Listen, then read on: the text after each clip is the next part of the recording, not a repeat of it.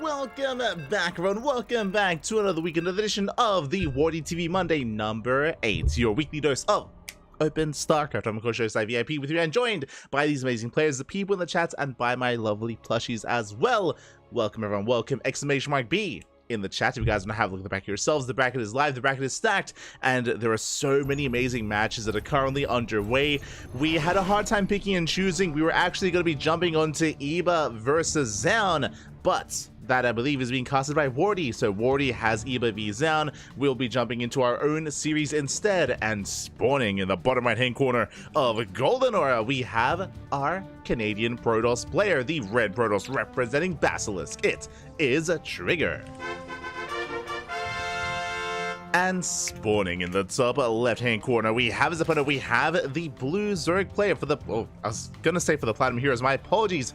Currently teamless. It is Young Yakov. We'll have to adjust his team when it comes to the overlays, but we are loading in. And if you're in the chat, you know what time it is. It is time to get your gambling going. Predictions are now open. Place your bets on who you think will take this series. We are here in the round of 32. Again, it is a very stacked bracket. We'll be going over the brackets after we wrap up with this series, but until then, we're diving in. Until then, we are diving on in. It is going to be 15-15 here out of Young Yakov. Very safe opener. Does allow Young Yakov to get his hatchery on location without dealing with the pro block. Likewise, it means Young Yakov goes for a faster spawning pool. Delayed gas. Gas is going to be a little bit later here for Young Yakov in favor of the earlier hatchery and earlier spawning pool. So again, very safe opener by the Zerg player. Meanwhile, Trigger opening up standard back at home. So here we go. Share map. I'm sure there are people that are curious as well. I did see some discussion earlier in the chat, but we are not playing on the PTR. The PTR is live, and the balance patch has been applied specifically to the PTR as well, where we can test things out. But that will not be the case here in the WardiTV Monday. Maybe next week though. Maybe next week, because other online events are going to be taking up the mantle and forcing the games to be played on the PTR. I'm referring to the Kalaris Steadfast Roddy Cup, which is later on tonight. I'm also referring to the Pigosar Cup, which is in 12 hours. So 12 hours from now, going to be live again with the Pigosar Cup. That's going to be on the PTR, and our open cups as well. I'm referring to the Sparkling Tuna Cup, the Tenacious Turtle Tussle as well. I do feel like it's on us as tournament organizers to try and provide as much feedback as possible, try to provide as much testing as possible as well, to try to make sure that, you know, any issues can be raised as quickly as possible to Blizzard or to ESL, so that adjustments can be made in kind as well. So again, that won't be applicable at least to the WardiTV Monday, but again, especially because all the other weeklies are going to be rising to the challenge here, maybe the WardiTV Monday will do the same next week. So maybe next week. And of course, Wardy is hosting his own hyper specialized PTR tournaments later on down the line as well, so that's also going to be on the horizon here. Until then though, we're going to be settling into and focusing on the current patch. The current map pool here. Adept does threaten the shade. Lings are going to be able to keep up, but again, they are slow Lings. We have 8 more Lings on the way. This Adept shouldn't get too much done. Gets 1 Ling so far. Does threaten the mineral line, waddling in, and we'll get 1 drone. The Spore a little bit too late there for Young Yakov. 1 drone goes down. Behind this, do have our Stargate. I assumed it was going to be an Oracle, but no, it's going to be a Void Ray opener instead. Trigger, he's being a little bit more aggressive here. He's going to be looking to hunt down those Overlords and looking to deny vision from Young Yakov. That's kind of the give and take that you have here. An Oracle opener allows you to scout, allows you to harass mineral lines, allows you to keep the Zerg player busy back at home, and keeps you safe against these Ling run-bys. A Void Ray instead is a little bit more defensive, takes down the scouting overlords, and doesn't really have as much versatility as an Oracle would in other situations. Speaking of Lings, they catch out the Adepts and they move out. So a nice catch by Young Yakov. He does get both Adepts, they both do go down, but he can't really threaten too much as a Void Ray is in position, does get the Overlord kill at least, and Trigger is now looking to expand. And get that third base up and running. The question becomes, how early, how soon does Trigger throw down the Twilight Council? Ooh, as it is going to be Void Ray into Oracle, so Young Yakov has to be careful here. He might be tempted to skip Spores because it was a Void Ray opening, but it is a follow-up Oracle as well, so it's moving out across. Ooh, Lings force to cancel! Oh my god. Very nice damage dealt here by Young Yakov. He does cancel the third base, doesn't kill anything here, but did delay, did cancel, so very nicely done. Lings are racing back home. Oracle does get across the map. Remember, there are no Spores. There were no Spores. Young Yakov, we did cut some corners here. 2 drones go down, but only 2 workers here at the Natural. Queens are keeping up. Likewise, Adepts moving out across the map. Only going to be 3 Adepts. Usually, this would be 5 Adepts, but remember, 2 Adepts went down at the start of the game, so significantly less harassment, less potential here for damage. Despite that, they still shade into the Natural. Lings having a hard time keeping up. 3 drones, 4 drones going to be going down. Remember, 2 Adepts do one-shot drones. That's going to be 5 worker kills. The Adepts are going to be cleaned up. Likewise, the Oracle not finding too much more damage. Gets 1 extra worker towards the end. 6 drone kills in total. And there is that Twilight Council. And do you see what I see? I do not see a Forge. No Forge here with the Twilight Council. This tells us that Glaive Adepts is going to be on the table here. Could technically be Blink, and it could lead into like an H-gate Blink all in. Ooh, and it is going to be Blink actually. Okay, you have my attention. You have my attention. So because of this build here from Trigger, there's a couple of things that are kind of coming into place. One thing, Forge is late. The Forge is going to be delayed, +1 is going to be delayed as well, but in favor of delayed upgrades, we have a much faster Blink. What does this mean? This means if Young Yakov went for an all-in, Blink would be done in time, and Trigger would be able to defend against it quite nicely with Blink Stalkers instead of otherwise vanilla regular Stalkers. Likewise, Trigger can also turn this into an earlier timing. Because Blink is so much sooner, he can throw down extra gateways and be hyper aggressive early on with a mass amount of Blink Stalkers. And it can lead into a 3-base all-in as well. And I'd be leaning towards that if Trigger had dealt more damage. Looking at the unit source tab, he gets 9 drones. That's not bad, right? 9 workers is not bad at all for Trigger, considering he only traded Adepts, but he's thinking otherwise. He takes extra gases. So he takes his gases here at the 3rd, and now we have some tech being thrown down alongside it. Temple Archives and Robotics Facility, Trigger is taking up and building up towards the mid-game. So no all-in out of Trigger. Oracles, they move out across the map. They do threaten the main. Dip in once again. Ooh, Trigger leaving the Oracles a little bit idle there. It's a bit of a misstep there by Trigger, and Young Yakov does punish. Meanwhile, back at home, Trigger getting in position to expand and take a 4th. But now he has not much left to defend and also harass across the map. So Young Yakov, he can be active once again with these Lings. We do see Young Yakov, he also did skip Roach production. He's going straight from Ling into Hydra. So far, so good for Young Yakov. Again, he only lost 9 drones in the process of the early game. Now he's able to freely take up into Ling Hydra, into Hive Tech, into Lurkers as well. So far, so good. Young Yakov, he is looking quite solid here. Didn't take too much damage. He did delay the 3rd base, if you remember. I do think that he could maybe threaten the 4th, especially with all these Lings. But as he moves out, he's being kept busy by the harassing force here of Trigger. So Young Yakov, he's being forced to stay back at home and build up. And he's working towards Lurker Tech. It's going to be Lurker Tech on the horizon for Young Yakov. Meanwhile, Trigger back at home, he's just going to be turtling up and stabilizing on 4 bases. So he's just getting his 4th up and running. We have site defense, cannons, shield batteries, everything's on the way. Storm is being prioritized, of course. It's going to take a little bit longer for Trigger to actually move out because he's teching. It's going to take a while for him to really build up a robust army of Immortals, Archons, and Storm. So until then, Trigger is going to be playing the Defender, which is why now is the best time for Young Yakov to tech. Speaking of tech, there's that Lurker Den. Like Young Yakov, he's under no danger. Like there's no threat of a push, there's no threat of an attack. So Young Yakov, he's free to drone up to 80 plus workers, get a 5th base, get a hive up and running, and that's exactly what he's doing here. So thankfully, Young Yakov, he isn't playing too safe, he isn't playing too scared. He recognizes how much room Trigger is giving him, and he's taking full advantage of that. So far, really good kind of reading of the game state here for Young Yakov. Trigger's poking out, but again, this army can't really kill Young Yakov. And Trigger knows that as well, which is why he's taking up even further. So we're going to embrace a very long game here, or a bit of a longer game state. Trigger, he isn't just taking into Storm and Immortal, Fleet Beacon, Sky Toss. So Trigger, he's just going to turtle and get into Sky Toss. That's going to be the plan for Trigger, as he's already taking his first steps in that direction. Yep, +1 air attack is on the way. 2nd Stargate, 3rd Stargate as well. We're going full late game here into Skytoss. Likewise, Young Yakov should be able to get into Hydra, Lurker, Viper, but as you know, this will not be the best army against Skytoss, or against that kind of late game Skytoss composition. That's where Spire and Corruptor Tech comes into play. Now, there is going to be a window. There's going to be a window here where Young Yakov, he has Hydra, Lurker, Viper, and he can try to kill Trigger before he builds up a mass amount of carrier. Like, carrier production has not begun, so Trigger is vulnerable, and he is stuck at home. So we'll see if Young Yakov can break it. Lings, they do hit the 3rd base, they're going for the shield battery, catching some of these cannons. Shield battery does go down, just the initial shield battery does get eyes on the army composition. But again, the pressure right now is going to be on Young Yakov. Nidus Swarm is on the way. Hive upgrades for the Lurkers as well. Young Yakov has map control. He will be the first, or he should be the first to max out as well. But it's all about what he can do with that army. As the Overseer gets denied, we do not get a Nidus Swarm into the main. Young Yakov, he scouted. He saw all the carrier production. He knows what's coming. And he throws down the Spire. Spire has been placed. So he's working towards, a Corruptor-based army. But Young Yakov, he still has to make use of what he has here and now. I feel like Young Yakov needs to at least deny this 5th. At least deny the 5th base and delay the expansion and contain Trigger on 4 bases and delay that economy. If he's unable to, then Trigger will be able to defend, max out, get into Skytoss, and outscale Young Yakov. So we'll see what the plan is going to be. In the meantime, Void Ray does apply some pressure. Void Ray goes down. I mean, the Void Ray wasn't really adding much to the army of Trigger, so he does throw it away.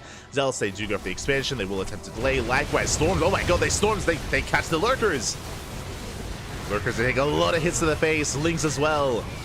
Not a bad trade here. I mean, Trigger, he doesn't really kill many of the Lurkers, but he does soften them up. Ooh, another Storm connects. And 2 Lurkers go down. Not just 2, he gets 3. Trigger, he snipes 3 Lurkers. Not quite pushing in.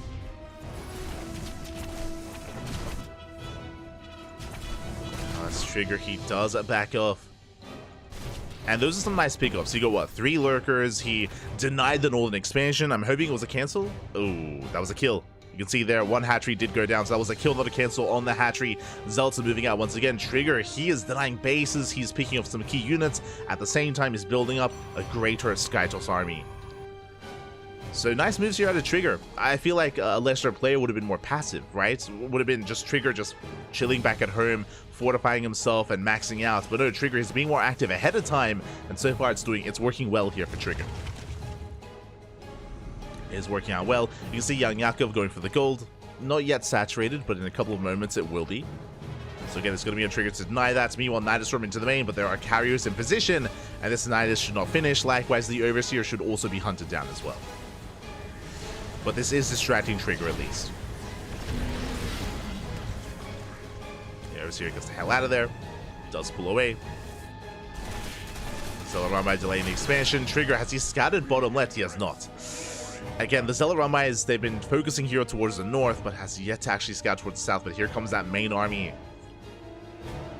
And Trigger does have a recall available. He has two. He has the base recall. He also has the mothership recall as well. So Naga does get eyes on the gold, and Trigger does rotate, respond, and he will get a kill. Yakovi tries to respond. Looking at his army composition, only 5 Corruptors, but he does have a decent amount of Hydras. He's going to try to collapse on this army. And Trigger, he should recall. Does he take the fight? I mean, no Corruptors, so Trigger, he can actually threaten this. Yeah, with the amount of storms that Trigger has, Young Yakov, he cannot engage. Again, the Corruptor count is just not high enough. Oof. Storm zones. The Corruptor count is building up over time. Vipers as well. Nice yoink. Gets 1, he gets 2, he gets 3. Yeah, 3 carriers gonna get picked off. Very nice damage. Very nice pickups here by Young Yakov. And the storms were not there to punish. Now storms coming in, but the terrain working against the Protoss. And Corruptors, they go for the dive. They get another carrier. There's where's the anti-air? Where's the support? Where are the Archons? Yeah, no Archons here. Every carrier is going down. Massive losses for Trigger. That was what, 6 carriers? Yes, 6 carriers. Oh my god. So Trigger, he was caught with his pants down. At the same time, Zealot Ramai does get into a mineral line. There's a mothership for a recall, but yeah, it looks like he just won't be able to get into the mineral line itself. We'll have to pull away, and he may just lose everything. The mothership is not going to be saved. Oof. Yeah, the Archons, the Zealots. Again, Trigger, he needed, what, like 2-3 Archons with the main army to protect against those Corruptors. And with that, Trigger, he plummets in supply. Young Yakov, he's maxed out. And he's pushing. He's going to be pushing. Trigger, he needs time. He needs time to rebuild. He's still got 3 more carriers in transition, or still warping in production. Likewise, the High Templar are also fresh. They don't have much energy. They have 1 storm each. Ooh. Get some decent storms, but no kills. Lurkers coming in from behind, running into carriers. I mean, this is a very lurker-heavy composition here for Young Yakov. Lurkers are being thrown away. Now we have a handful of Corruptors coming in. They're going to get 1 carrier, I guess, but this is still not the best trade here for our Zerg player. Oh my god. Yeah, this was a big overextension, and just like that, all the Lurkers are going down. The Hydras, the Corruptors as well. At the same time, Zealots, they hit the left-hand side. 17 drone kills. Oh my god. And Young Yakov, he pushed in with too high of a Lurker count against Skytos. That was not the play. Likewise, out of position, the mineral line goes down. The base goes down as well. Massive pickups, and everything swings in favor of the Protoss. In favor of Trigger. Yeah, Zealots once again going for another mineral line. There are some links to defend. Thankfully, Lurker count goes down to 2. Only 2 Lurkers, but now we have Corruptor. There's that 1 Archon doing what it can. Corruptors, they will at least win the battle in the sky. Carriers are cleaned up. And now it's time for Trigger to be the one to overextend. That was an expensive army. 3 carriers going down. And the Corruptors are on the hunt. They're looking for more pickoffs. And they find an Oracle. They find another carrier as well. Ooh, can they get another? They can. Yeah, Trigger caught a little bit out of position there. A little bit exposed. And the Corruptors are going for the production, going for the Stargates. Now, without any kind of air composition, without Carrier or Tempest, Broodlords. Broodlords suddenly become very viable for Young Yakov if he keeps these Corruptors alive. Meanwhile, Trigger moving out with the ground army, but his army supply is still hurting. Trigger has a bank, but he needs to spend his money. He needs to spend his resources. Decent storm, but we need some more High Templar. We need some more Warpins. And another carrier goes down. And I believe the Greater Spire is done, but before that happens, Young Yakov is just pushing it anyway. Is the overcharge? Overcharge gets baited out. Trigger throwing down extra gateways. How many gateways was he on? Just now getting up to 11. So not too many gateways. There's no ground support. The Zealrambays were good for Trigger, but I mean, this is the thing here with the Protoss army is that it's quite expensive. It takes a long time to replace whenever a fight goes awry as well. So Trigger needs time. He needs time to rebuild, to remax. And again, now is the time for Broodlord. I believe there is a Greater Spire. Yeah, there we go. Greater Spire is done. And Yakov for now still just focusing on his lurker-based army. I mean, either one works really at this point. Without Skytos, the lurkers, they can have free reign. As Young Yakov pushes forward into storms though. Oh my god, the storms are brutal! The Concave of Archons, and with these Archons, can it Trigger hold on? He can! Oh my god. Cleans up almost every single lurker. That was an expensive loss for Young Yakov. He's lost 35 lurkers this game. Jesus. So many lunkers. So Trigger, he's holding on. As you can see here, he has abandoned Skytos. He's not making any more carrier. He knows that he has lost air control. Goal base is going to be denied. That's a cancel. Trigger is taking top right though. He has cannons in position. As Trigger is attempting to double expand. Now, as the game progresses here, even though there's been some, I mean, it's been very back and forth, right? It's been very messy, very back and forth. There have been some good moments for both players. Young Yakov is down in expansion, though. He's down on bases. Young Yakov, he needs an economy. As you can see, Young Yakov, he no longer has a bank, and his army, I mean, it's not as efficient as that of Trigger. So I do have to favor Trigger. I do think he was in some hot water earlier, especially with the bases going down, but now they're being reestablished. And Young Yakov, he's stuck with 71 drones. He's stuck, oversaturated. He does need that other expansion. It's on the way. And again, he didn't quite embrace any Brood Lords yet. Again, he's just focusing on mainly Lurker. Oh my, that's a lot of Lurkers. He can hold his own. Against a ground army. True. Speaking of the High Templar, the High Templar get caught out. Massive pickups. High Templar and the Archons as well. Yeah, Trigger, he overextended. He should not have been here. Zealots, they will get the base, but was this worth losing? What was that, like, what, 3, 4 High Templar? That's a kill, not a cancel. But so many Archons went down as well. Still a very shaky game state as Trigger goes for a split push, takes down another expansion. He denies center left and top right as well. I mentioned before, Young Yakov, he's broke. He still is. Even more so. You know, Trigger, he's establishing a fresh mining base. He does need to get some workers over here, though. And Yakov, he still has a large lurker force. And with these lurkers, Young Yakov, he can take down these expansions. There are some storms. Do we have any corruptors? 10. Okay, good. 10 corruptors for Young Yakov. Yeah, lurkers are pushing forward. There's just not enough support here for Trigger. He's going for a counterattack instead. He's abandoning the base. This Nexus is going to go down. Both Nexi even. Can he save the probes? Oh, and a little bit of indecision from Trigger. He wasn't too sure what he wanted. Does he counterattack? Does he defend? Indecision means nothing. It means that he doesn't defend his bases. They both go down, and he doesn't counterattack either. But he has built up an Archon-based army. Still focusing on the ground. That's 26 probe kills. Yakov desperately long distance mining. He needs the expansion. Trigger knows it. And now this is finally an army. Now we have a bit of Skytos mixed in. We have a heavy storm count with all these High Templar, Immortals, Archons. A death ball of an army that I'm not so certain Young Yakov can engage. He does have one Viper, true. Young Yakov has one Viper here to help support. That is still a lot of lurkers. The Skytos army is still in 3 carriers and 1 mothership. The mothership is, oh, looking for a recall. Okay, I see you. Mothership skirting towards the north. Heading towards the main, but is going to get caught out. Massive pickup. Mothership gets caught. Lurkers, they go towards top right. And Trigger, what do? Do we counterattack and knock down the fresh mining base, or do we defend? What is it going to be? He's counterattacking. Yeah, it's too late to defend. Top right is going to fall. Trigger pushing right towards center left. So both players using their most important mining bases. Trigger does escape with most of his probes. And young Yakov is going for the Nidus Storm to save his drones as well. Oh my god. He's saving the drones. He's trying to at least. Oh, it's gonna... he's gonna be able to save most of them, but not all. As the Nidus goes down, it's gonna be 11 dead workers. At the same time, though, young Yakov keeps on pushing, does break down another expansion.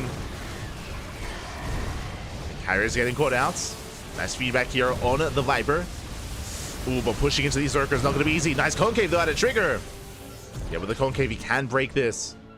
And again, no broods. No brood lords, just mainly Lurker based. Trigger, he backs off. Did get the expansion. Trigger still has this center base, or this southern expansion, the center base, southern base. And that's just better economy. That's just a better economy for the Protoss. Trigger has a full mining base, and young Yakov, he has half of one. Half a mining base, and Lotus is mining. And Yakov, he is struggling. And it looks like, as intense and as back and forth as this game has been, it does come down to whether or not young Yakov can afford these trades, and he cannot. He's running out of steam. He can still take a good fight if he can avoid the storms and avoid some of these Archons. They get in position. Corruptors, they do catch one Tempest. Nice movement here by young Yakov. He has the high ground as well. And we're going for a base trade. Yeah, we're going for a base trade at this point. Trigger, he pulls the trigger path. Let's go. Corruptors are going to be able to caustic spray down one of these bases. Likewise, there are some Lurkers at home to defend. Bearing in mind, we can always go for the Nidus to recall back home. Bases are falling. Detection is here. And then Yakubi turns around. I think he knows that he cannot win the base trade. So he's racing back home. But there is detection. Oh, the High Templar. Up. Two of them getting caught out. Get some decent storms. Trigger has to back up. Again, those two high NG High Templar. Lurkers on the chase. Carrier goes down. Young Yakov, he gets an expansion. Amidst all the chaos. Does get a fresh mining base. Fresh enough. Ooh. But Trigger still has a greater army. Trigger has to be careful. He did split off his forces, and he can be picked apart, but oh, that's gonna be another Lurker going down.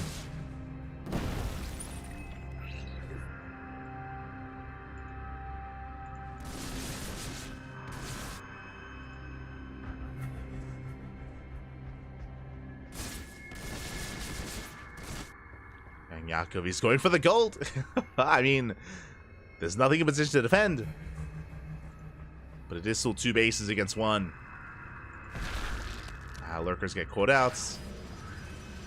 Corruptors are revealed. Trigger coming in with the intercept. And can he catch them? Oh!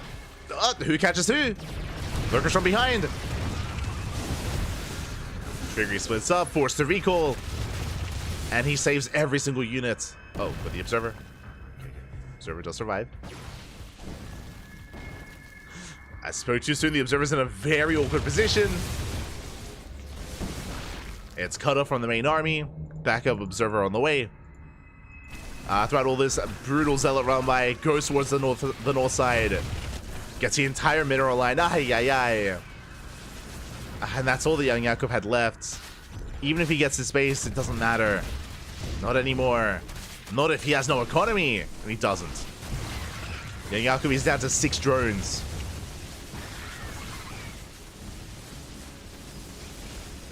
Down to 6 workers. Base goes down. Young Yakov, he's getting caught out as well.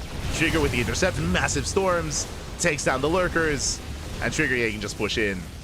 Did lose the Observer, though. Oof. Observer did go down, but it's okay. Backup Observer has somewhat arrived. It does turn back around. Else to take down more bases. The army did punch up for a moment there, and Trigger, he has to respect it.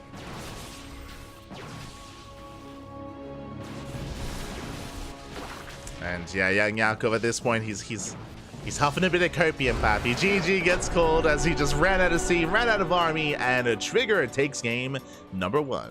Whew. GG, a very, very intense back and forth. Honestly, there were strong moments for Trigger, strong moments for Young Yakov as well. It was very back and forth. At the end of the day, as we did mention, it did come down to the economy, though. It came down to the fact that Trigger was able to maintain more bases than Young Yakov. Young Yakov, he just ran out of drones, ran out of bases, ran out of money, ran out of steam. GG. GG, well played. Trigger does take game 1, but that was merely only game number 1. It's only game 1. Now we're jumping into game number 2.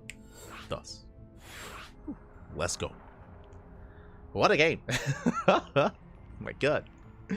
Went the distance, pappy. And again, it was very scrappy as well. Like, despite the fact that it went to the late game, like, there were moments where Young Yakov was getting caught out, where Trigger was getting caught out as well, when it came to his Archons, when it came to his Sky Toss. It was very back and forth.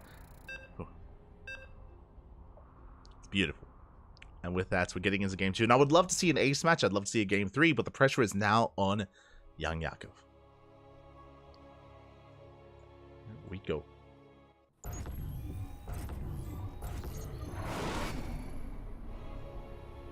And spawning in the bottom right-hand corner of Oceanborn, we have the Canadian Protoss player, the red Protoss representing Basilisk. It is Trigger. Leading the series 1-0, and spawning in the top left-hand corner, we have the blue Zerg player, representing himself, currently teamless, but clearly deserving to be on a team. It is Young Yakov. Here we go.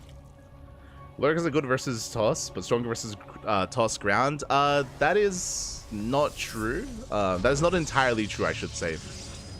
As you can see, even though Trigger was forced into a mainly ground-based army towards the end, he was still able to perform well, but a lot of it did come down to positional play. I think you saw a couple of moments where if Trigger ever engaged with his army bunched up, then he would really struggle engaging Lurkers, but in a wider open area, in a wider open space, especially if he was able to get a concave off, then he could collapse on those Lurkers and break them, and break through them as well. Which is why I was a little bit perplexed that even though we had a greater Spire, Young Yakov did never invest into Broodlords. We did point out that there were a couple of moments when the Skytos army of Trigger was getting whittled away, and there were opportunities, I should say, where Broodlords would have been a little more viable. But at the same time, it also comes down to the economy as well. We spoke about it, how Young Yakov was struggling to maintain himself, and something like a Broodlord transition is quite expensive. Bear that in mind. So yeah, there's a lot that goes into it, a lot that does go into it. Oh. Regardless, here we go. We're getting into our next game, getting into game number 2.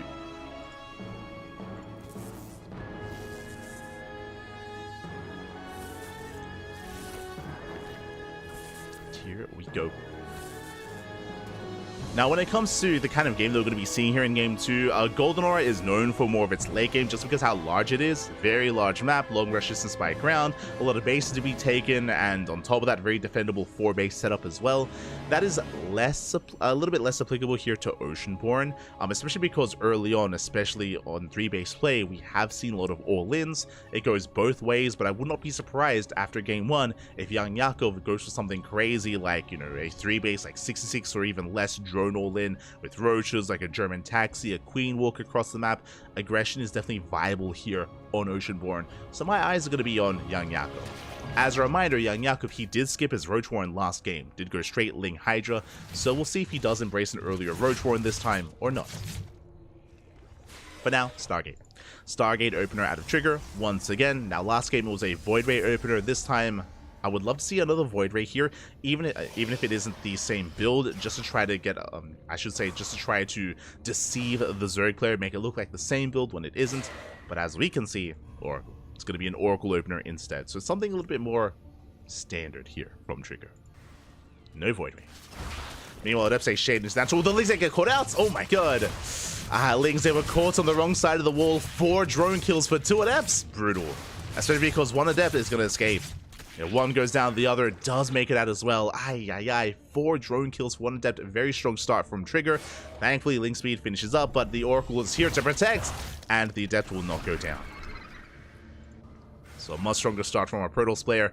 Because one Adept did survive, that means that this third base is a lot more fortifiable, it's a lot more defendable, and it will get up and running.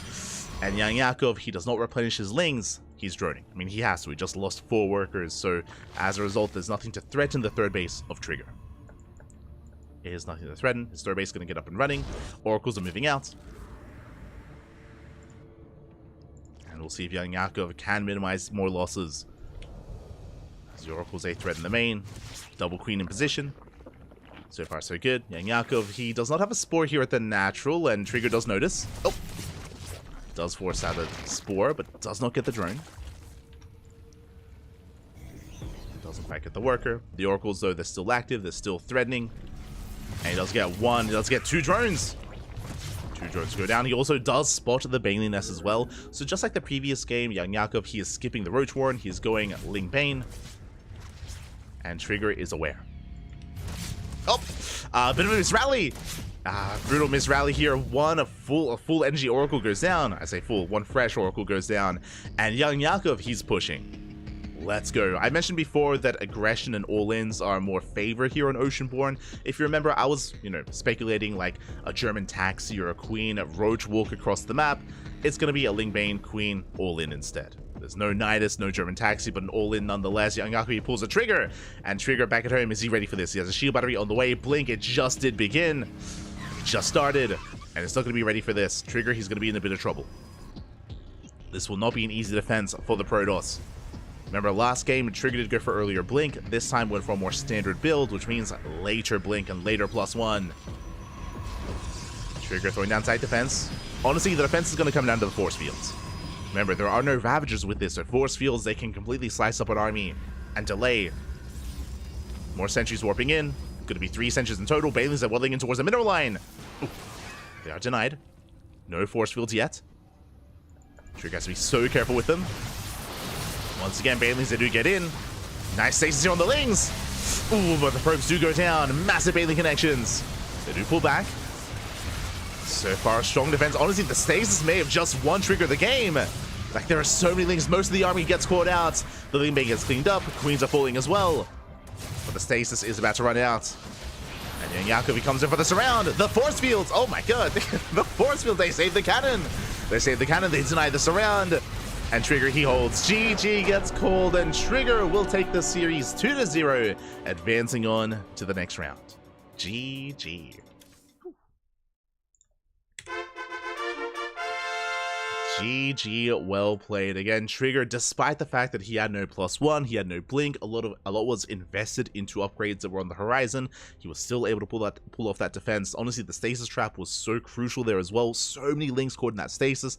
Likewise, the force fields were on point. So very, very impressive defense there by Trigger. He does defend, he does survive, does take it in the end. GG. GG, well played. Very impressive defense there by our Canadian Protoss. And with that, Trigger will make it to the round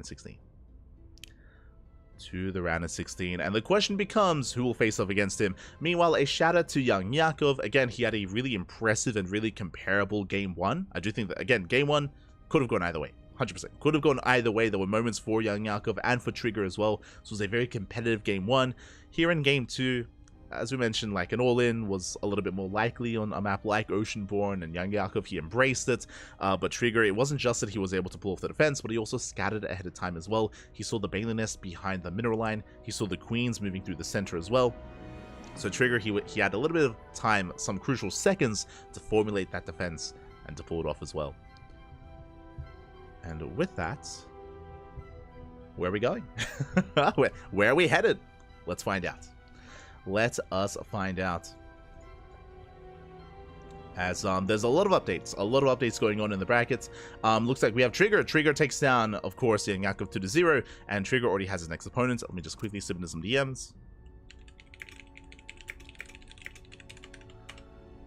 slip into some DMs and make sure we don't get left behind, because Trigger, he's going to be going up against Max Pax in the next round in a PvP. In a Protoss versus Protoss. And we will, of course, follow Trigger into that series.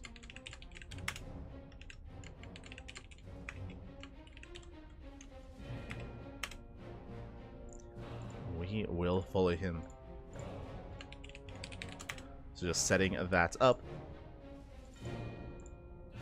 And what other updates do we have? Okay, from the top, from the very top, we have Clem. Clem, he's waiting in the round 16 for the winner of Battle B and Rex, so best of luck to everyone standing in Clem's way. Of course, Clem is going to be the favorite player to win this tournament. He has won the most WardiTV Mondays since the inception of this tournament series, so Clem is the one to beat. We'll see if anyone can stop him. I think out of the 7 previous WardiTV Mondays, I think Clem has won 5. I think Max Pax has won 1, and Shin has won the other, I think, if I'm not mistaken. So heavily in favor of Clem historically. We'll see who can stop him. Scrolling down, we have Gumiho. Gumiho takes down Baby Marine 2-0. Nightmare takes down Hackers top 2-0 as well. Nightmare versus Gumiho, currently mid-series. Best of luck. Best of luck to those 2 players, Nightmare and Gumiho, for facing off. Scrolling down, we have Kyor. Kyor takes down Hatsu 2-0. Ryung takes down Fiant 2-1. Fiant? Papi. Let's go. Oh my god. Fiant takes a map off of Ryung. Very impressive. Doesn't take the series, but Ryung is no slouch. So very nicely done here by Fiant to force the ace match. Scrolling down, Trap takes down USSV. Trap is waiting for the winner of Hearthstone and Nicorakt. They are currently clashing in a Terran vs Protoss. Honestly, that's a hard one to call. Like, I do rate Nicorakt very highly, especially over the past year of play. Nicorakt has been getting better and better results, so that could go either way. That TVP is going to be spicy, and best of luck to those that are covering that series, as I'm sure it's been covered in English somewhere out there, at least I hope. Scrolling down, we have our series, of course, Max Pax versus Trigger. Scrolling a little bit further down, we have Estrella versus Skilless, also in a PvP. I just realized we found ourselves in the PvP portion of the brackets. We have Max Pax, Trigger, Estrella, and Skilless. We have the 2 best Protoss, European Protoss players up against some of the best, we have the 2 best North American Protoss players in Trigger and Estrella, and we have some of the best European Protosses as well in Max Pax and Skilless. We're only missing Showtime. But all the Protosses are converging here in this one portion of the bracket. Scrolling down, we have Shin. Shin is up against Lemon. Lemon takes down Geralt. Crazy result. Lemon, the Taiwanese Protoss player, he PvPs Geralt, brings them down. I mean, Geralt, he just got back home, right? Geralt, he was traveling over the weekend. He flew to the UK to compete in Epic LAN, did win Epic LAN as well, but I'm sure is now still getting accustomed to gaming back from home instead. So best of luck to Geralt in the upcoming tournaments, as later tonight we do have the KSRC, so plenty more events in the next 24 hours. I'm sure we'll be seeing more of Geralt in the coming day. Scrolling down, we have Björn. Björn is up against Zaun. Zaun takes down Eva 2-0. Ooh, that was the series we were thinking about jumping into, but it did already conclude. So congratulations to Zaun. Gets the 2-0. Now up against Björn. Again, Eva also had an intense weekend competing in Epic LAN and also competing in OSC King of the Hill. So Eva has also been very active, and it's really cool to see Eva competing in this weekly. And again, best of luck in tonight's tournaments with the Kalaris Steadfast Roddy Cup, and potentially the Pigosar Cup as well. Best of luck. But yes, Björn and Zaun are currently mid-series as well. So we're going to be focusing our attention here on the lower half of the bracket. I don't know if you noticed something, but once again, very little Zerg representation. Usually when it comes to these online Korean-focused weeklies, the Zerg representatives are usually Dark, Solar, and Shin. Those are the 3. Dark, Solar, and Shin, those are who we expect to see rep that Zerg flag. This week, no Dark, no Solar. No Dark or Solar. It's all gonna fall on the shoulders of Shin. I mean, Rex is there as well, true. Rex, he's still out there as well. So really, it's Rex and Shin who have to represent. I do believe that Shin can go far, but this bracket is brutal, and there are some big names here. So ideally, I do want to try to catch some Shin, otherwise I won't be able to cast any Zerg. Oh, after the first series, of course. So that's also why I dove onto Young Yakov series, because I was like, I need to cast some Zerg players now while I can, before it turns into the WardiTV Protoss Cup, which We'll see if that happens. Oh no. But now we're settling in and spawning in the bottom left-hand corner of Post Youth. I mean, it's already here. We have our Canadian Protoss player, the red Protoss representing Basilisk. It is Trigger.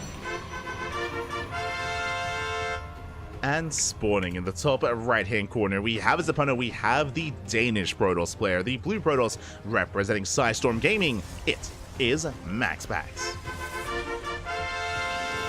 And if you are in the chats, you know what time it is. Predictions. Predictions are open. Place your bets on who you think will take the series. Trigger, he is living in the land of Korea. And Trigger, he has been improving a lot. He's been improving a lot over the past couple of months. We've seen Trigger defeat Beyond. We've seen him defeat Trap. We've seen him defeat Shin as well. Like Trigger, he's been getting better and better wins under his belt. Despite that, he's still up against an amazing player. MaxPax, he's the best Protoss in Europe, and I would say that MaxPax has the best PvP in the world. Straight up, when it comes to the PvP matchup, MaxPax, he is kind of the gold standard here that you want to, I was going to say that you want to try to like emulate, but the honest truth here is that many people still don't really try to incorporate the MaxPax opener, as MaxPax goes for the gate expand. The greediest opener you can go for a gate expand out of MaxPax. Trigger instead going for a 2-gate opener, which means this could be a short one. I'm feeling a 1-base all-in. Oh boy. Trigger, he can, I mean, yeah, second probe. Second probe, he's mining through the minerals. Trigger's going for the 1-base all-in, and we'll see if MaxPax can survive. I love the fact that Trigger, he is going to try to work through those minerals and try to sneak in. He might actually try to proxy in the main. No shot. Okay, no. Okay. He's mining through the patches. There we go. More boys being pulled, but MaxPax, he scouts. He sees the boys. No. He does see the boys. And now MaxPax knows. He should know 100% that the minerals are being mined from. And if MaxPax just walls off, then, I mean, he's going to be fine. Okay. He does check. Is aware. Meanwhile, Adepts are on the way. Now, what's interesting, now, I assumed with all these probes that there was going to be a proxy, but no, the probes, they're coming back home. This is a very committed move here by Trigger, but he's coming back home. He only opened up double Adept, and Trigger, he is expanding. So that was 4 probes out of the map, mining those minerals. Does eventually break through. And the Adepts are trying to make their way into the main. To threaten their shades. Trigger getting in position. Yeah, it does force his way in. And can he get any economic damage? 1 Adept does shade into the mineral line, but just the 1. It's not going to get much damage. 2 Adepts are required. And Trigger, he gets a full scout. For now, he still has 2 Adepts, but is taking a lot of damage. Again, it's just very... Oh, God. No, he still rallied. Bit of a misrally here with these probes. I don't think he intended to keep mining here. So just a really shaky start. Adepts, they keep shading in, though. And this time, probes are going to fall. Okay, how many probes is the question? He gets 1, he gets 2. He's going to get 3, up to at least 4 probes. Oh. Okay, 4 probes going down. Trigger does rotate towards the left-hand side. Does shade out. So 4 probe kills, I mean, that's an okay start, but bear a couple of things in mind here. Is the fact that MaxPax, I mean, he did go gate expand, so he already had a worker lead, right? He already had that economic advantage over Trigger.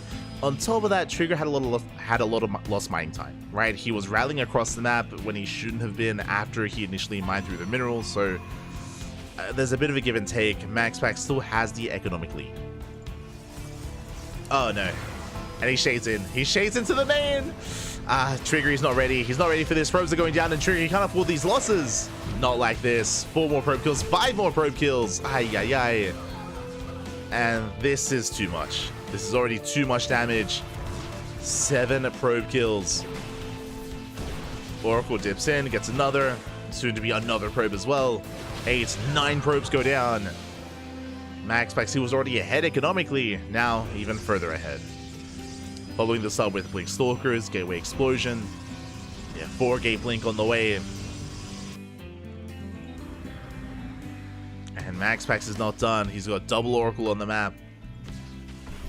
Trigger, he's trying to cut corners. He does not throw down a shield battery. He's hoping to defend with purely Stalkers. And he could. But will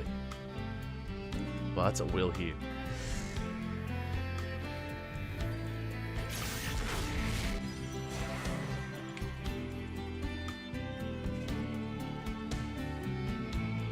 As the dip satiated to the main. Oh!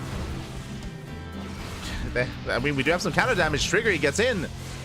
But so do the Oracles. The Oracles are going to be going down. Nice defense here by Trigger. Trading 5 for 4. A much more even trade, which isn't too bad, but the reality is that Trigger, he needs more. He needs more damage across the map, setting up his pylon. Trigger, he's forced into an all-in. At this point, I mean, he knows that he's behind. He's got how many gateways? 3 gateways back at home, 4th gateway across the map. Not even, just slow warp-ins. And we'll see if MaxPax can hold and can survive.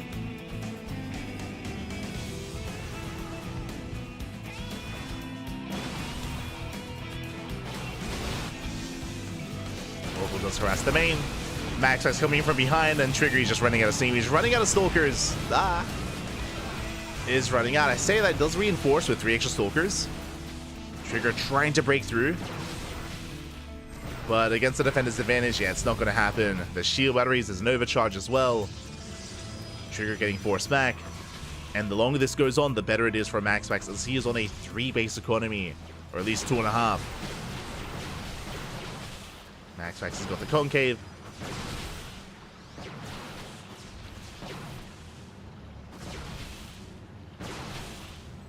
Threatening the proxy as well. He's gonna get it. It's so low. Just going for the main fight instead. Picks off some Stalkers. Has the high ground, has the concave. And Trigger just can't do much from this position. He has to just force his way up the ramp. It's not gonna work out well for him. But it's the only option, the only chance. GG gets called, and MaxPax will take game number 1. GG. GG, well played. A very interesting build out of Trigger to send 4 probes across the map. It is a really big investment to send 4 workers to mine through the mineral patch. Unfortunately for Trigger, if you remember, MaxPax, he saw the probes moving out. He saw them in the center of the map, so immediately he knew what was happening. With that information, of course, he was able to get in position, able to formulate a defense, and yeah, MaxPax, he didn't really take too many losses to the Adept Harass. It was also just really shaky when it comes to the execution. Just very chaotic Adept Harass from Trigger. In the end, it did fall in its face, and he lost even more to the counterattack of MaxPax instead. So with that, MaxPax takes the lead, and now we're jumping into game number 2. Let's go. Let us go.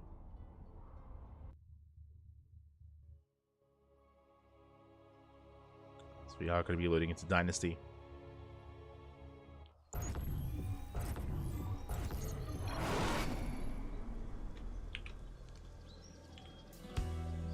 And we'll see how the story continues. If it concludes here, or if we get an ace match. As spawning in the bottom left-hand corner of Dynasty, we have the Canadian Protoss player, the Red Protoss, representing Basilisk down in the series. But we'll see if he can bounce back and force that game 3. I hope so.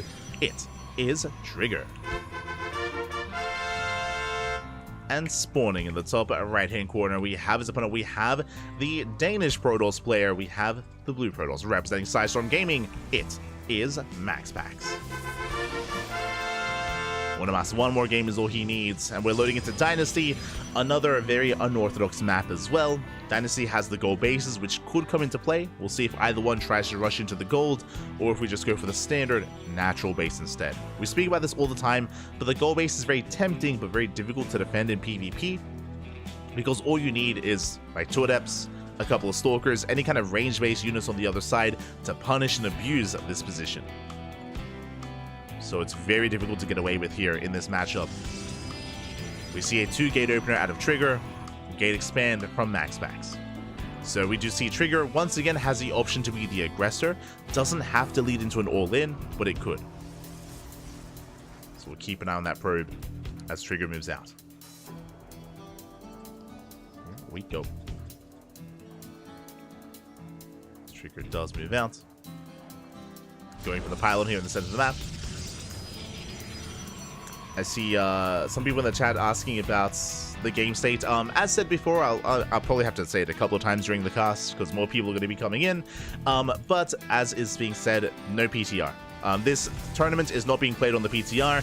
What I will say though is that future weeklies, or the rest of the other weeklies throughout the week will be on the PTR. So I'm referring to Sparkling Tuna Cup, Tenacious Turtle Tussle, the Pigo Soda Cup, and the Kalaris Steadfast Roddy Cup. So all the other open cups, the 4 other open cups of the week, will be on the PTR. I don't know about KSL. That I'm a little bit less certain about, but KSL might also be on the PTR, but just not this Open Cup, not the WardiTV Monday. Not this week. Because all the other Open Cups are embracing the PTR, it's possible that maybe next week the WardiTV Monday will also be on the PTR as well. We'll see. It is up to Wardy to make that decision. Meanwhile, Stalker's moving out. Trigger does go for the proxy 3rd gateway, so a Trigger he should be reinforcing, should be committing. Max, he scouts! He does scout, does confirm the gateway, he is aware, and back at home, Shield Battery. Shield Battery gets thrown down. Oracle is on the way. It was a Stargate follow-up here by MaxPax. Stargate before Nexus. It is MaxPax's standard opener.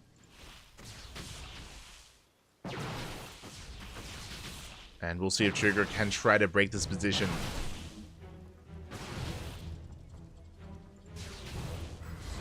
As he's going to be reinforcing. Trigger going for the gold. Okay, I appreciate that because it's only a single gateway. It's not a Robo, it's not a Stargate, not a 4th gate either.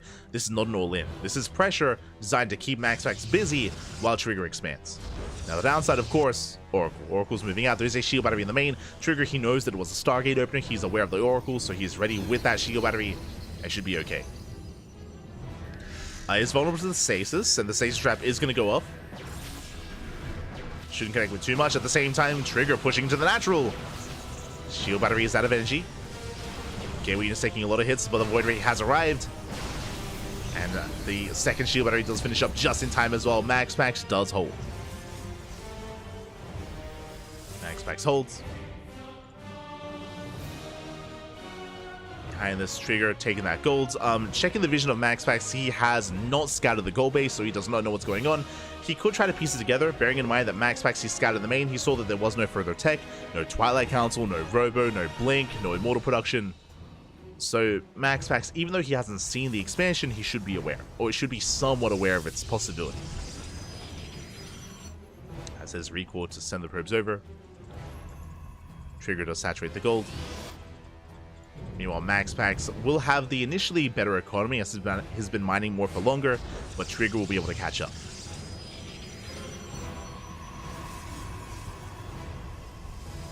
Catching up.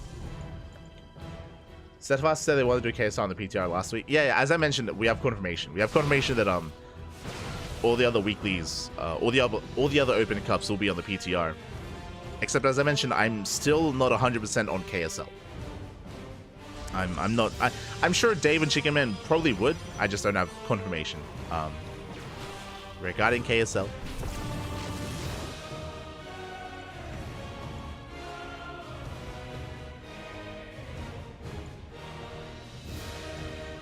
So they're gonna be moving out. Meanwhile, de nada, baby, de nada.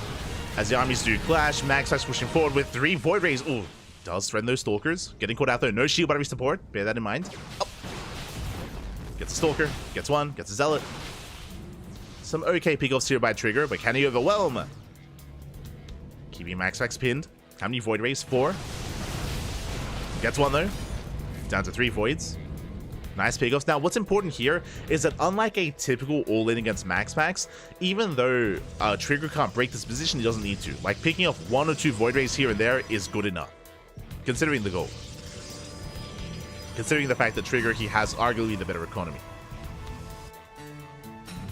So just a couple of key pick-offs here and there. Trigger now looking to expand, take another base.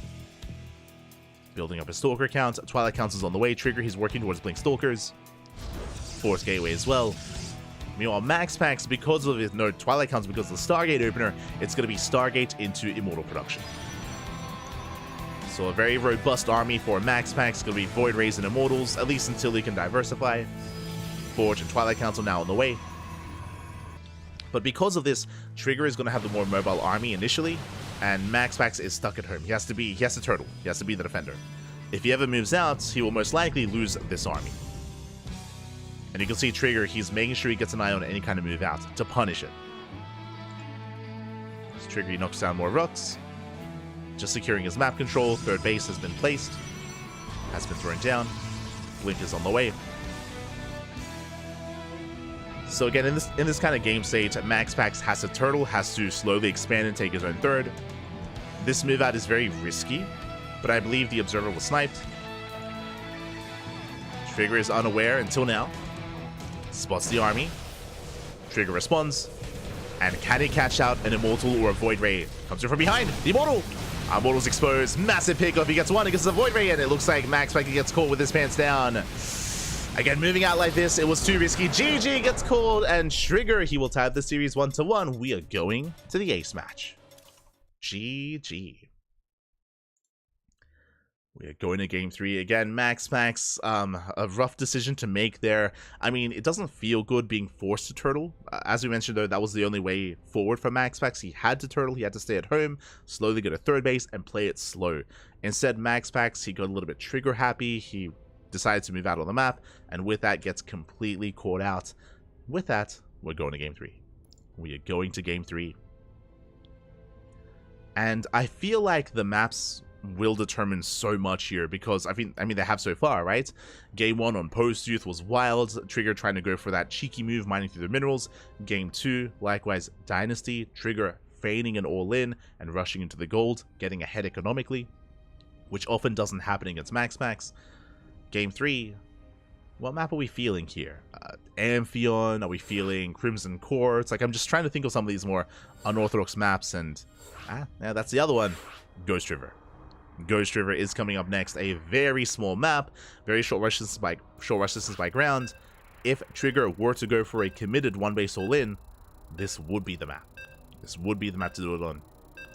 So we'll see if he does commit. Here we go. It was this different pressure. Yeah, it was light. It was very light pressure. Again, it was not an all-in. It was just designed to contain, right? Just designed to contain while Trigger expanded, while Trigger got ahead economically. So it was a much more awkward position for the Danish Protoss. But here we go. We're getting into the ace match, and spawning in the top left-hand corner of Ghost River, we have the Canadian Protoss player, the red Protoss, representing Basilisk. It is Trigger. And spawning in the top right-hand corner, we have his opponent. We have the Danish Protoss, the blue Protoss player, representing Psystorm Gaming. It is MaxPax. I saw someone asking in the chat, do we know how long the PTR is going to be tested for?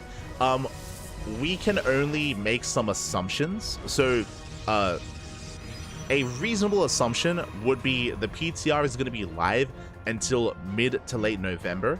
The reason why we would assume this is because the season ends, I think it's November, is it 12th? It's in-game, but the season, it is marked to end mid-November, and usually we have like the season ends, and then there's a week, and then there's the patch, right? So assumptions are a week after the season ends, that's when the next patch would most likely be implemented. This also means that we don't really have a lot of time. We have like a month. We have under a month to test, to provide feedback, to adjust, and to work on the patch, basically. So on the one hand, it's cool, right? Like potentially less than a month until the new patch. But on the other hand, like crunch time, right? Like now is the time where we do need to like test and check things out and provide feedback and adjust changes and provide, you know, changes as well and all that good stuff. So this next like 3 to 4 weeks is going to be pretty important for the community, I feel. As the probes do move out across the map. Now I mentioned before that we're loading into Ghost River, a very small map, potential one base all in. Yeah, we said, right, like if Trigger were to one base all in on any map, Ghost River would be the one to do it on. The pylon has been placed, the probe is being active. MaxPax does open blindly with a Zealot, so MaxPax, he knows how much danger he's in. He hasn't seen the proxy, but he sees no pylon here from Trigger, so he knows the pylon is somewhere. He hasn't seen it, but it is somewhere else, as this was a gate, Stargate into expansion. So once again, the same build, same opener 2 games in a row. This is kind of the standard MaxPax classic, is to go for a Stargate before Nexus. The reason why he goes for the Stargate first is that he can go for an early Oracle or early Void Ray to defend. Like, Void Rays are a big part of the early game defense for Max Packs. Going Oracle first, bold move. Now, the reason why he goes Oracle first is he can move out across the map and cripple the economy. If there's no shield battery and there's no pylon, if there's no shield battery, if there's nothing to defend, then this Oracle can cripple the economy of the aggressing player as more shield batteries are on the way. And again, it should be Oracle into Void for Max Packs. Trigger, now he throws down the pylon. It's going to be close when it comes to that shield battery timing. I say that's not going to be in time, actually. Yeah, Oracle's moving out. Meanwhile, Trigger going forward with a shield. Let's go! Oh my god! I saw the shield battery in the production tab, but it's actually aggressive across the map instead, making use of the pylon. All right, Trigger. He's cooking. He's cooking, Pap. He's cooking. Let's go. Oracle gets in. We'll get some probe kills. Gets one so far. Ooh, almost two. There we go, 2 probe kills, but there are 2 Stalkers warped in back at home. Now, this tells me that Trigger has less to be aggressive because he has to warp in defensively, but at the same time, he does have shield batteries to support instead. And Trigger, can he break through? And he's pushing into 3 shield batteries and a Void Ray. Void Ray has arrived. The Prismatic Alignment takes out one of the Stalkers. Brutal pickoff. Again, Trigger, he can't afford too many losses. 1 Stalker already going down. He has to wait out that Prismatic Alignment. It's about to run out. And once it does, a Trigger, he can dive in. Okay, runs out. Oh, gets a couple of shots off. Very delicate dance here between Trigger and Max Max. Second Void Ray is about to pop out. 4, 5 shit. Jesus, there's so many shield batteries. 4th shield battery we have to finish. Second Void Ray has arrived, which means another Prismatic Alignments. Oh, yeah, rough movement there from Trigger. Bleeds out 2 Stalkers. Aye. Shield battery goes down as well. Max Max is holding. He is holding here over time. Now, what's important when it comes to this defense is that Max Max, he does stagger the Prismatic Alignments. Like, they punish this kind of army so hard. So he does stagger them. Ideally wants to make sure that there's always 1 Prismatic Alignment available. And now we're up to 3 Void Rays. The higher the Void Ray count, the less likely it is to break. Oh no! As the Oracle gets a stasis across the map, Trigger wasn't quite paying attention, and things are looking bleak here for the Canadian Protoss player. Aye. Does force with the ramp, but there's the overcharge, and it looks like Max Max, he will lose 1 of the Void Rays, but just the 1. GG gets called. Max Max, he will hold, he will defend, and Max Max will take the series 2-1. Whew. GG. GG, well played. Max Max will take it. I do appreciate the ingenuity here by Trigger. Throughout the entire series, very specialized builds, right? On Post-Youth, on Dynasty, and even here on Ghost River as well. Like, very specialized builds from Trigger, designed to try to catch Max Max off guard, and it worked, right? I mean, he forced the ace match at least, right? He did force the ace match, but here in Game 3, we saw that time was of the essence. You see that once the Void Ray count gets up to critical mass, like, it's harder and it's more and more difficult to actually break that kind of position, and Trigger just wasn't able to get the momentum he was really looking for to actually break through and actually, you know, break the third, or break the natural, I should say. GG, well played. Regardless, a very entertaining series here. Congratulations to Max Max as he will advance on into the next round, and the question becomes, does he have an opponent? Ooh, oh, let's go! Let's go, Bobby. The PvPs continue. I need to slip in some DMs. I need to slip in.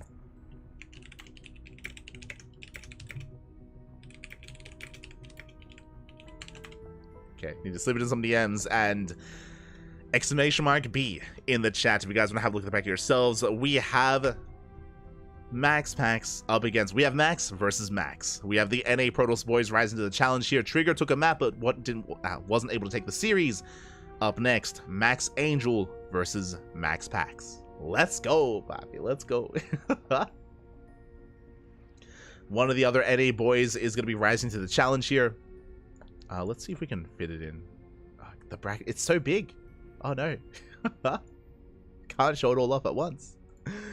But yes, Estrella, he is going to be going up against Max Pax in the quarterfinals.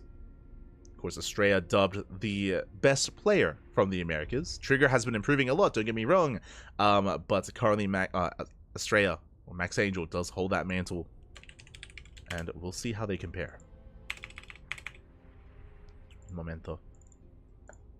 As I set up the players and get things going. Beautiful. Okay, from the top, we do have some updates. We have Clem. Clem is up against Battle B in the round of 16. Battle B took down Rex 2-1. Very impressive. Very impressive. I would have favored Rex there in that series, but Battle B does take it. Did go to the ace match, but the German Terran player does take it in the end. Did go down to Clem, though, as Clem is going to be poised to take the entire tournament. We'll see if anyone can slow Clem down and stop him. He's in a TVT up against Gumiho. I'll be honest, if anyone can stop Clem, Gumiho, I feel like he can pose a threat. Gumiho, he is a terrifying Terran player. He's very unorthodox when it comes to his builds, when it comes to his playstyle. Gumiho, especially in TVT, he can bring anyone down. So best of luck in that Terran versus Terran, as Gumiho took down Nightmare 2-1, went to the ace match. Now facing off against Clem. Scrolling down, Kior takes down Ryung 2-0. Very impressive. Ryung, he is known for being a TVT sniper. He was the Clem crusher for a long time as well, but Ryung does fall at the hands of Kior. Kior, of course, does often get overlooked, but Kior is an amazing player himself. He's not as flashy as Björn or as flashy as Maru, but Kior is a very, very solid player and can definitely threaten the championship or the tournament as well. So Kior does advance on. He's waiting for the winner of Trap and Harstem.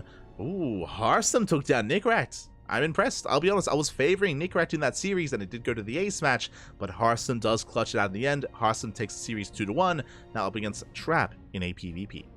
So best of luck as the Protoss versus Protosses do continue. Likewise, Terran versus Terran. Scrolling down, we have our series, MaxPax versus Estrella in the quarterfinals. We're going to be following MaxPax, of course, into that series. And scrolling down, we have Shin. We have Shin versus Lemon. Still looks like it's mid-series. That series has been going on for a while. Interesting. Potentially some late game there, but best of luck to those two players. I mentioned before that Shin is the last remaining Zerg player. Previously it was Shin and Rex, but Rex did get knocked out, so Shin is the one and only, and we'll see if we can get some Zerg representation in the semifinals. It's not going to be easy though. Again, he's up against Lemon and Björn thereafter, as Björn takes down. We have seen, it was even last week that Shin defeated Björn in did he defeat Björn in the Pegosaur Cup? I think it was in the Pegosaur Monday, where Shin did take down Björn. So there's going to be a rematch. I mean, I say a rematch. If you've been tuning into the podcast, you would know that Shin and Björn have had a bit of a rivalry over the past 2 months. It's because Shin and Björn, they are so active. They sign up for everything, whether it's WardiTV Monday, KSRC, the Pegosaur Cup, Tenacious Turtle Tussle, Sparkling Tuna Cup as well. All these online open cups, these two players are so active. I would say they are the most active Terran and Zergs from at least Korea that play in everything. Because of that, they face off very often as well. They have been facing off very often. And they go back and forth. So it's really cool to see the progression of that rivalry between Shin and Björn. Meanwhile, we have our next series. We have our next PvP. Let's go.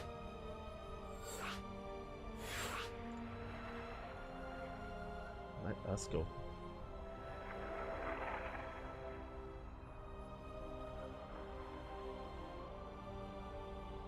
Just catching up. What's happening in the chat? Oh my god.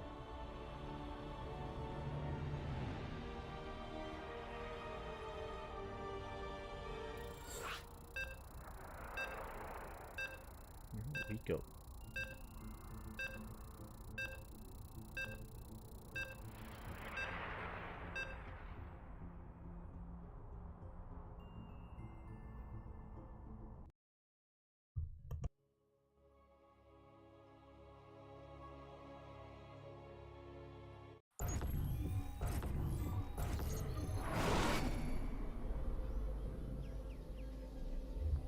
Here we go. We're getting into our next game, and we're loading into the quarterfinals of the WardiTV Monday. And spawning in the top bottom right-hand corner of Side Delta, we have the American Protoss player, the Blue Protoss, representing himself, currently teamless, but deserving to be on a team. It is Estrella.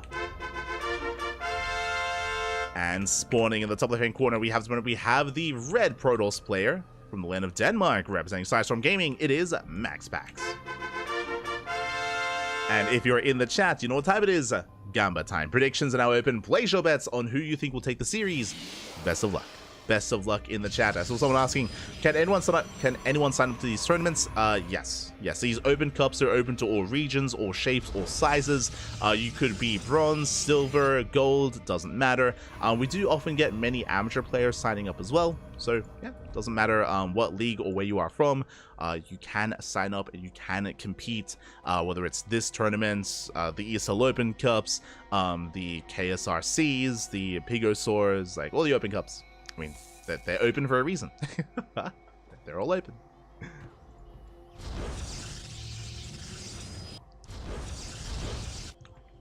As for now, we are sailing into Site Delta. Gate expand. Oh my, Estrella, calm down. Estrella, he does skip his second gas geyser, and he does go for a Nexus very quickly. So Estrella, he is out greeting Max, and now the pressure is on the red Protoss player. Max did open up double gas. What does this mean? Usually with the extra gas geyser, it means Stargate before Nexus. Max, he could be inefficient this game because of Estrella, because he sees how fast Estrella is expanding. Max could try and go for a faster Nexus instead, but now, ooh, there's a pylon. Pylon has been placed. Now, if this pylon finishes, Max, he can throw down shield batteries. He can throw down shield batteries. Did Chrono out the first Zealots? Yeah, he's moving out across the map. Max is being as aggressive as possible to try to punish the greed of Estrella. And there's a shield battery. Not just one, we should be seeing more. So shield batteries are on the way. Boys are being pulled. Max's goal here is to try to break Estrella. We'll see if he can, as Zealot is waddling across the map. So far, only one shield battery. Estrella has to throw down his own. His own shield batteries are on the way. Zealot has arrived to protect the shield battery himself. We'll zone them away.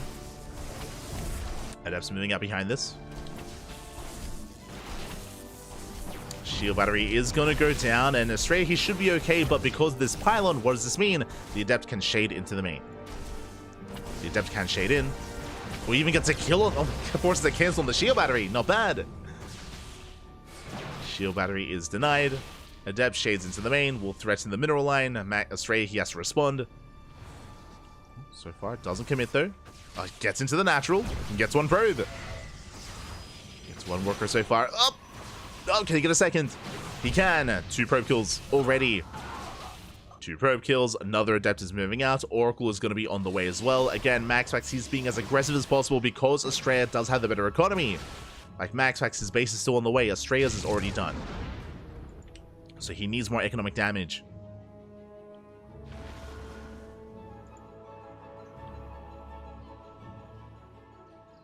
Does need that damage. Oracle dives in. There's a shield battery. Stasis trap instead. Oh! Will pop off. Getting 2 probes. Not bad. At the same time, Adept shades in towards the natural. No shield battery. 1 more probe goes down. 2 more probes. It's been 5 probe kills so far.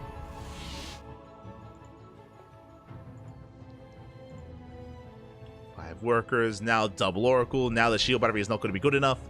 2 Oracles can one-shot workers. Estrella, he's still trying to keep up with the aggression, and he's struggling. Oof. As that's going to be 3, 4, 5 probe. Oh my god, 6, 7, 8. Can we get 9? Can we get 10? Not quite, but 9 probe kills. Ay. Estrella not in position, only had 1 stalker. And with that, Max did abuse him. Or did abuse that. And just like that, even though Estrella initially had the better economy, now Max does instead. Max he's up in workers 33 to 30. Of course, making 2 probes at a time. Taking up in towards Blink. So is Estrella. Really, what I should say is that now we have a back and forth. With, I would say, maybe a slight edge to Max. Meanwhile, he just waddles into the natural. Doesn't quite get into the mineral line this time. I spoke too soon. Will threaten another shade. Oh my god, 4 more probe kills here in the main. Gets 1 more here at the natural, 5 in total. And this is becoming far too much. I'm afraid to look, but looking at the insults tab, 19 probe kills. Oh god. 19 workers have gone down. Not like this. That is brutal. And Estrella, how does he bounce back? He does not go for the all-in. 3rd base. Okay, Estrella, he's rushing into a 3rd to try to catch up. Max not too far behind.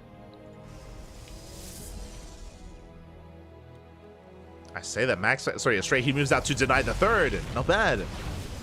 But that also means he's vulnerable back at home. He's going to be vulnerable Pax, he threatens the natural. He's going to be zoned out. Astray, he checks, he confirms there is no third expansion. Instead, we have a proxy gateway. So that is going to be a 5-gate setup for Max Pax. Has a lot of gateways. Third base is denied. Nice pick off here by Estrella. Very nicely done. Oh, he's going to lose the Stalker.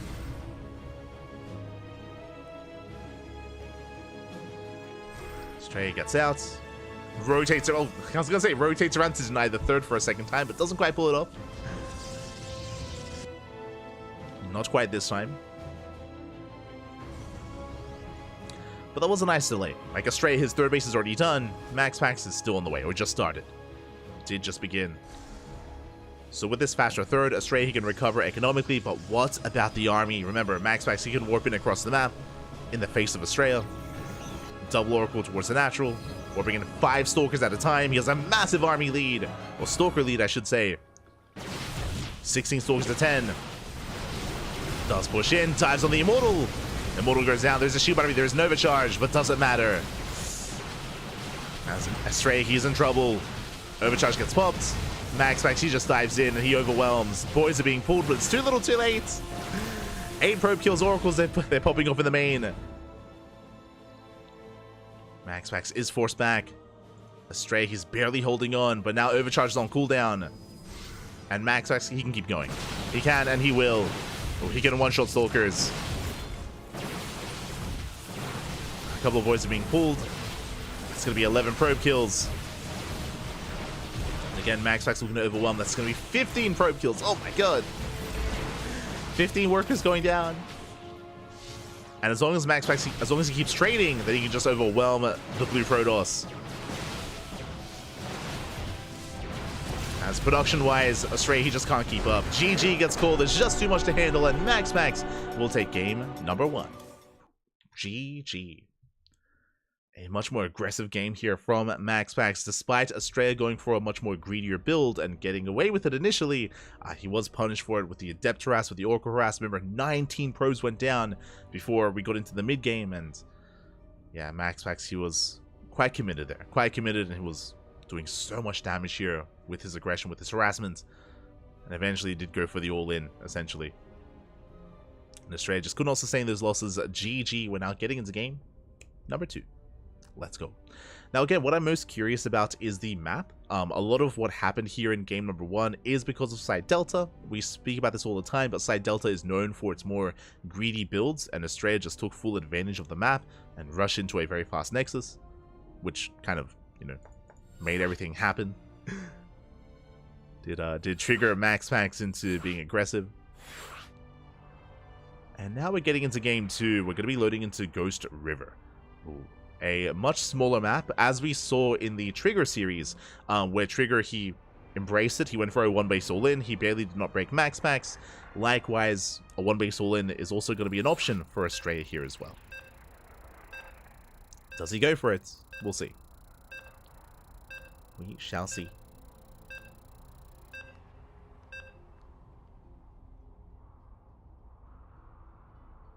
So we are getting into our game.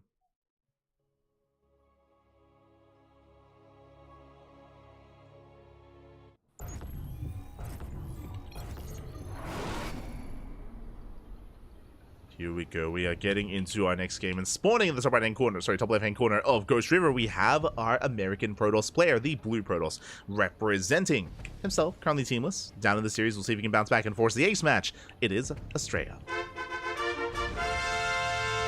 And spawning in the bottom, in the top right-hand corner, we have his opponent. We have the Danish Protoss player, the Red Protoss, representing Psystorm Gaming. It is Max Pax.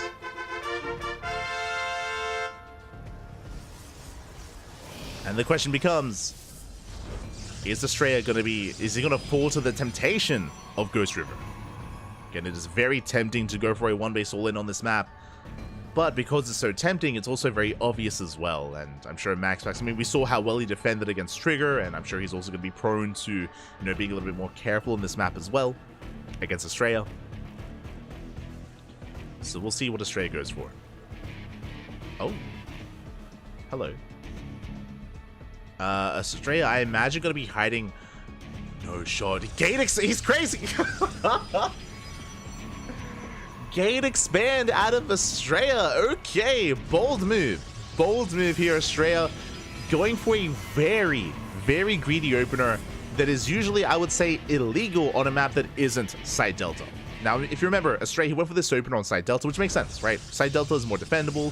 So are maps like Post Youth, for example, or Amphion. So that's where like an opener like this would be legal. Here on Ghost River, basically Estrella, he's trying to bait Max Packs. He's like, what are you gonna do about it? What are you gonna do? All in me? Maybe. Now Max Packs, he has the opportunity to be aggressive himself. Now Max Packs does go for a Gate Cyber opener instead. Double gas. Looks like Max Packs is going for Stargate before Nexus. Speaking of, yep, Stargate before Nexus from Max Packs. This is Max Packs' standard opener.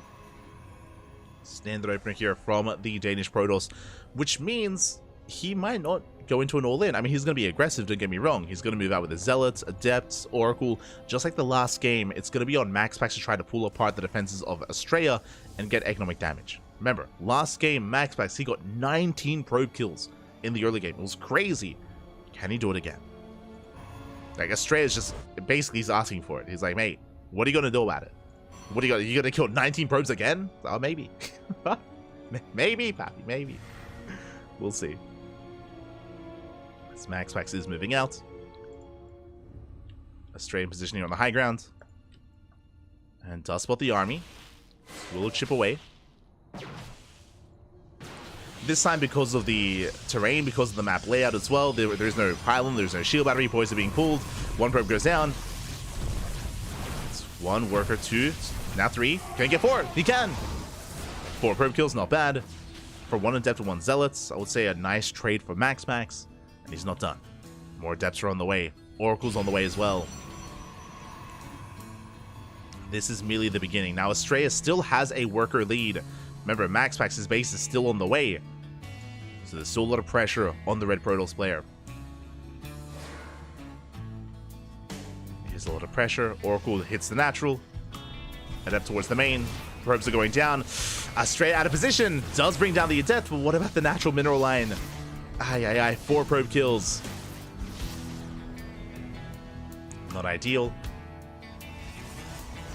Remember, that is 5 probes for 1 Adept. Oh. Oracle does get out. Takes a lot of hull damage. Does escape. Second Oracle's on the way. Once again towards the natural. Stalkers are getting in position. This time Estrella's ready for it. There we go. This time he is ready. He does deflect. So Stalkers in the main. Stalkers at the natural. And Estrella, he has lost some probes, but nowhere near as much as last game.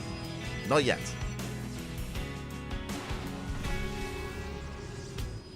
Yeah, from here, Max Packs, he's going to back up. He's going to join forces. 2 Oracles, of course, they can one-shot probes. Setting out his own worker as well. Interesting. Curious. So Oracle takes some hull damage. Oh! Likewise, Estrella, he defends his natural. Very nicely done. Proxy pilots being set up. Max Packs back at home, rushing into Blink this time. So much faster Twilight counts with the Blink. 4 gates are on the way back at home. Sorry, 3 gates on the way back at home. With a 4th gateway across the map. So it's going to be 4 gate Blink. 4 gate Blink Stalker from Max Packs.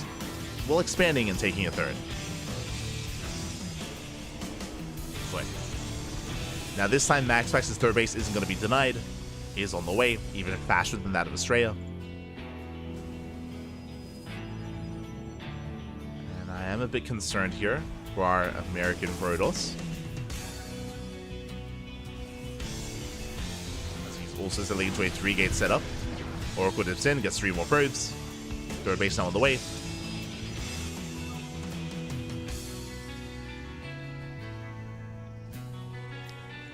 Estrella being active, he's had significantly less scouting information this game. He's poking in, doesn't really know what's going on. And will now get eyes on the timing of the 3rd. And he knows he's behind. Oh, nice kill though. Nice snipe. That's a kill not a cancel on the shield battery. Estrella backs off. Max Packs reinforcing across the map. Remember, Max Packs, he has 1 extra gateway. Catches out the Stalkers. And Max Packs, he has a massive army. 11 Stalkers to 8. With more Stalkers on the way. And MaxPax, he picks up another Stalker, going for the shield battery, going for the third.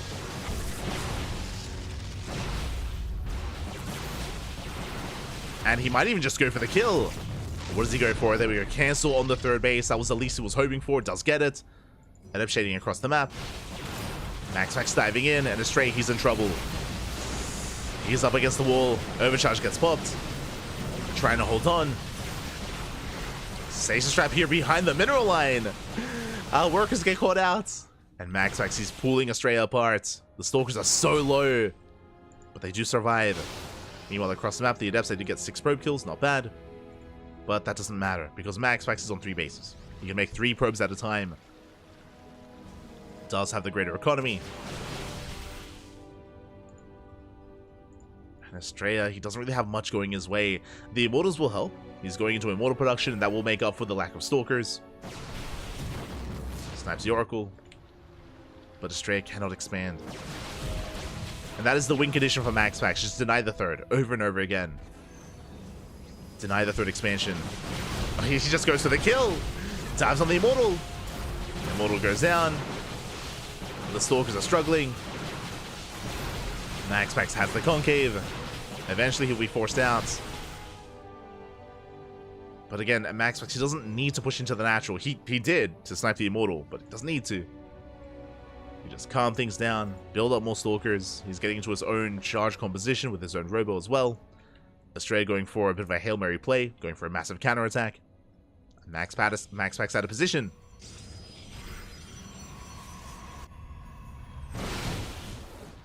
Third base is cancelled, and we do force a recall. MaxPax recalling to the third. Some probes are going down, and Astray, he can always recall himself. Oh my god, he gets 8 workers, not bad. 9 probes falling. MaxPax is keeping up. Yeah, he punishes, and GG. MaxPax, he will take the 2-0 and will advance on to the next round. GG. Astray, a bold move when it came to his builds, both in Game 1 and in Game 2. Astray trying to be very greedy and try to get away with murder, essentially, in both games. But we saw that MaxPax didn't respond with any all-ins, but he did respond with Adept Harass and Oracle Harass. And over time, he was able to, of course, pull Astray apart, especially in Game 1. Game 1 was brutal. Here in Game 2, Astray, he was able to minimize his worker losses for the most part. Still lost 9 probes, but it was less than last game, of course, than Game 1. The downside was that as MaxPax, as he was harassing, he was able to get a faster third. Got a third base up and running. He embraced a higher gateway count as well, so he was able to gain map control and make sure that Astray could not take his own third, could not expand, and couldn't keep up with the production and the economy of MaxPax. GG. GG, well played. A very intense game.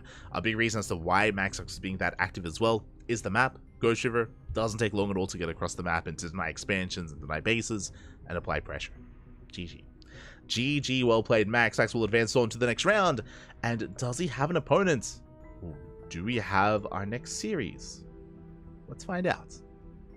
Let us find out. Exclamation mark B in the chat. Oh, if you guys want to have a look back at yourselves. As we do have some updates. Okay, Clem, I mentioned earlier that who could stop Clem's reign of terror? It could potentially be Gumiho, but no, Clem, he doesn't drop a single map. Clem takes down Gumiho 2-0, advancing on to the semifinals. Ooh, where he's going to be waiting for quite some time. It's possible that the players didn't actually provide updates on the bracket, but Trap and Hearthstone apparently is still mid-series? No shot. It's possible that maybe they forgot to update the brackets, and because of that it's still looking open. Let me see here. Yeah, because I don't see Cure out of game, so I think he's in game at the moment. Regardless of missing some updates, and Clem is still lying in wait. Scrolling down, we have MaxPax. MaxPax advancing on to the lower semifinals, where he's going to be waiting for the winner of Shin and Byun. Oh boy. So we have 2 series ongoing. We have Shin versus Byun, and we have Trap v Hearthstone or Cure series is currently going on. And let's have a look at what's happening here. Okay, so just giving you an update. Wardy is casting Beyond versus Shin. Shin is leading versus Beyond. No surprise there. I mentioned before that last time they faced last week, Shin did defeat Beyond, but they have been going back and forth. Like, they have this rivalry going on. It's really fun to see Shin and Beyond go back and forth. I'm hoping for an ace match, but they're in game 2. So Shin is up against Beyond. They're in game 2. Wardy is covering that series. Meanwhile, BMF is casting Hearthstone versus Trap. And apparently they are still mid-series. Hearthstone up 1-0 versus Trap. That's been a long series, actually. That's been they must have had a really, they must have a late game setup in game 1. Very long series. So the question becomes, what is our plan? You know, there's 2 series currently playing out. One is being casted by BMF, the other by Wardy. We will meet up with Wardy. The plan is we're going to meet up with Wardy and jump into Shin versus Beyond. The reason for this is both semifinals are casted. Both semifinals are casted. And most likely, because Hearthstone and Trap are a little bit delayed when it comes to their overall series placement, most likely the lower semis will be first. So up next, we're going to be jumping into either the ace match of Shin versus Beyond, or we're going to be jumping into Max Packs versus Shin. Those are the 2 options, either the ace match or Shin wins, and then it's Shin versus Max Packs. That's going to be up next, and then we'll be heading over to the upper half of the bracket. So that's the plan. That is the plan. So I do need a moment to set things up. Beyond and Shin. Beautiful. But yeah, I'm hoping that Beyond and Shin go all the way to game 3. I'm hoping that that does happen. It's always a lot of fun watching the 2 of them face off.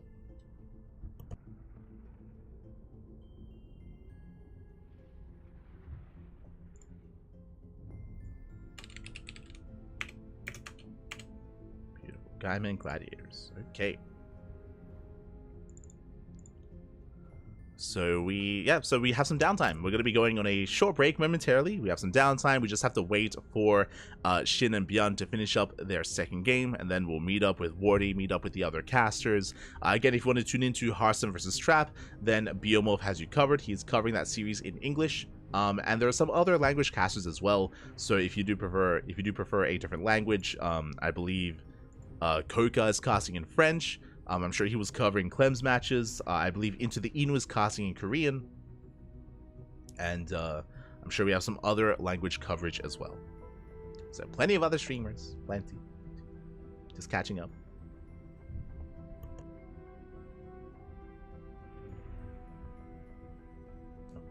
Here we go. Here we go. Clem should have an automatic fast pass straight to the finals at this point. I would not say so, just because we've seen a lot of upsets. Who's been beating Clem recently in the WardiTV Mondays? If you haven't been watching this weekly tournament, you'll know that I mean, thankfully Shin isn't there, but Shin has actually been looking really surprising in this matchup. I mentioned before that it wasn't too surprising that Shin is up against Beyond, but I think it was last week that Shin took down Clem. And then it was like 2 weeks before that Shin beat Clem again as well. So Shin, I wouldn't say Shin is favored against Clem, but he has been taking series. Specifically in this tournament, in WardiTV Monday. Like Shin, he has been popping off, he has been taking series. So there are some players that can threaten Clem, definitely. So I wouldn't say, you know, just seed him into the finals, because these upsets have been happening. They have been happening. So far, no upset for Clem though. Like Clem, he takes down Gumiho, looking good. And I would favor Clem against Cure, Trap, and Hearthstone as well. Like I do think that Clem, he did get a stronger start here when it comes to the bracket, because he's going to be avoiding Max Pax and Shin, at least until the finals. When it comes to potentially Max Pax versus Shin, that's going to be an interesting one as well. If you were watching the most recent WardiTV October Cup, I think it was just the the WardiTV October event. Shin did defeat Max Pax. Was it 3-0, or did it go to the ace match? I remember Shin, he did defeat Max Pax there as well. WardiTV October. Was it 3-0 or 3-2? 3-2, yeah, went all the way to the ace match. So Shin defeated Max Pax in the best of 5. So that could go either way, but I do still favor Max Pax. I do still favor him, especially in a shorter series as well. But yeah, Shin has been like a dark horse where like every other week he like pops off and he takes down Clem or he takes down Max Pax. It's been crazy. It's been crazy. But a lot of that is also because Shin is not standard. If you've been watching his games, he's not a standard player. He I don't want to say he cheeses every game. He just plays very differently. Very roach heavy. At times he goes for roach all-ins. At times it's a fake out and he just goes roaches into ultra, into like the late game. He goes for like proxy bases or like initial not ninja bases, but proxies. And can be very chaotic and very hard to read.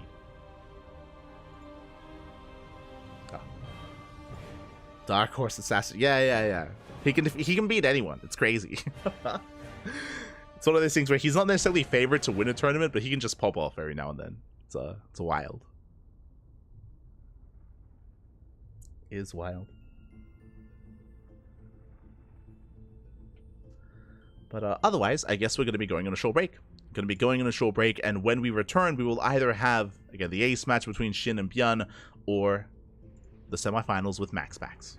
Until then, take this moment, get some snacks, get some food, get some water, drain your disruptors, massage your marines, and hydrate all of your hydras. We'll be back soon, in a couple of minutes, with some more StarCraft. Until then, don't leave us for too long. See you soon.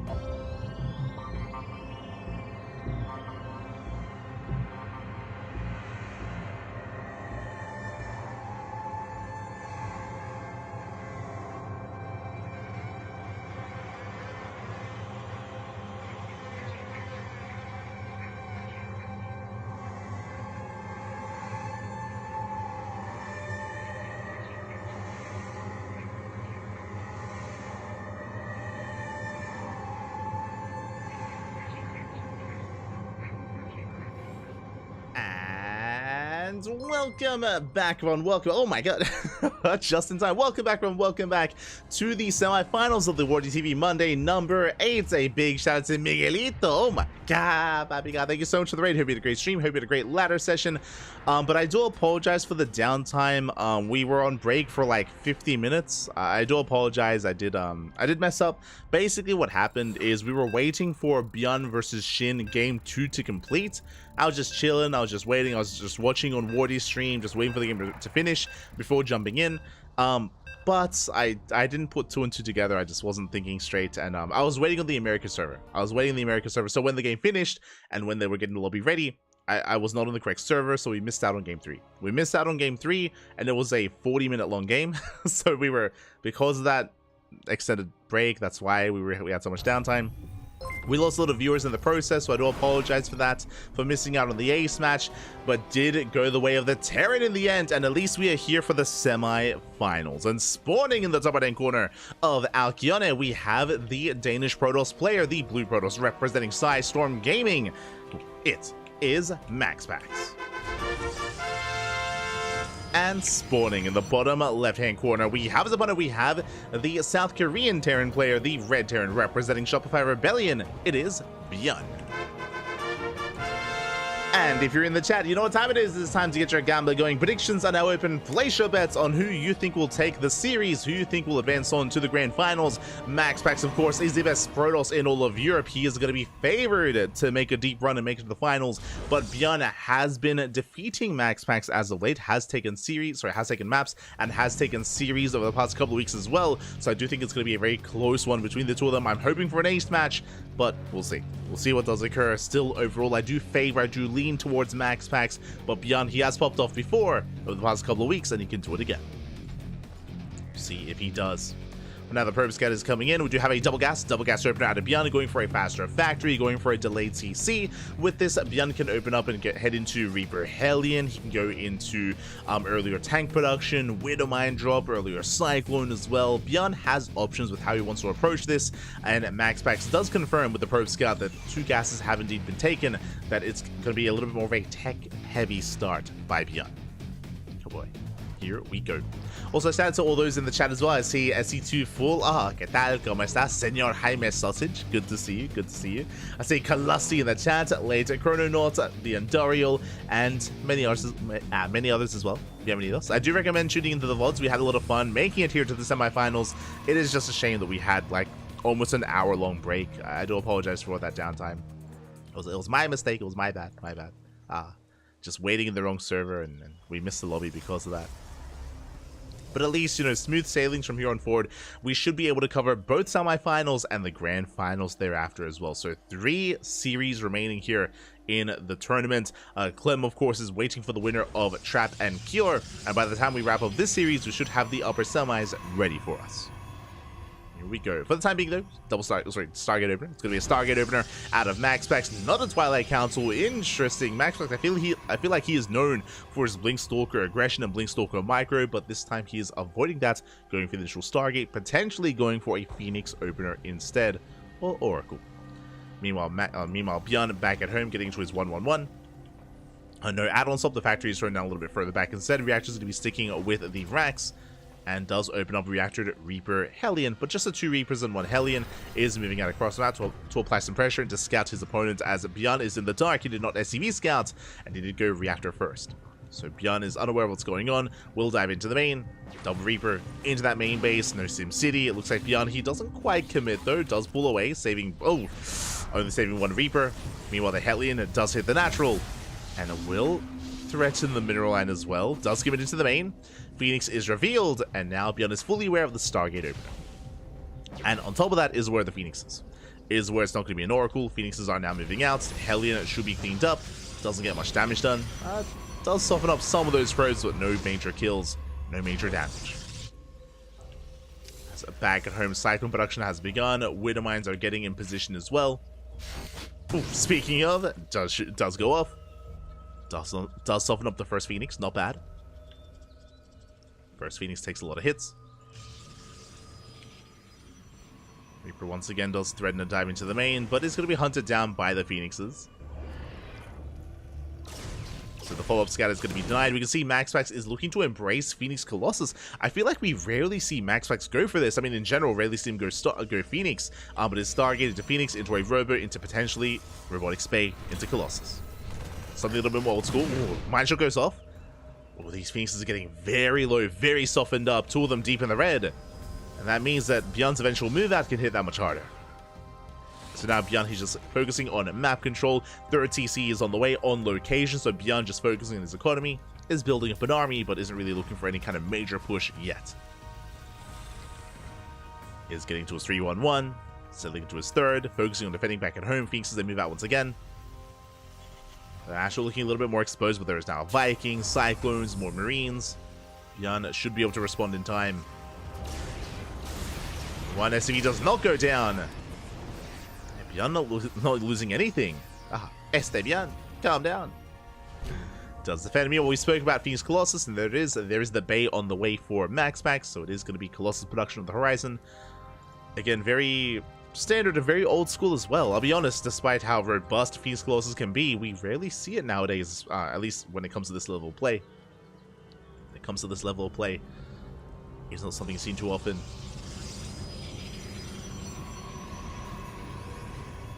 MaxPax just trying to stabilize and get into his third. Third Nexus now on the way. Much faster expansion for Beyond, already mining.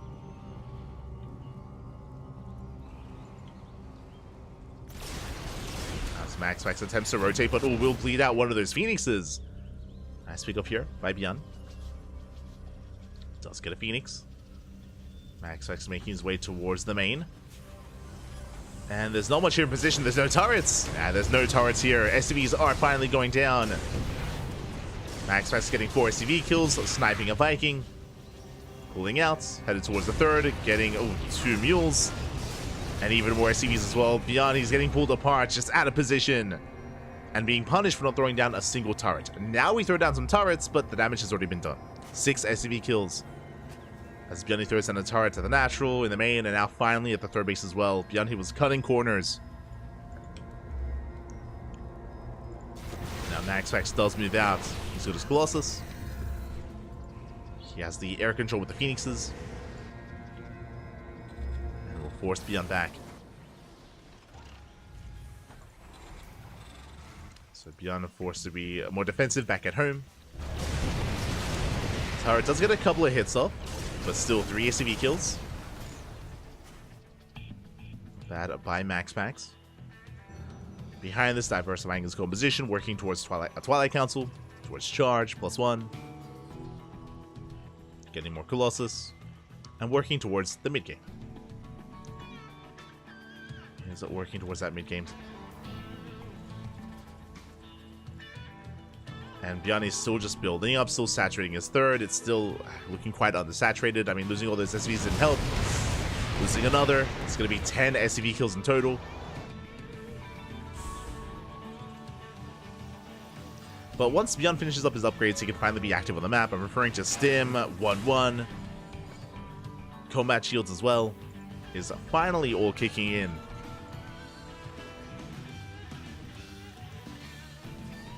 But MaxPax, he recognizes just how defensive and how defendable Beyond has to be here in this time. And MaxPax, he expands, takes a fourth. Just takes a fourth base. Taking an economic lead. The move out is spotted. We mentioned before that Beyond, he finally has all his upgrades. He can be active. As he moves out, Phoenix is a threat in a counterattack. Oh. They don't quite commit. They poke in. Beyond backs off. Ghost production has begun. Waiting for his ghost, waiting for EMPs.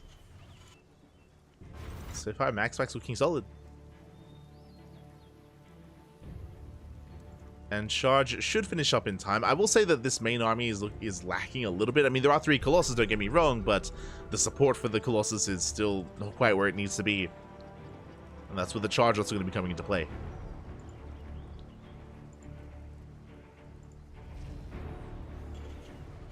Still staying back at home. Splitting up his army, ready for a concave if need be. MaxPax poised for a zealot run by as well. And Beyond is getting his 4th CC up and running, so he's just slowly taking another expansion. Still taking more defensive role. Max threatening a dive into the main. Not just with Phoenixes, with a Warp Prism as well. Uh-oh. The Prism is on the way. And he's going for the Warp in. The turrets are denied. And Bjorn was not quite in position for this. Okay, turrets are going down. Zealous, they bust into the mineral line. At the same time, Max pushing up the ramp in towards the third. Bjorn is ready. And ICMP. Bjorn is in position. He defends the third base. Meanwhile, in the main, 6 SVs go down. The Prism falls. Nice pickup. And Max backs off. Max, he did do some nice economic damage in the main, but doesn't break the third. He doesn't trade well enough against the main army. Bjorn holds. Bjorn holds. Now he can expand, getting a 4th CC. Max still looking for a way in. Again, I don't really think Max has too much pushing power. No without Storm or Disruptors. He's gonna go for it anyway. Ooh, massive EMPs. They connect with the Phoenixes and the Sentries. Yeah, Bjorn coming in from behind, collapsing on the army. Isn't quite able to, though. Zealots are falling. The Colossus looking very exposed. But Max he gets away. Does pull back in time. At the same time, Zealots, they deny the 4th. They force it to lift. 9 SCV kills. 10 SCV kills. Not bad. Bjorn, his economy still isn't where he wants it to be. Still building up. Just now establishing his 4th, which is late. Max meanwhile on 5 bases. And now Disruptor production has begun. He's got the Novas, he has the Disruptors. Until then, I do think that Max was looking quite vulnerable, but not anymore. Not with those Disruptors. Now he can push in. Still pushing into a tank line. Has to be careful. That's a 1 Nova in the chamber. Zealous dive in. Nova goes up. Raises the army. But Max actually will lose almost every single Phoenix.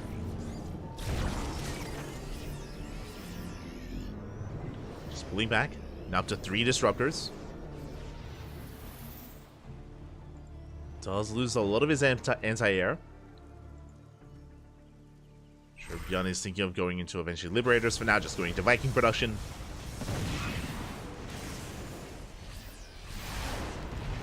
As Max does rotate. Disruptors are ready. Planetary under fire. Nova goes off. Takes down 1 Marauder. There's still 4 more Disruptors. 2 more shots going off. Getting a Cyclone. Getting another Marauder. Decent pickups. And Max he is maxed out. And Bjorn, he's going to have such a hard time engaging whenever there's a Disruptor available. He can't just dive in.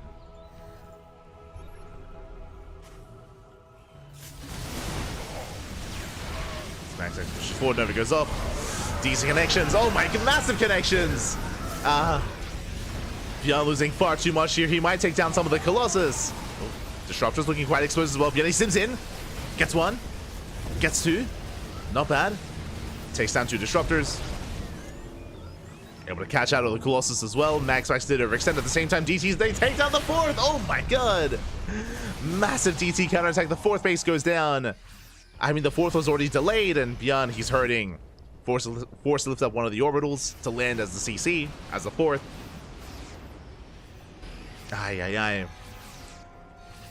As a result, Bjorn, he's stuck at home, and Max he has time to rebuild. He's got the goal base, he has all these expansions. Max has a massive economic lead. Did lose a lot of Disruptors, though, and that will take some time to rebuild. Likewise, Disruptors, they need support as well to stop the Terran from diving in.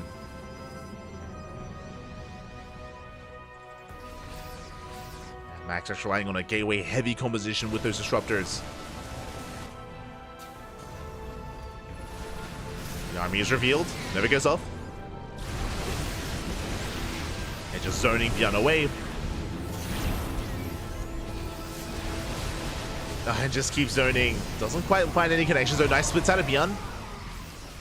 But it might still be too much. As Bjorn's 4th base is denied, that's all that Max has to do. Just deny the 4th over and over again. That is his win condition. Even going for the CC. Getting one Marauder at a time. More Novas going off. Zoning BM back. There's still, what, 3 Novas left? Oh my god. A little bit trigger happy there from Max. No major connections, but the 4th base is denied. 6 SCV kills, Beyond still on a 3-base economy. Bleeding out Ghosts, bleeding out Marauders. Overtime, brutal losses. And I mean, this is the power of a high disruptor count. Beyond, he does stay in though. He wants them. He's not going to get them. No shot. The Zealot's right just in time, and Max he overwhelms. He overwhelms Beyond. Takes down the Bio, the SCVs. Marauders are coming to reinforce. Massive connections. And GG gets called. Max takes game number 1. GG. GG, well played. Of course, we are not playing on the PTR, so Purification Novas, they do one-shot everything. They one-shot Ghosts, they one-shot Marauders, and all it takes is a couple of good Novas to just snowball out of control from there. So Max does take a lead. Bjorn, he just had a really hard time getting into the mid-game. Winding up back a little bit, one of the big factors, of course, was the delayed 4th. Beyond his 4th base was delayed so often, he just could not embrace the solid economy. He could not afford these trades against Max. And even though there was that one strong moment where Beyond was able to reset the Colossus count and was able to get a couple of disruptors, if you remember, it was at the same time that he lost 9 SCVs and lost his 4th. Well, I should say he was forced to lift up his 4th base. So again, just that hindered economy was killing Beyond more than anything. So over time, he was overwhelmed. Over time, he was outscaled by Max. GG. GG, well played. Max does take the first game. And we'll see if Beyond can bounce back and force the ace match. Again, we have seen Beyond defeat Max in the past couple of weeks in these tournaments as well, in the WardiTV Mondays, in these open cups. But it is always an uphill battle here. We'll see if Beyond can bring us to game 3, or if it all ends in a 2-0. We'll see. We shall see. So we are jumping into game 2.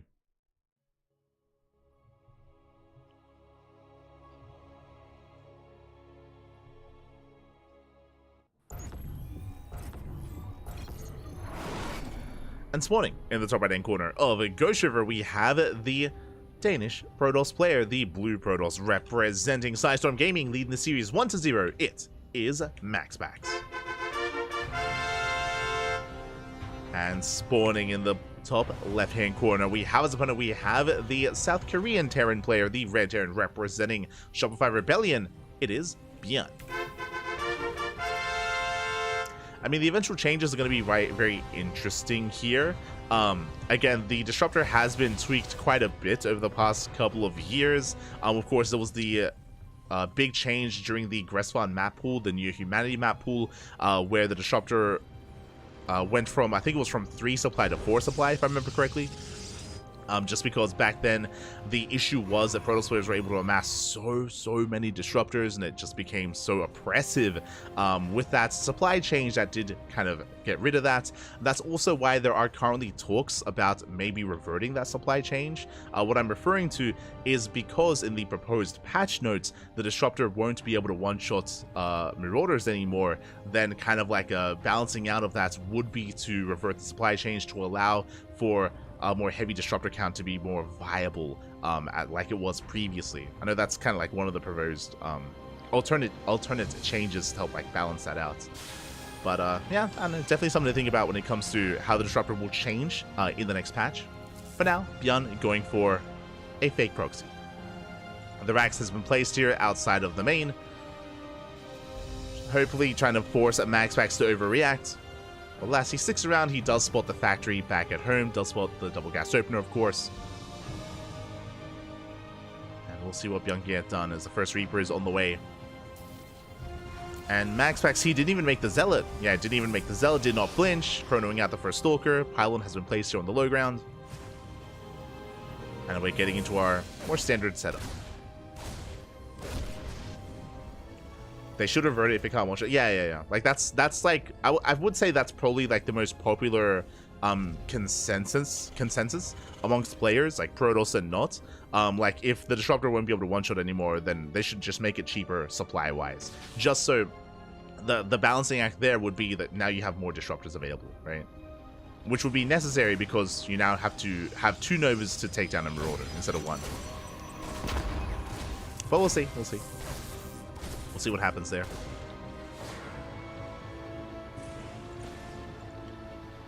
As for now, once again, Stargate. Once again, Stargate opener out of Max Packs. 2 games in a row as well. Bold move, especially on a smaller map like Ghost River.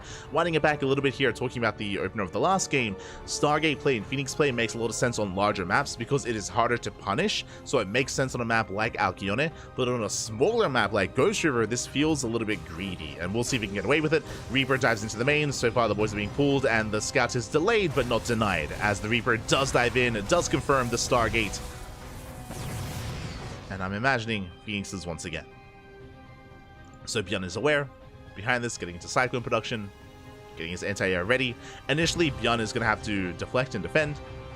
But we might see a more aggressive response. As a reminder, last game, Bjorn, he just went into a faster 3rd TC and played a more defensive role instead. We could see aggression instead here on Ghost River. Would make a lot of sense. Would make a lot more sense here from the side of the Terran. We'll see. As Cyclones are moving out, they're hoping to try to catch out any stray unit.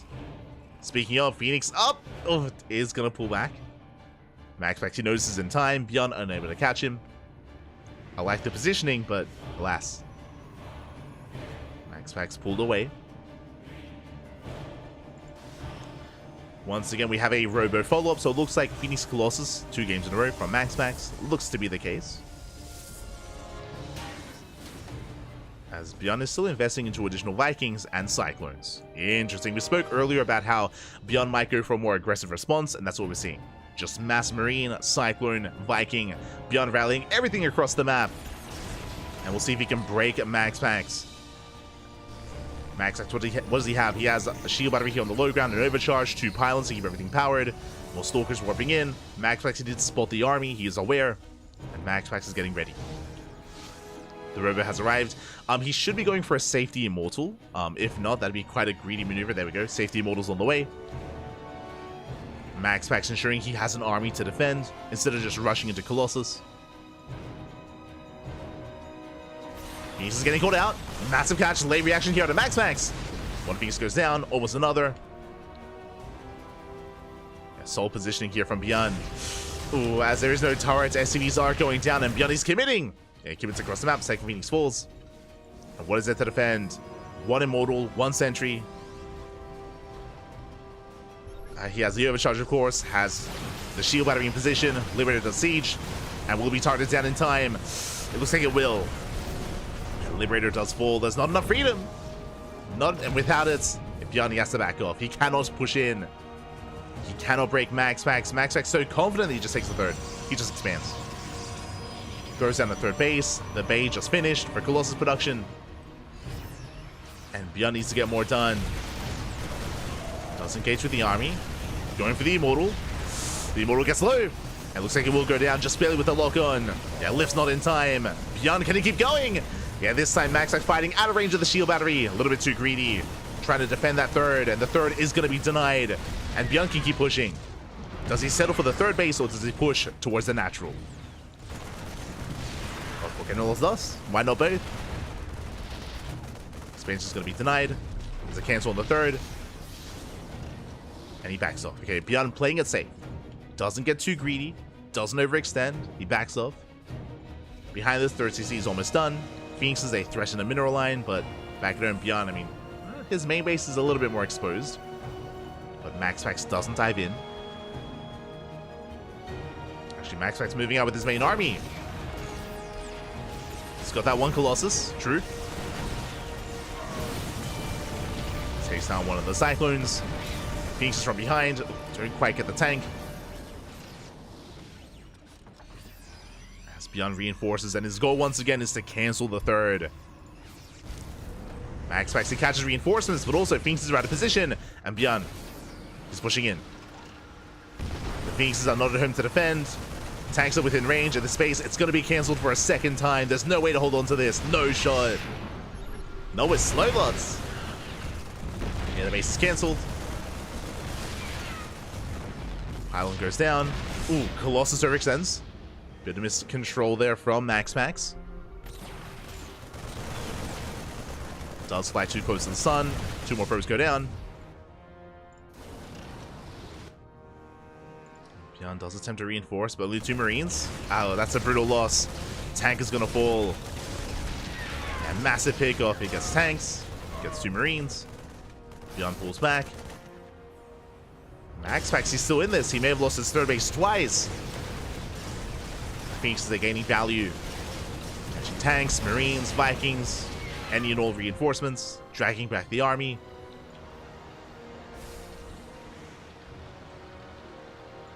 MaxPax is trying to buy time. And he has built up to 3 Colossus. But the concerning thing is the support, right? Because of the delayed third base, because of the delayed economy, charge is still in the way, +1 is still in the way. MaxPax is still vulnerable.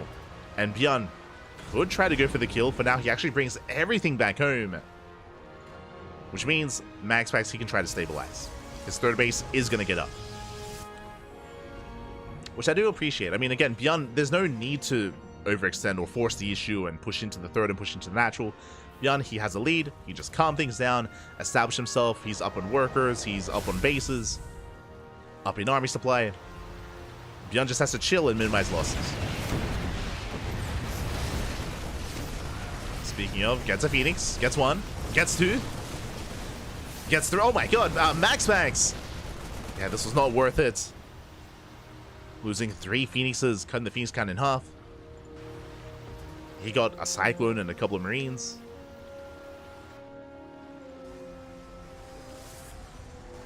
Just now the third base is getting up. And MaxPax this time is not working towards Disruptors, is working towards Storm. Storm is on the way. But again, Bjorn just has to chill. Just has to chill out. 4 CCs on the way. Ghost production has begun. It's not like Bjorn is resting on his laurels. No, he's teching up. He's expanding, getting further ahead. And Bjorn would be the first to max out. Now, when it comes to MaxPax, it's going to come down to the engagements. I mean, Storm has a lot of potential, just like Disruptors. Storms can pop off and can catch the Terran off guard and annihilate a bio-based army. Likewise, that's what the Ghosts are for. They can counter EMP. You have that dance between the spellcasters. On top of that, if Bjorn is out of position, I mean, there is a War Prism drop towards the natural. There is a turret. More turrets on the way. This will buy time. Bjorn responds. Doesn't really lose too much.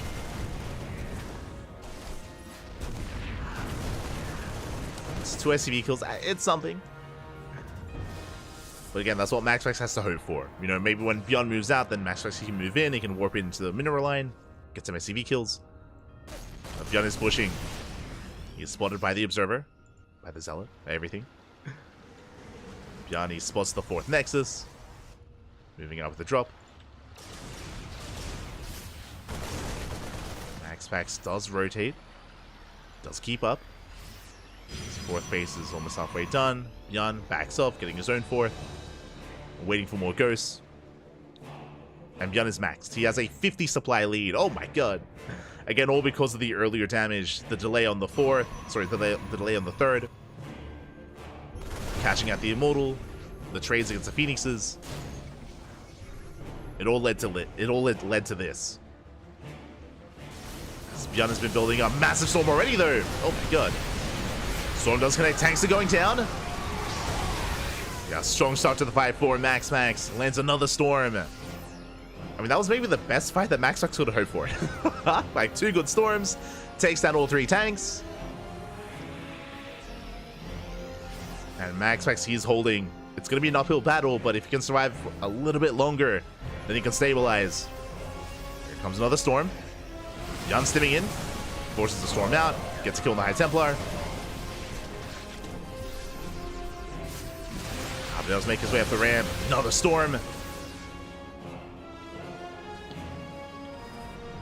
Some more High Templar morph in. Bjorn going for a drop here on the right hand side, getting into the mineral line. Our High Templar to defend. And Bjorn doesn't get much done. Again, Bjorn has been maxed out for a while here, but he has not broken his opponent. And given a little bit more time in MaxPax, he'll be able to not just stabilize, he'll be able to break out. Break out and then counterattack. Is on the timer. Another storm connects. Ooh, a brutal storm. Feedback as well. Beyond losing a high energy ghost. Focusing on his drop. Does get some good economic damage. 9 probe kills. Though he comes. The transfer gets caught out. Vikings, they push in. They get a Colossus. Nice pickup. 10 probes do fall. Beyond is getting some damage, but Max Pack, you can see that supply gap is closing. Oh! It's High Templar. Not bad. Gets one High Templar, but again, you can see how difficult it is to kind of break this position on Ghost River. The choke points are brutal. So you can be at a supply deficit and still defend, still take a fight. Colossus count gets reset. Massive EMPs on the Immortals. Yeah, High Templar a little bit too far behind. A much better fight for Beyond. Finally, he killed 3 Colossus there. 3 Colossus, 2 High Templar. Some brutal EMPs. And Beyond, has he finally done it? Oh, not quite. Pushing it into a concave. It's still brutal. Nice EMP though. Beyond gets High Templar. Another does come in to reinforce. Beyond, he desperately wants to try to push in, but he can't. Not like this. Working towards +3, more reinforcements on the way. Nice EMP on the Immortals. And where are the storms? They're not ready. Yeah, the High Templar, they're forced to feedback. That's all they can do.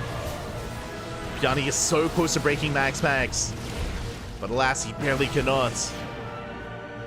Beyond has to pull away, licking his wounds, still taking more expansions. Personally, I would love to see Liberator production. Like some Liberators, some Freedom Zones would be amazing in this kind of game state. But now though, Beyond just focusing on his Bio Army instead.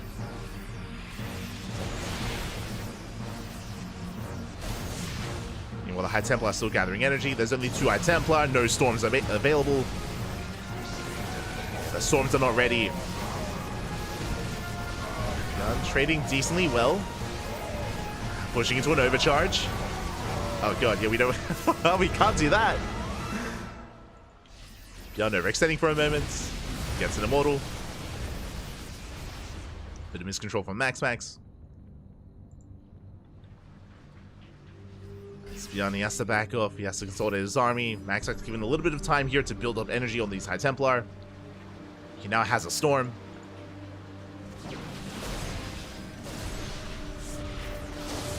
Oh, speaking of, he uses it to zone. There's another storm in the back line. Nice pick off, 2 High Templar go down. There's the final storm. And Beyond, he's finally done it. He's finally broken through. No more High Templar, no more storms. He stims in. Another High Templar comes in from the flank.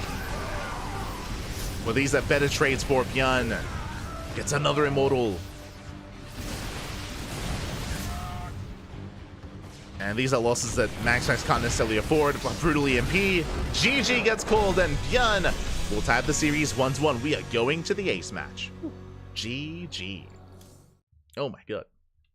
GG, well played.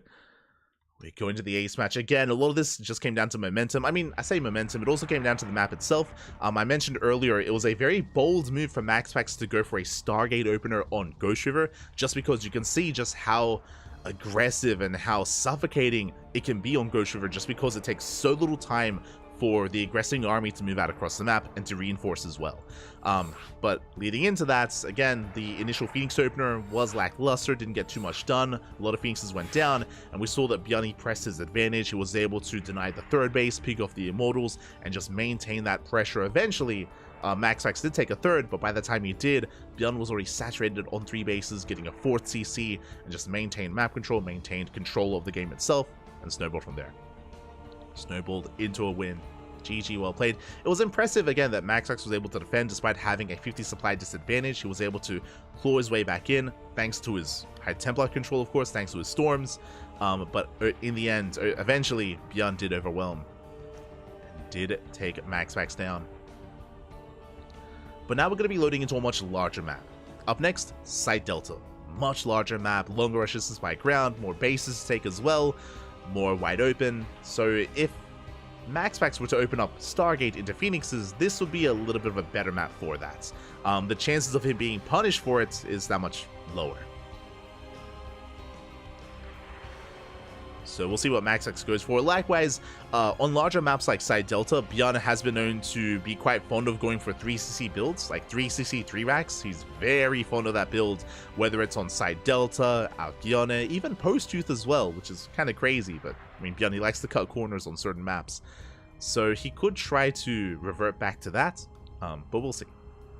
We'll see if Bjorn does go for a hyper greedy build or something different. We'll keep our eyes on Bjorn. Here we go. Here we go.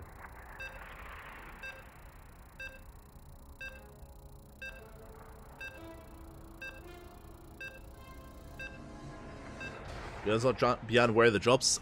Bjorn, he just wants to kind of like brute force his way into the third. He was trying to force issue, and eventually he did, right? Eventually MaxPax broke just because of the advantage that Bjorn had. So I don't blame him for not going for drop play. I feel like if he committed too hard to drop play, then that's where he could lose his advantage. We saw that MaxPax did have his High Templar spread out between his bases to storm. So Bjorn was, yeah, more so going for the kill there. But here we go, we're getting into the ace match, and spawning in the bottom right-hand corner of Side Delta, we have the blue Protoss player from Denmark, representing Sidestorm Gaming, being forced into the ace match. Can he bounce back? Can he bring it back here and advance on to the grand finals? It is MaxPax. And spawning in the top left-hand corner, we have the red Terran player, representing Shopify Rebellion, tying it up and forcing the ace match. Can he keep going? Can he keep up that momentum? It is Bjorn. We go. As again, we have a much larger map. Because of that, something like Stargate Phoenix is more viable. Likewise, I mentioned before that Bjorn has been very prone to go for a fast third CC on this map as well. But we'll see. We shall see.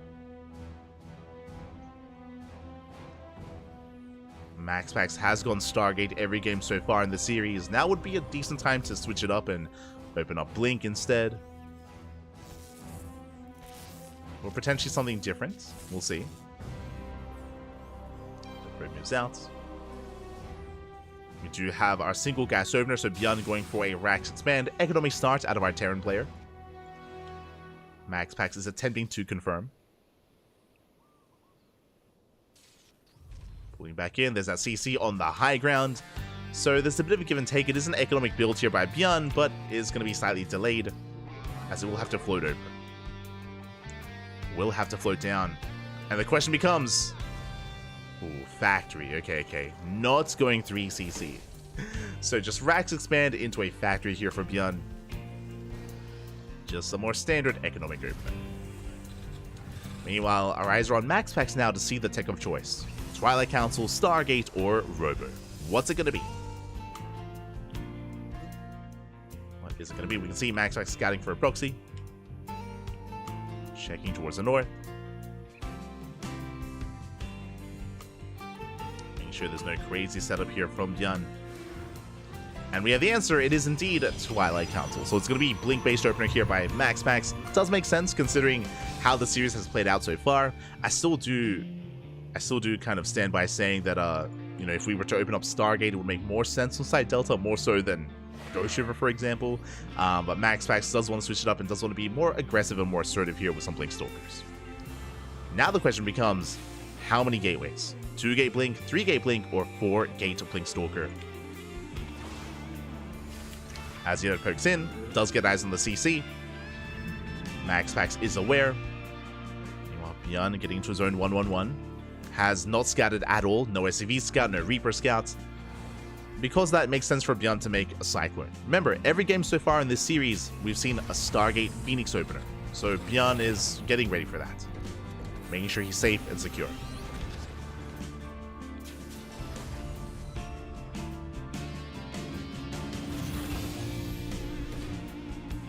Setting up for his own drop. Adept does shade into the main. Does shade in. Gets a full scout. Gets eyes on the add-ons.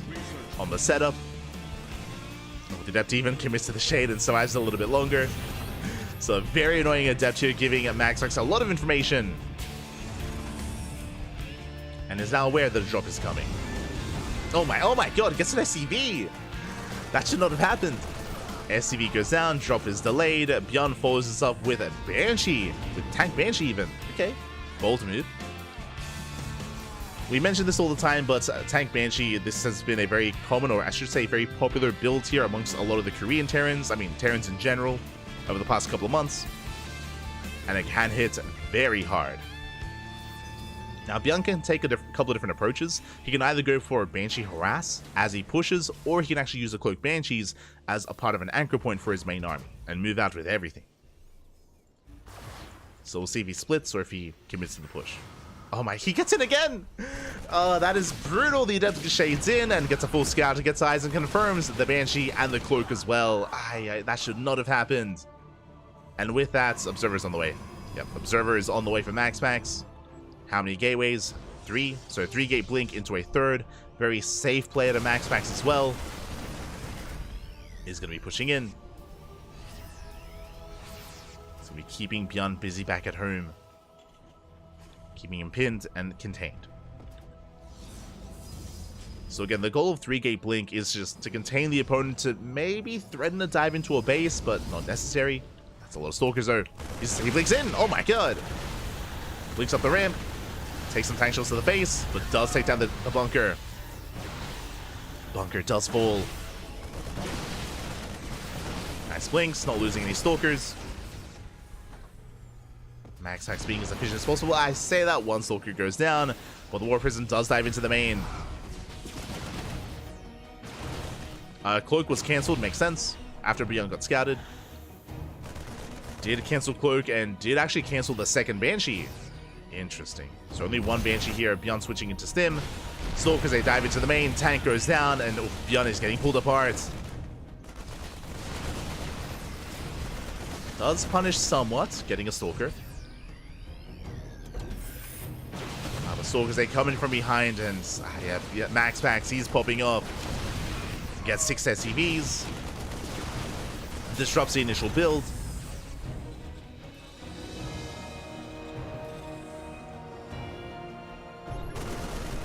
Beyond does at least find the Observer, does snipe it. But is going to be stuck at home. And again, his build was disrupted. Because of that, Stim is going to be a little bit later. His push as well. Wanted to move out earlier. And Maxpax is freely saturating his 3rd base. So a very strong start for Maxpax, getting ahead economically, taking up towards Colossus. The base on the way. Charge, +1 with the Forge. Then coming up, Maxpax.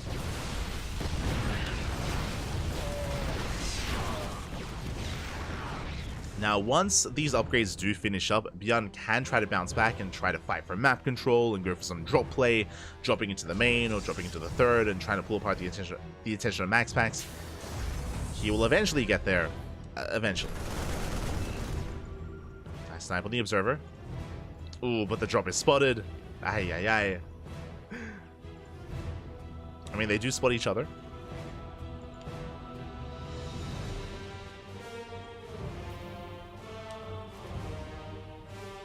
I'm getting in position. No warpins out of Maxpax. It's possible that he didn't notice himself. As Beyond breaks out. Gets 1 Stalker, 2 Stalkers, 3. Not bad. 4. 4 Stalkers go down. War Prism into the natural. There are reinforcements to defend. Beyond holds. And Beyond, he pushes out. And again, that was what? 4 Stalkers going down. That was a massive loss for Maxpax. Drop into the main, gets cleaned up. Ooh. Very nice shutdown there from Maxpax. He can focus on the main army. And Beyond backs off. Does back off.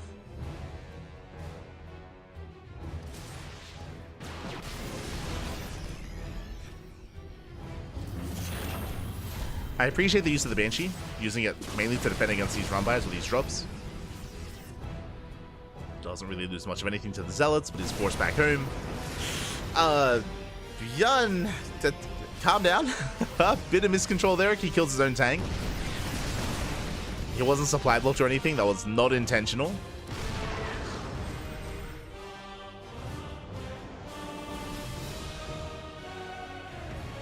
Getting a little bit nervous.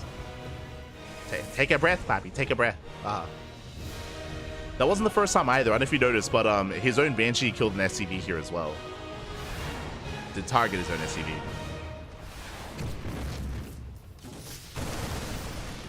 It's been a couple of moments like that. Hopefully, Yun can bring it together.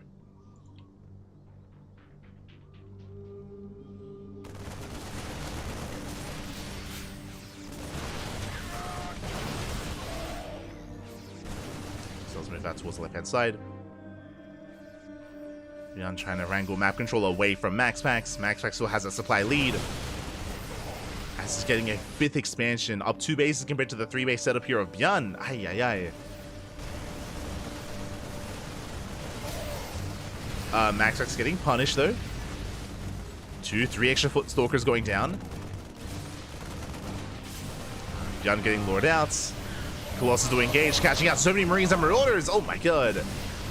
If Byun overextending, GG gets called as SCVs are going down across the map, and MaxPax will take the series 2-1. Will advance on to the grand finals. GG. Unfortunately, no major final, no major fight or finale there to the game, but yeah, just some brutal losses by Byun. Too much too quickly, of course, and MaxPax did just snowball out of control. Again, MaxPax, he was up 2 bases, he was up in economy, up in army supply.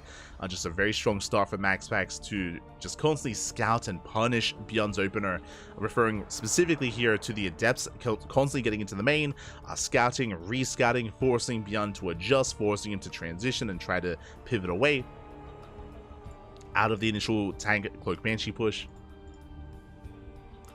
And in the end, GG. GG well played. MaxPax will take the series 2-1. Congratulations. With that, we're now getting ready here for the upper semifinals. We're going to be jumping into Clem versus Trap. Let's go. Let's go. MaxPax versus Clem. Yeah, finally they can face off. They've been denied the finals a couple of times already. Players like Shin, players like Byun have been able to cause upsets and defeat both Clem and MaxPax over the past couple of weeks. But this time, both Clem and MaxPax are looking on fire, looking on point. Can they be stopped? Up next, Trap versus Clem. Let's go.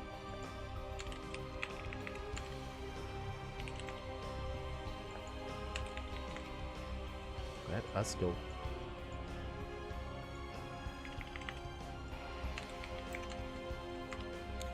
We mentioned it earlier, but it was in the Wardy October events last week, where we were also expecting MaxPax versus Clem, but that was denied as Shin was able to defeat MaxPax instead. This week though, Shin was denied that chance. Byun of course did defeat Shin this week 2-1, so Shin was unable to have that rematch, or MaxPax was denied the rematch against Shin. But here we go. Vetoes are done, lobby is set, and we are loading into the upper semis. Let's go. So again, MaxPax is waiting in the grand finals, but who will face off against him? Is it going to be Clem or Trap? We're here to find out.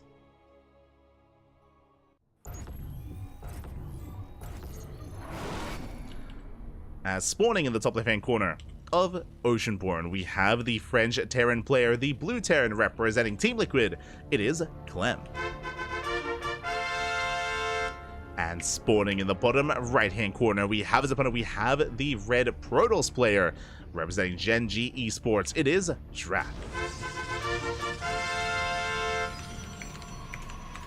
Again, it's been very impressive to see the growth of Trap as a player, but before I get into that, if you're in the chat, predictions. Predictions are open. Place your bets on who you think will take the series. Best of luck. Best of luck in the chat as you get your gamma going.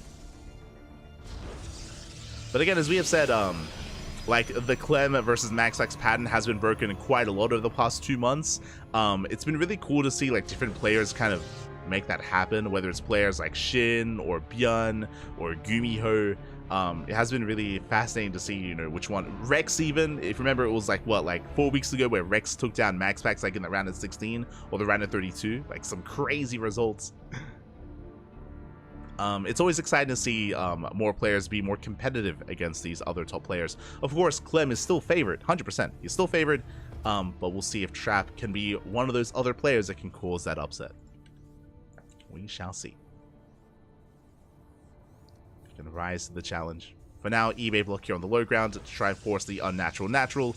Trap will be able to get eyes on this a little bit sooner, and he does pull the boys. Yeah, he pulls the boys. His goal here is to force a cancel and to eventually take a more delayed expansion.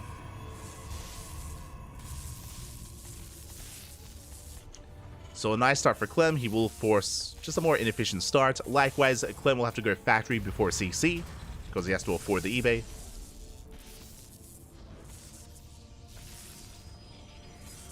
As the SCV does arrive once again. Getting a little bit of extra progression on the eBay. Zealot gets forced out, and eventually Trap will expand. Eventually.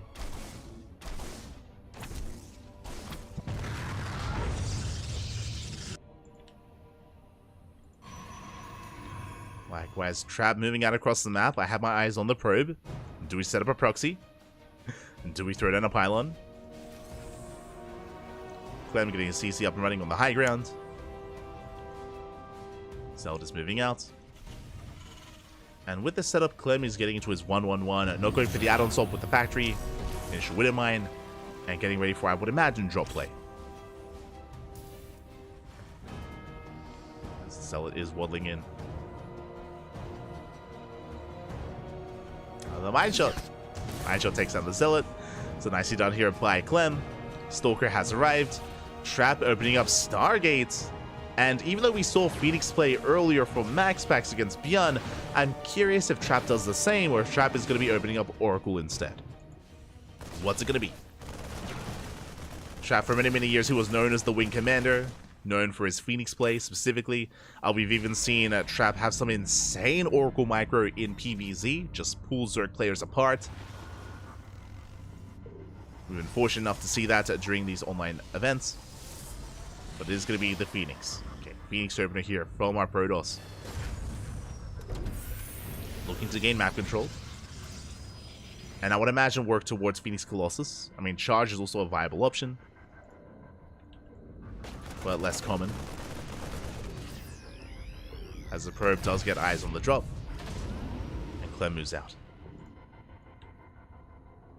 You can see Trap trying to intercept that medevac. And he does barely glimpse it. Trap rotating. Trying to keep up. The drop is revealed back at home by the pylon. Trap is aware. Pylon does go down. Trap still sharking around. Gets eyes on the Hellion.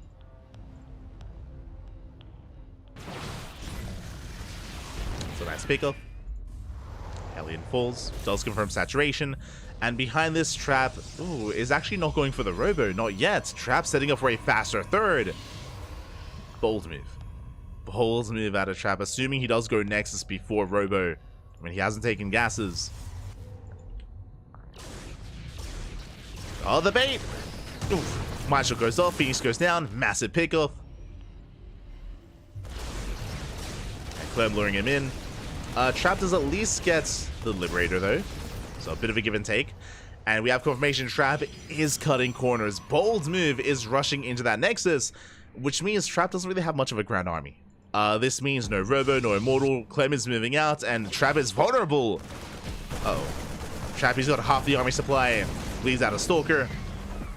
Clem pushing out. And I don't think Trap can hold on to the space.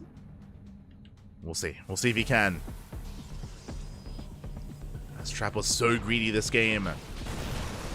Army moves out. We see Trap trying to slow him down. Tanks are sieging up within range of the Nexus, and yeah, there's no saving this. No shot. Yeah, the base is cancelled. A brutal pickoff. And remember, Trap, he delayed his tech for that third. And now his tech is just delayed. There is no benefits. See, Phoenix is trying to catch reinforcements. One piece goes down. Clemmy keeps pushing. There's the overcharge. It does maintain his position a little bit longer. One tank does barely go down. Trappy's holding the power of the overcharge. It looks like he'll barely get another tank, but the Marines, they push in, they start to step forward. Clemmy barely has enough to push us back. The boys are being pulled. And this didn't have to end the game, but it's doing some critical damage. Takes down both Stalkers, 2 more probes. Clem now pulls back. And back at home, Clem is working towards Stim, +1, combat shields, 3rd CC's on the way. Clem is looking quite comfortable. Right now, there's so much pressure on Trap, and again, winding it back, the reason why Trap had so little to defend is because he delayed his gases, he delayed his tech, his robo, his Twilight Council, everything in favor of a 3rd Nexus, and he was punished for it. It was a crazy move from Trap. Did it get away with it in the end? At least Trap isn't dead, but he soon will be if he doesn't do something here to bounce back. Whether it's economic damage, whether it's catching out some of the medevacs. Just trading as efficiently as possible. He will catch out 2 Widow Mines. Not a bad start. 2 Widow Mines go down. Trap setting up a proxy. Is rebuilding his 3rd. But now has charge. So is embracing Charge Archon. Sorry, Charge Phoenix. Into eventually Archon production. And Storm. He's getting there. Meanwhile, Clem establishing his own 3rd. Before the 3rd of Trap is even done.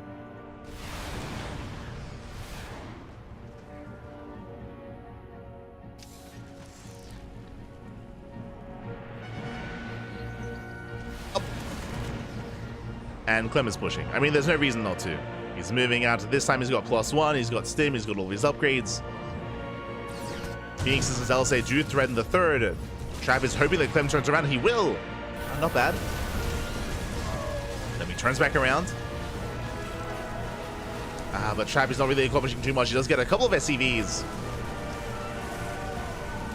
It's 9 SCV kills. Hoping to force some friendly fire. Does delay the push, drags the entire army back home. And Trappy's buying time. He's buying time to work towards more shield batteries, overcharge, more Archon production as well, extra warp ins. And not a bad move by Trap. Did work out well for him. But Clem still has a lead. He's not out of the woods yet.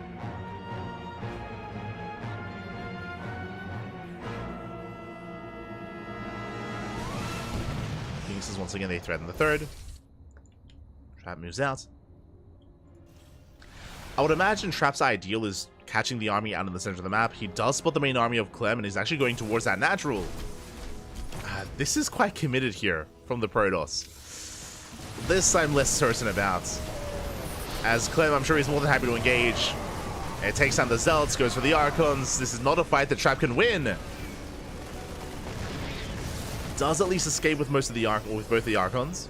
Does get away. But Trap, he bled out a lot of Zealots there. Trying to get a 4th up and running. Now taking into a bay, in towards Colossus. No Storm for Trap. What I will say is that thanks to the aggression of Trap, Clem has been stuck at home. True, he hasn't been able to move out, but eventually he will. And that eventuality might just be upon us. I think it's here. He catches the Warp Prism, brutal pickup.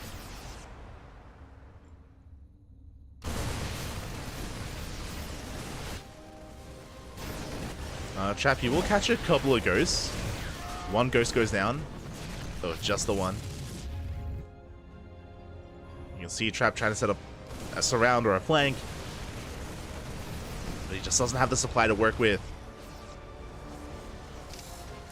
If he can maybe force some friendly fire from the Widow Mines, then maybe.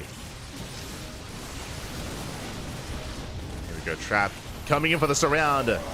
Mine just going off. Celeste takes him to the face. The Archons, they break through. Not bad. Not a bad engage here from Trap at all. Does hold, does survive, doesn't really lose any of his Archons. So a very nice engagement. Forces Clem back.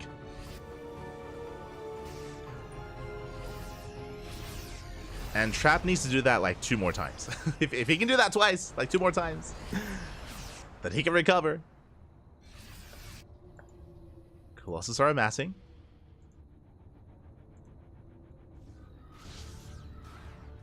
Zell's trying to catch reinforcements. And they will. Rotor goes down. A spread here for a Trap. Oh.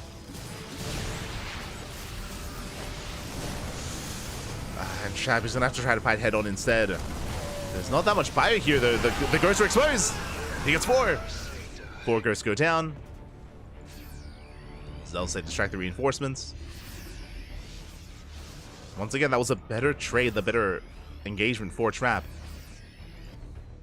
Catching 4 ghosts.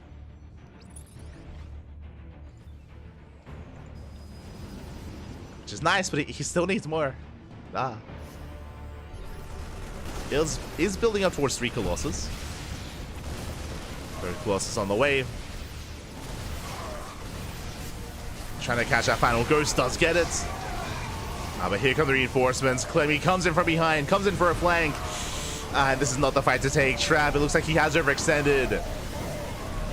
Vikings, they shut down the Prism, the Colossus, all the splash damage. Again, it was impressive that Trap was able to survive as long as he did, but only for so long. And now the Vikings land. Clemmy can snowball from here. Another Colossus has arrived, just in time. Trap once again, he's barely holding on. As I say that, these are still brutal trades. Clemmy can afford them, Trap less so.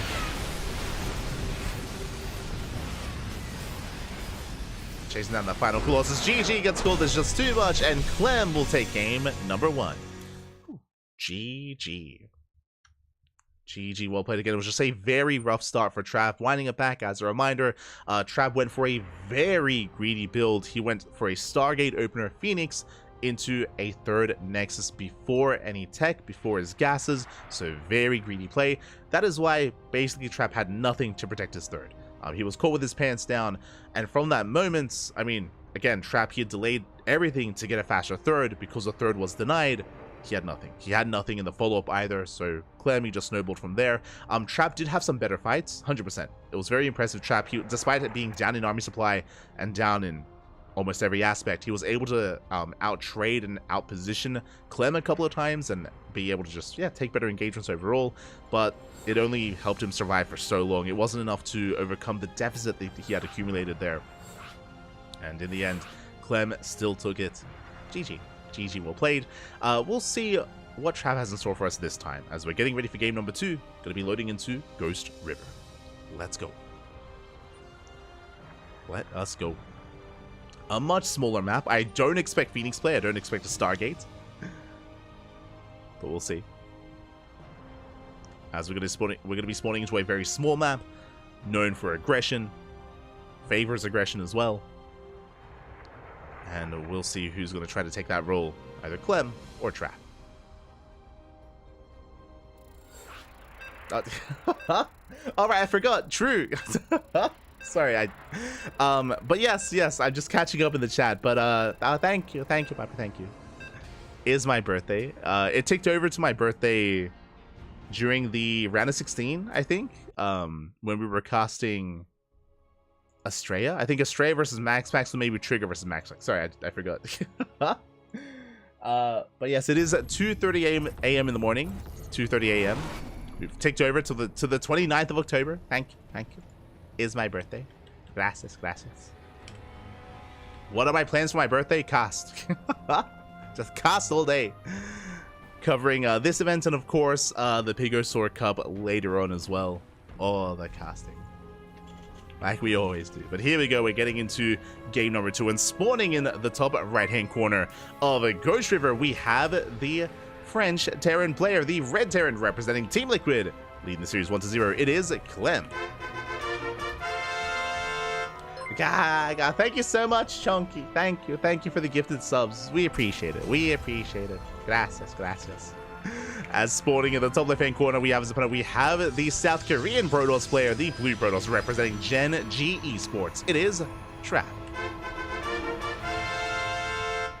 Gracias. Now, later today, we only have one cast, so I'm probably going to stream after the Pigo Sword Cup, so I'm probably going to have like a birthday stream. We'll see what we do. I'm not gonna ladder all day. No shot. I can't. We're probably gonna be like a ladder stream and then probably another game. I'm not too sure what, but we'll come up with something. Find something to play, something to stream. That'll be my plan for, I guess, later today. Gracias. I forgot. Yeah, I remember during the break, and then I forgot. I mean, we've been busy. We've been casting. As Trap is being as annoying as possible, does delay the CC. Likewise, behind this is going to be a gate expand setup into a cybercore. Standard setup here by Trap.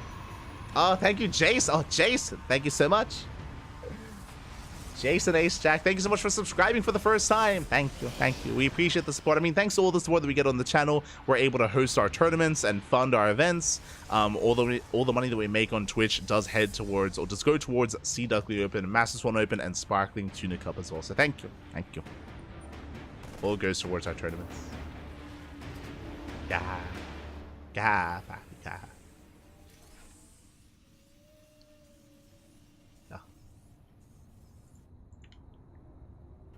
And we have our tech of choice, Trap. This time not going for a Stargate, this time going for a Twilight Council. Okay, now I imagine this is going to be for Blink, but my eyes are on this probe. I'm curious if we set up for a proxy pylon.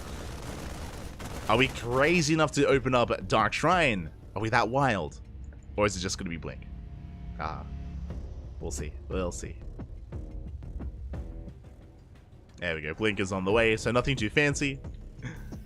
Likewise, Clem getting into his own 1-1-1. Clem did skip his SCV scout, he skipped his Reaper scout, so no scouting information. That's why Clem is opening up Marine into Cyclone, just to be safe and secure against anything coming his way. Chema. Happy casting, happy birthday, yeah. No. Always, papi, always. Siempre.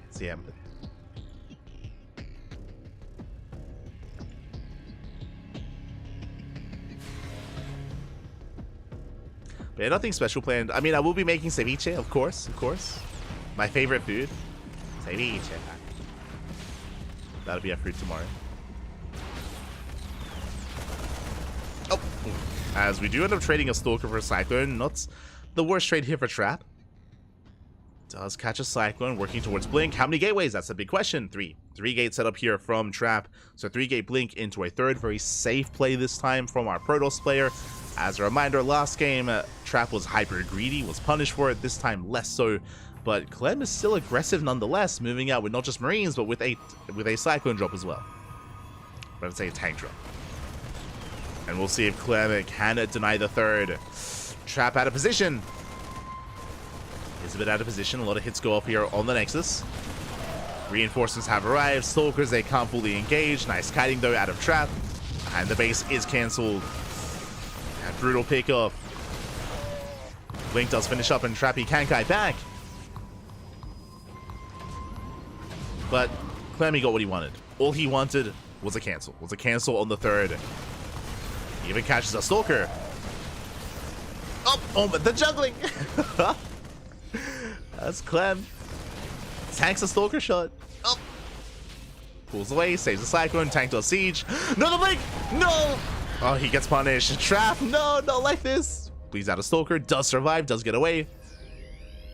And will Clem keep pushing? Yeah, he will. The answer is yes. Of course it is. is moving at him, and again, the stalkers are so low. Doesn't push forward. Will reinforce. Third base is being rebuilt. Observer does spot the main army. Trap coming in from behind. He wants those tanks. He wants them. He gets one.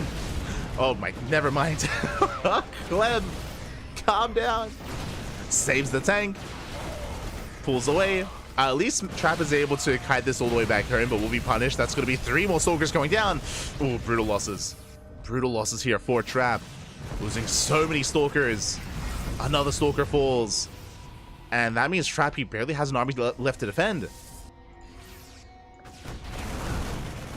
Raven gets saved. Another stalker goes down. That's how many? 9 stalker kills already. And he has how many left? 7. 7 remaining. Coming in from behind, catching a tank. Not bad. Oh my god. I keep speaking too soon. Clem not losing a single tank. He saves them. Keeps going. Now he's getting within range of the expansion. One tank finally goes down. Oh, so will the other. And Clem overextending. Gets the immortal. 3 tanks do fall. Finally, Trap, he will clean this up. But Clem is more than happy to trade. Getting more stalkers once again. And Trap holds. Trap does hold. Behind this, Clem is getting into his own 3rd TC. Getting into his own stim. Bio-tank production. Now, what I will say, even though Clem did kill a lot of stalkers and an immortal, he also lost 3 tanks. Like, that was still a big commitment from Clem. Upon losing all those tanks, he has now lost a lot of his pushing power. So now Clem is stuck at home, and Trap has breathing room. And now is the time for Trap to take a 4th. Take a 4th base to take up, throw down his production. Trap can now stabilize and get into this game. It was an intense early game, don't get me wrong, it was very intense. But now he should be safe. I say that stim did just finish. Tank count is building up. The first 2 medevacs are on the way. And Clem can try to be active once again. We spoke about it before, but we are on Ghost River, of course. Very small map. Aggression is favored just because it takes so little time for reinforcements to get across the map. But Clem doesn't push. Okay. He just repositions. He's ready to receive. Which means Trap can expand. He can expand, he can get this 4th base up and running. Extend thermal lance on the way. Is building up.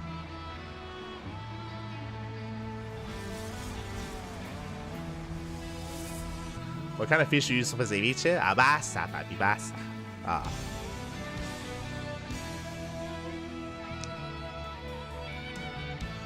Is our go-to, usually. It's very soft. It's a very soft fish.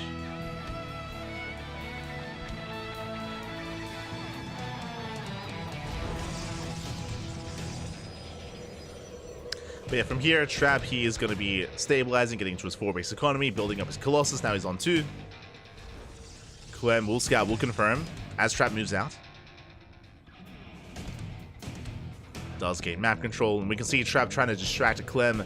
The purpose here shouldn't be for Trap to break this position, it should just be to keep Clem's attention here at the 3rd while he comes in with the drop. Nice wipes. Gets a couple of Marines. Gets a Marauder as well. A couple of straight units. Picks up Widowmine. The drop is denied. There is a turret in position. This will delay Trap. Clem, he does notice, does respond. SCVs are going to be going down. Zella dropping to the natural. Trap rotating over, gets a free tank. Not bad. Tank goes down. Trap pulls back, getting 11 SCVs. Oh my god. And again, doing very nicely here, getting up to 16 SCV kills Delta, so we can have it here at the natural. Mineral line goes down. And again, just using his main army to distract, to posture, and to allow for that to happen.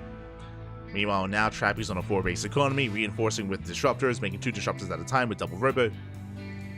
He's holding his own. I will say this army is quite fragile for Trap, so he has to be very careful. Doesn't want to get caught out. There it goes up. Just gonna be zoning.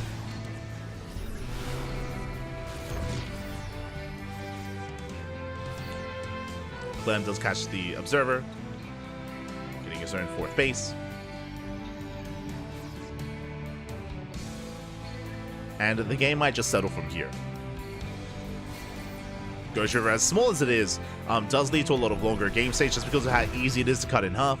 I'm specifically referring to all these choke points here towards the natural, outside of the 3rd, even here as well, just so much high ground to take advantage of. It's so difficult to push in. So we're just mass expanding. 5th base on the way for trap. Clem is being active. Looking for a way in. The army is spotted. Oh, here come the Novas! Clem! Ooh, massive Nova connections. Yeah, Ghost and Marauders go down.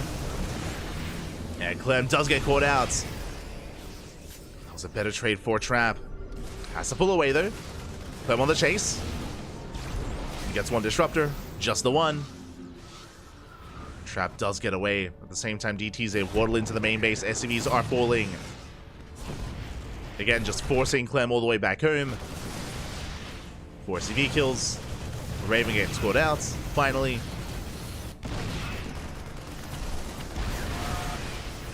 And the harass continues. Not dealing any damage here at the 3rd, but he does get eyes on the main army. Trap is aware. Spots the main army, getting in position. How many disruptors? 4. 4 Novas are available. Trap, he does get... Oh, Clem does get spotted. First Nova goes off. There's 3 Novas left. Speaking of, takes down a good chunk of Marauders. 2 more Novas. Oh my god, massive connection. Clem does walk into it. So many Marauders there. Not too many Ghosts though. The Ghosts, for the most part, do survive. Clem going for a double drop. Ooh, EMPs the Nexus. No recall. And the Nexus does go down. At the same time, DTs, they hit the 3rd. SCVs are falling, but Trap lost his 5th. Lost the 5th base. Does get away. And Trappy has to keep some supply committed here to defend.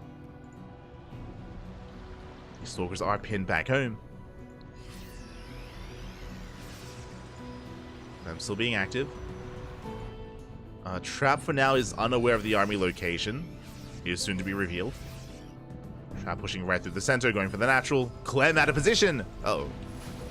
And Trap, he's going for the kill. He's going for the natural.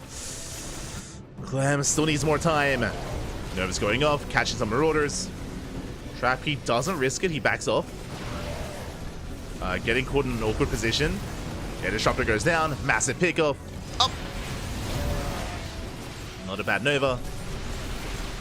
Yeah, so many Disruptors going down. Trap, he did overextend. That's going to be 3 more Disruptors. He's down to 1. Oh. And with only 1 Disruptor, that's not going to be enough. That will not stop Clem. He knows. He smells blood in the water. The force fields will slow him down. Again, this choke point is brutal. All it takes is 1 force field. Clem, he rotates. Let's rotate instead. Trappy's given time to warp in.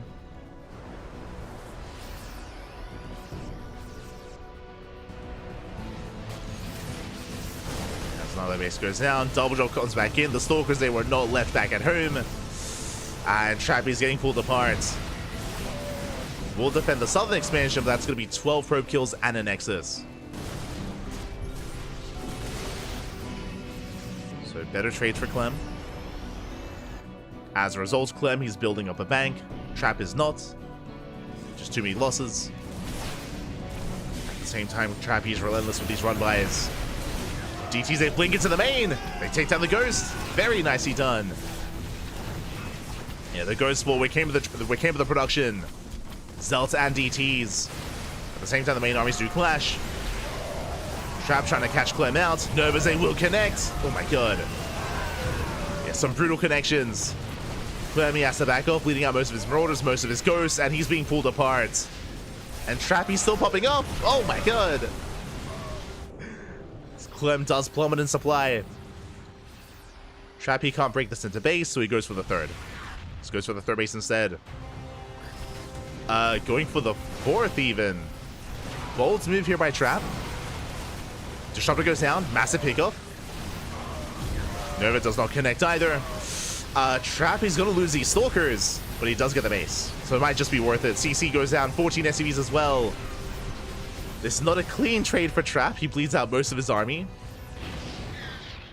Disruptors, most of his Stalkers, most of his Zealots. So both players, they fall in supply. But Trap has 71 probes, and Clem, he's down to 47 SCVs. What I'm getting at is that Trap can replenish the army, he can rebuild. Clem less so.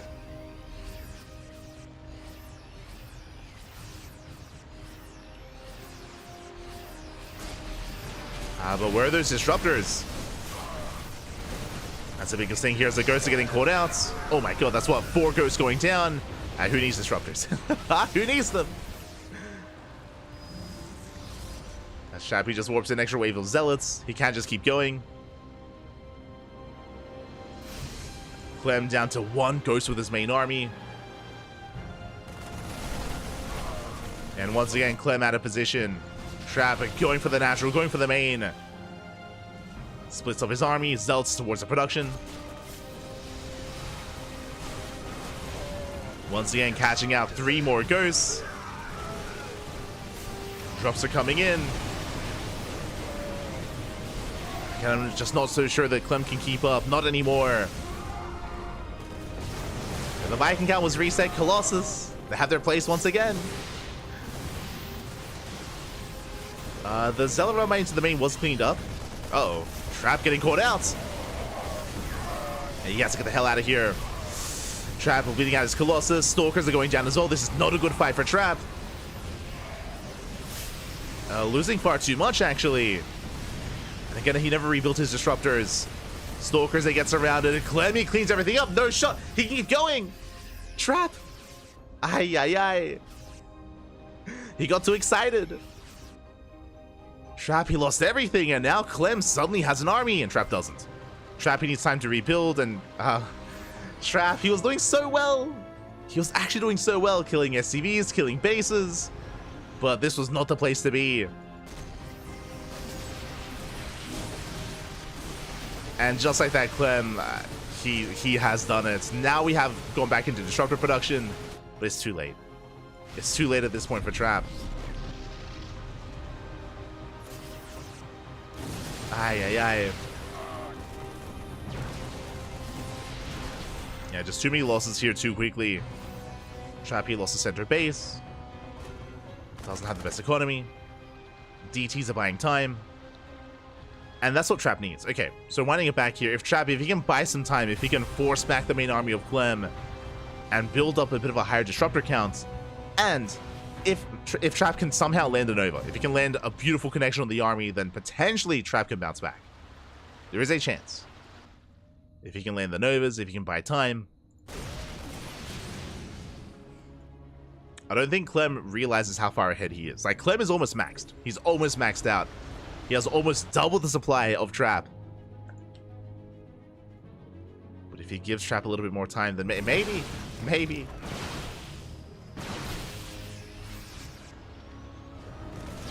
Trap trying to lure the army in. Never goes off, but this is not the connection he's really looking for. Trade's okay, but oh god, the Disruptor's gonna go down. Gets the Disruptor, gets the Stalkers. This is a better trade for Clem. Oof. You could see Trap was trying to be cheeky. I mean, he's got mass Disruptor. That's all he has.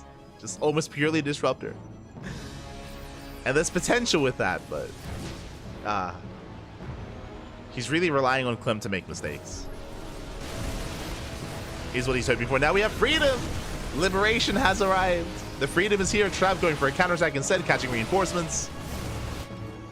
Does get a Liberator. But this is still not a good trade for Trap. Ay, ay, ay. Expensive losses, losing Stalkers. Disruptors get caught out.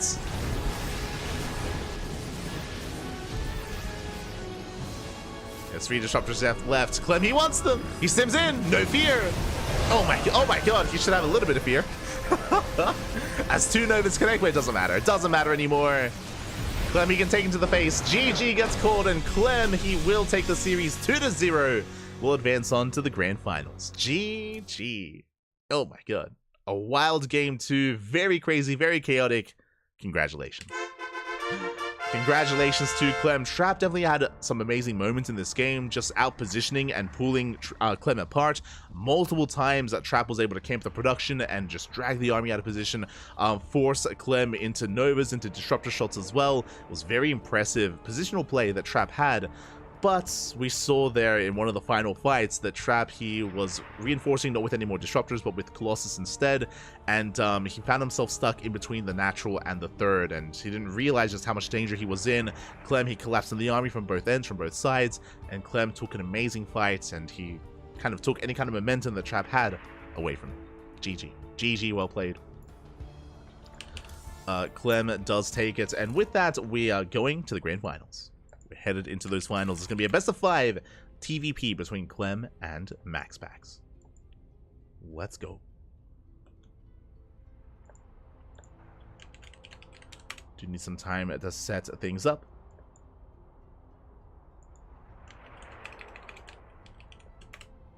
Here we go.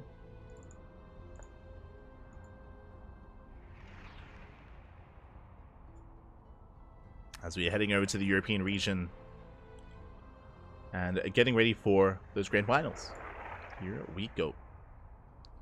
Again, it is going to be that best of 5, and I look forward to seeing how MaxPax, how he's been adjusting against Clem for a long time, for the past couple of years even. It's been a pretty even record between Clem and MaxPax, right? Quite even, quite back and forth. It would often trade and often go blow for blow. That was the case for a long time, but the reality is, in recent months, in the lead up to EWC, when Clem went to Korea and when he was practicing, training, and improving, getting ready for the Esports World Cup, that's where they kind of stopped competing against each other. Again, Clem was in a different time zone, and post EWC, it has been more dominant in favor of Clem. From what used to be more of like a 50-50 kind of like matchup, is now more favor in our French Terran player. Now, we did see MaxPax recently defeat Clem. It was in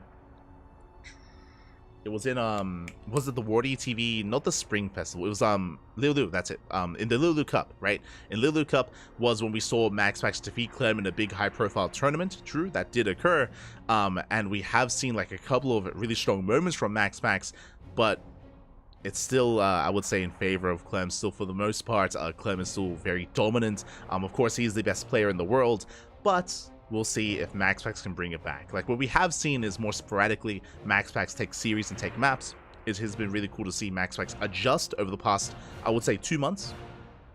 Over the past 2 months, we have had this kind of adjustment period from MaxPax trying to reacclimate to Clem, and we'll see if he can take it to it. I'm hoping so. I'm hoping he can. As, of course, Clem is very much so in form nowadays. He's kind of the dominant force in the world. Oh boy. Here we go.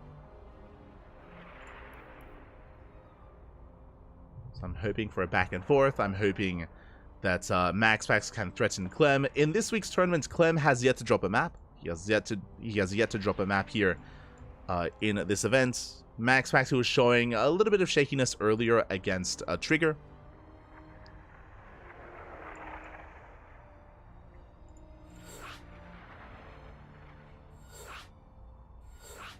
And we'll see how this story ends. But against Trigger and Bjorn, we'll see. I was less certain saying Bjorn because I'm like, the challenge has not been updated. Oh god. But yeah, Bjorn did force the ace match, if you recall. And now it looks like game 1 is going to be on Amphion.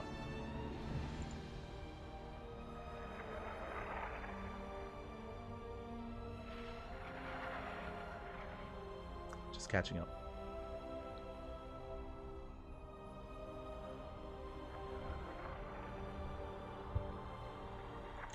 Trap is a great strategic player, but he's too old for Clem too. I would not say that whatsoever. I think it's difficult to really criticize Trap at the moment because, like Rogue, they only recently came back from the military. I mean, I say recently, it's been a couple of months, but because of that, they're still improving. Like, again, even when Hero and Classic and Gumiho and Beyond, even when they all came back from the military, there was kind of a period of time where they were still kind of acclimating to the meta, still getting back all of their previous skill, and looking to improve and try to settle into the current meta of the game as well, even shape it themselves.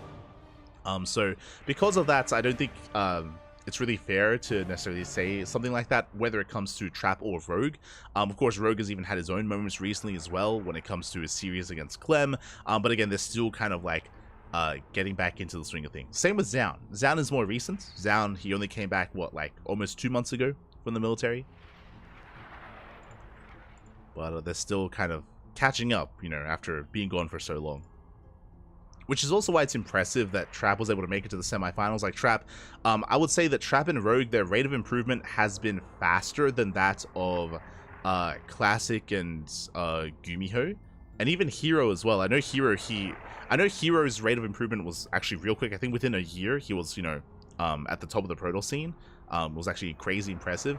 But likewise, like Trap and Rogue are improving quite quickly. It's been really cool to see. Been kind of shocking, actually.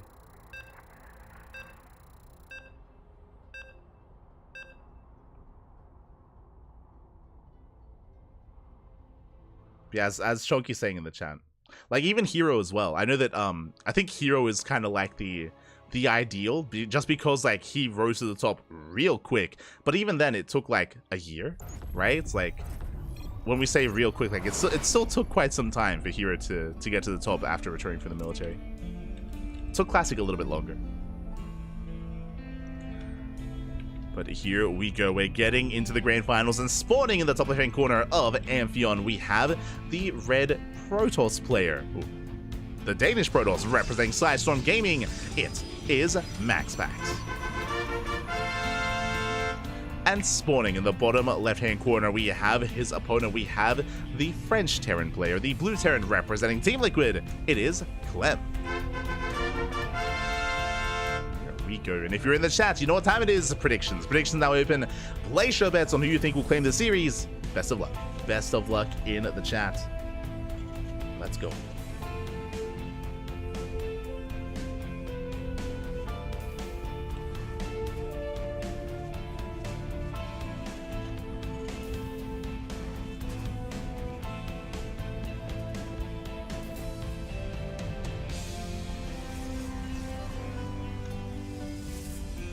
We go, as we are going to be settling in. Absolutely not criticizing Trap. Anyone has any influence over their age, Trap doesn't stand a chance against Clem. That's it. We've seen Clem lose to older players, so like this idea of a player being too old, therefore they can't beat Clem, is just a weird thing to say. It just doesn't map onto like reality. Like what? Ay. Unless you're trying to make the argument, of course, that that you have to rely on other strengths to defeat a player like Clem, I think I can get behind that, right? If a player is faster, then like outsmarting, outpositioning, outplaying them in other ways is definitely what you have to rely upon. Like, sure, I can definitely say that if that's what you're saying. Which we have seen.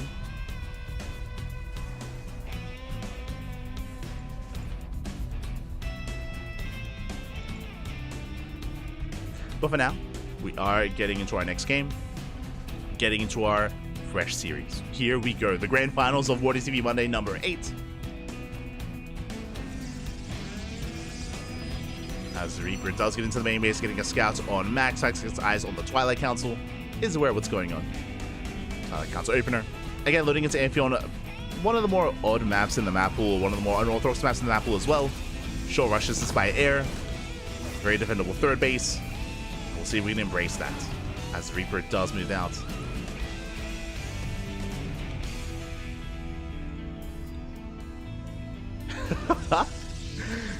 Este Flamio Hotman. I appreciate that you cap. It's true. We need something Juanito instead. True. The capitalization. I noticed. I appreciate it. We all need some more Juanito in our lives. That's the secret. Not wrong.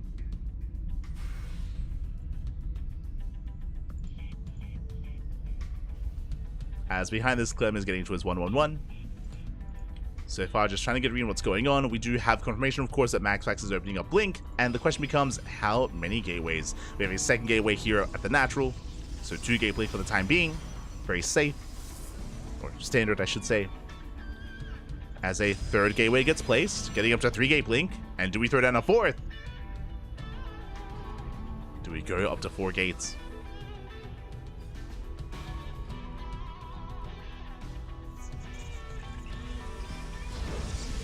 MaxPax, he's still just building up. Clem moving out with a split push. He's got Marines and a Widowmine here towards the left. And he's got Reaper, Cyclone towards the right. And we'll see what Clem can get done. And if MaxPax can keep up. So far, he has 4 Stalkers ready in the main. Reaper Hellion dives into the natural. MaxPax getting distracted. Oh!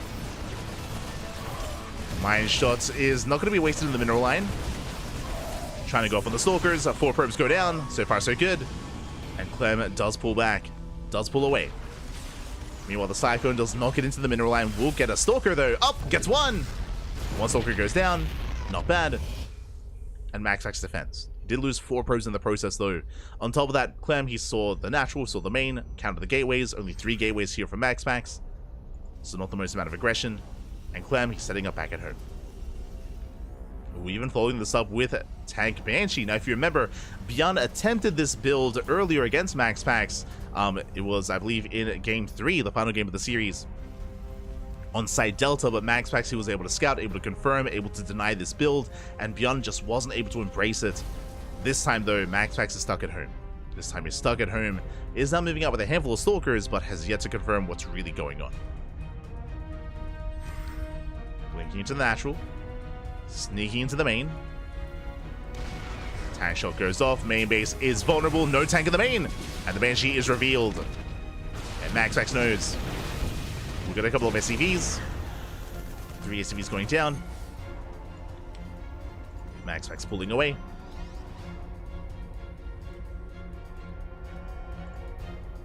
He has his observer in position. And it was just given the time he needed to respond, to react, and to be ready against the Banshee defense. Ready with the Banshee defense, even. So far, so good. Observer does spot the move out. Clem pushing towards the 3rd. Shield batteries on the way. Mortal production has begun. And MaxPax is going to try to pick away at some of these reinforcements, at some of the main army.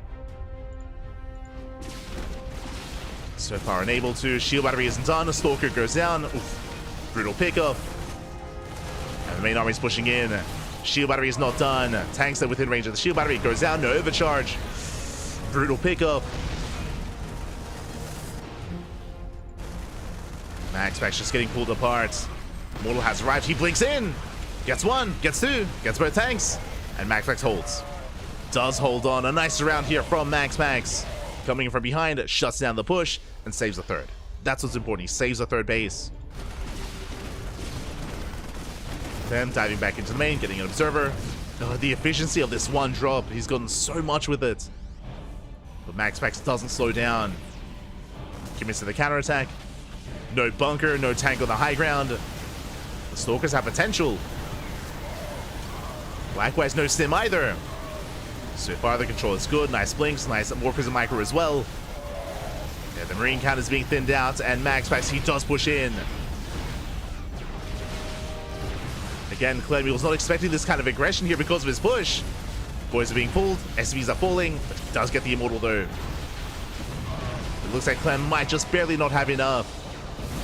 And MaxPax will overwhelm. The Mind Shot! Going for the Prism. But what about the Stalkers? What about everything else? Stalkers are so low. But Clem, he's getting caught with his pants down. We dive on top of the Marauders. Marauders get focused down, and it looks like MaxPax will overwhelm. So many SCVs falling across the map. Clem doing whatever he can, getting a couple of probes here at the 3rd. But it pales in comparison of this damage here at the natural. 21 SCV kills. And again, this is all because the tank push earlier was shut down as hard as it was. The push was shut down, and Clem, he was vulnerable to that counterattack. Clem with the mule. Let's go. As Clem, he almost has nothing left. There's almost nothing left here. Another warp in to reinforce. Max actually should have broken this expansion. And 28 ACVs. I mean, some of the Stalkers are falling. Oh! Nice control here against the mine shots. I mean, the micro. Clem, he's microing his heart out with the one Marauder. There's only so much he can do. Only so much. We have reinforcements on the way as well as the Banshee was cleaned up. And with those reinforcements, Clem, he shouldn't be able to hold on. Shouldn't be able to. GG gets called, and MaxPax takes game number 1. GG. MaxPax will take the first game. Again, Clem, he was so aggressive this game, so assertive as well. He had so much confidence when it came to his tank push, and he was able to get within range of the shield battery, but alas, he was vulnerable to the eventual surround, and MaxPax came in from behind. The Immortal popped out just in time as well. And as soon as MaxPax cleaned up that tank push, he just counterattacked. He just immediately counterattacked, did not wait, did not give Clem any time.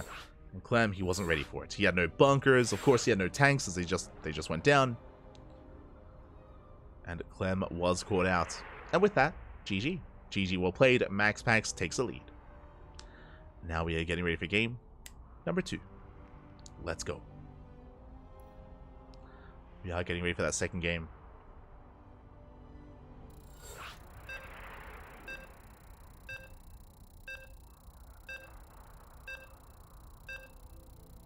Yo, calm down in the chat.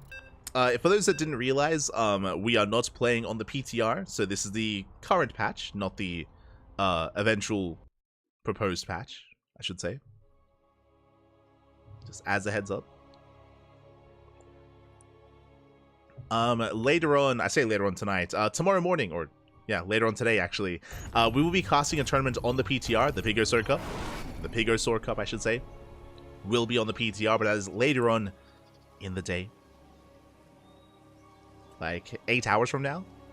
Yeah, like 8 or so hours from now is going to be our next cast. But here we go. We're getting into game 2 and spawning in the bottom left-hand corner of Alcyone. We have our red Protoss player, the Danish Protoss. Lead the series 1-0, and can he keep up with that momentum? Representing Psystorm Gaming, it is MaxPax. And spawning in the top right-hand corner, going for some cheese, going for a proxy 2-rax. We have the French Terran player, the blue Terran, representing Team Liquid. It is Clem. Here we go. SCVs have moved out. Raxes are on the way. Clem, after that intense game 1, looking to try to raise that intensity earlier on this time instead. As the Raxes are placed. For the time being, MaxPax is in the dark. He's going for the probe scout and will soon confirm that the Rax is missing. We go.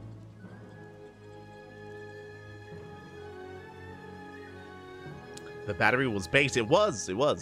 Didn't even have to overcharge. I mean, didn't have the opportunity to. Didn't even need it, Pat.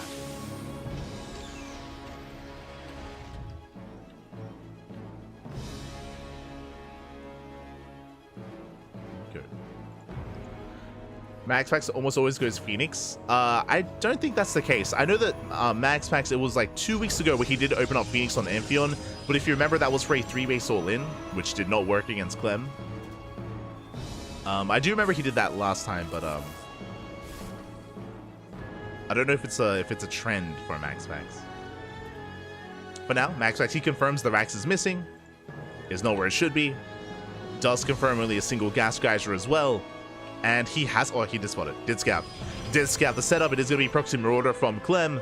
And MaxPax is getting ready. Shield batteries on the way. Stalker as well. But Proxy Marauder can hit like a truck. He can just melt shield batteries. If they can get on top of them. So we've built up towards 4 Marauders. Still waiting a little bit longer, of course, for Concussive Shell. It's going to be an SCV to tank some shots.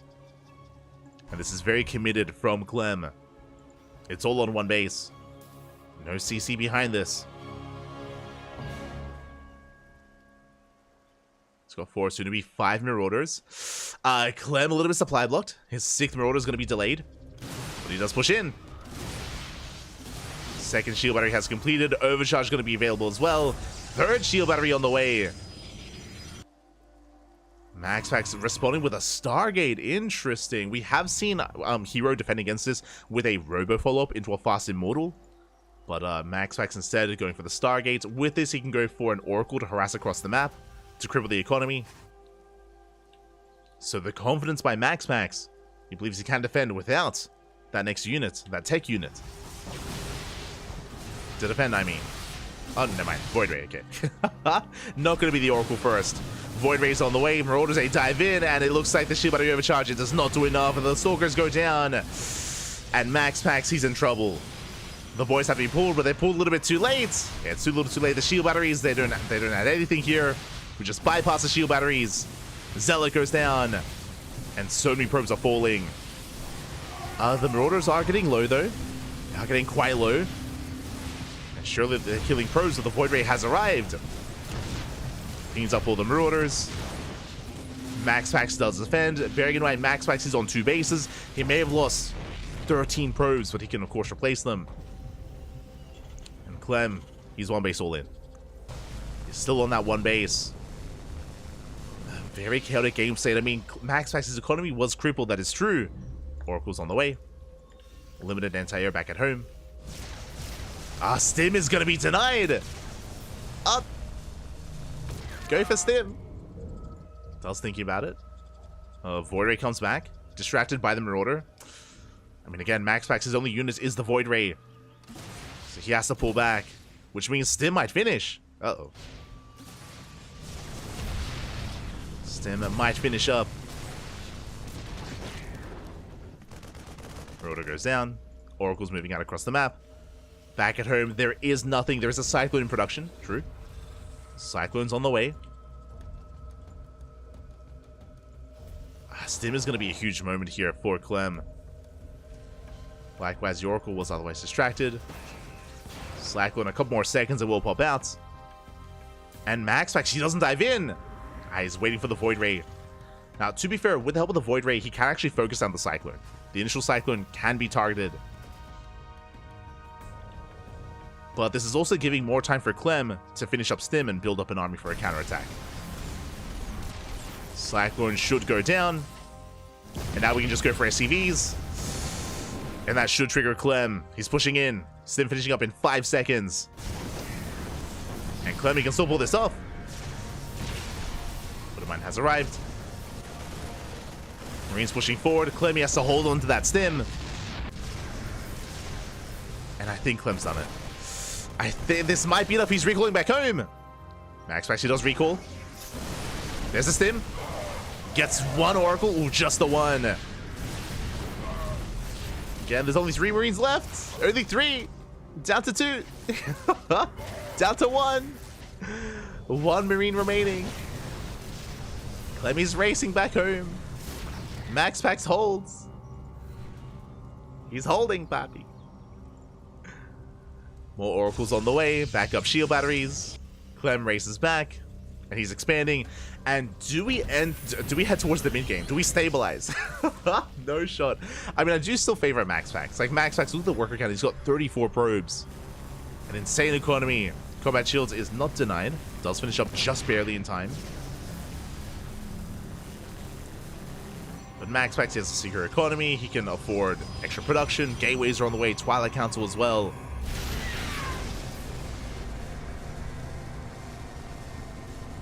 MaxPax is ahead.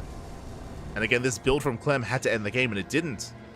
He's going to attempt to stabilize, though. Attempt to transition back at home. Void Ray gets saved. Marines doing what they can.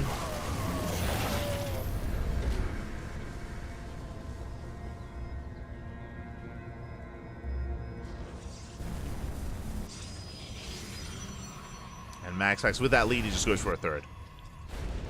Just gets further ahead economically.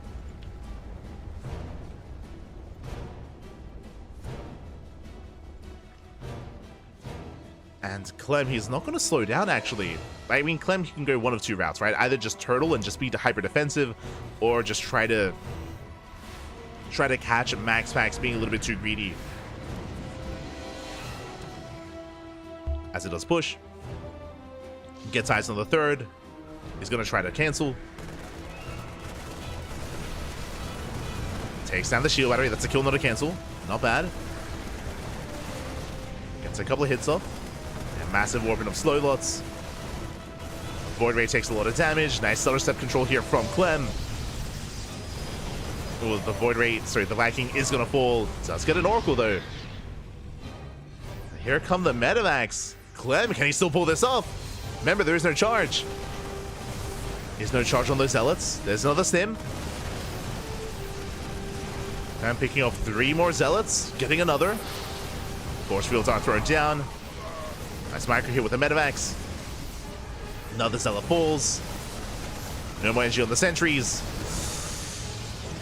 And the overcharge is popped. MaxPax barely holding on. Waiting for extra reinforcements. But Clem, he's so close to breaking it. It's so close. The bio.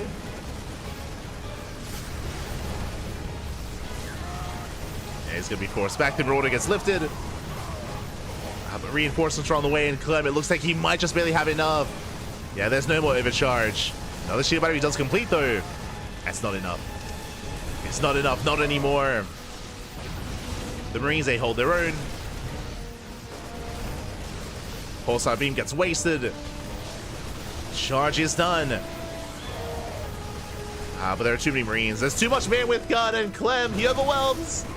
Despite the chaotic start, despite the otherwise failed proxy, Clem, he bounces back, gets into the mineral line, just does not stop with the aggression whatsoever, does not give MaxPax any room to breathe. GG gets called, and Clem ties up the series 1-1. GG.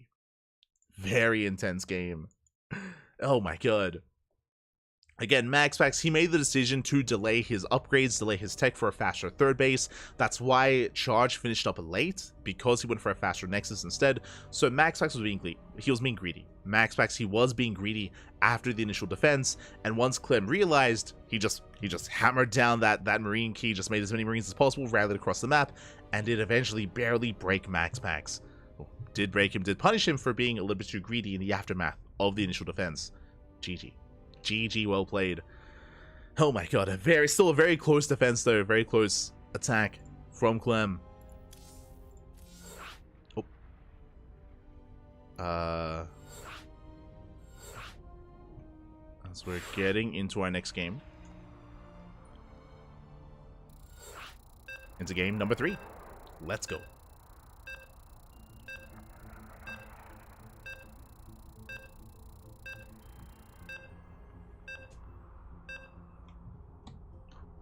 We go.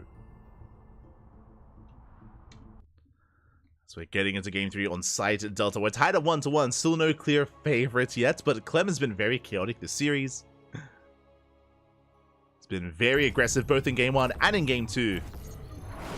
And what form of aggression do we see here in game 3? As spawning in the top left-hand corner of site Delta, we have the Danish Protoss player, the Red Protoss, representing Sidestorm Gaming. It is MaxPax. Forced into a tied series, and spawning in the bottom right, we have his opponent. We have the French Terran player, the Blue Terran, representing Team Liquid. Tying up the series 1-1. Can he keep up that momentum? Can he keep going and take a lead in the series? It is Clem. With the Mlem. Beautiful. Beautiful pack. Let's go. So we are going to be settling in. And again, if you recall, in game 1, we did see an early bio tank push from Clem, which did fall on its face, which MaxPax was able to shut down. In game 2, we had Proxy 2x Marauder, very committed one-base all-in from Clem, which led into a very odd game state where MaxPax survived, was a little bit too greedy in the aftermath, was punished for it, and now we're getting into game 3. Where are you taking us this time, Clem? Where are we going? Where are we headed?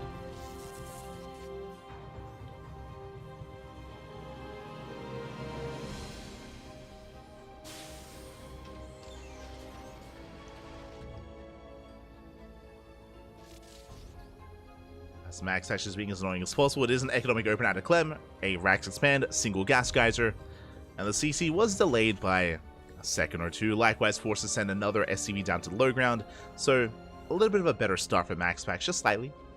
Just forcing some inefficiencies out of Clem as we're settling in. Nothing too major. Just being an annoyance. Meanwhile, Max Patch opening up Gate Expand, or Gate Cyber Expand. Is settling in.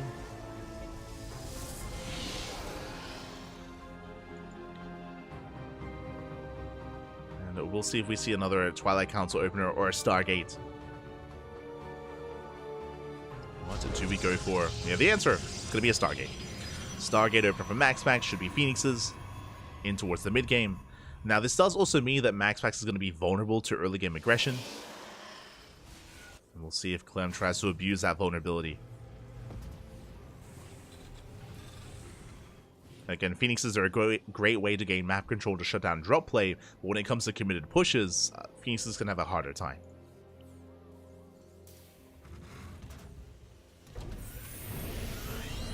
But again, reason why we would see this as well is of the larger map, Side Delta, of course. One of the larger maps in the map pool, longer rush distance by ground. Clem is following this up with a 1-1-1.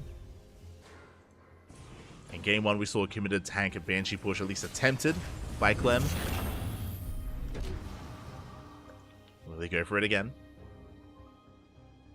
Oh, also my apologies. I assumed it was going to be Stargate into Phoenix, but no, that is not true.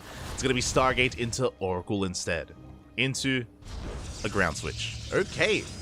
Now, there's a bit of a give and take here. On the one hand, Oracles, they have a lot of early game potential to get some harassing damage and get some SCV kills. That is true. The downside, as opposed to a regular Twilight Council opener, means that Blink, or in this case, most likely Charge, I mean, it could be either one, is going to be delayed.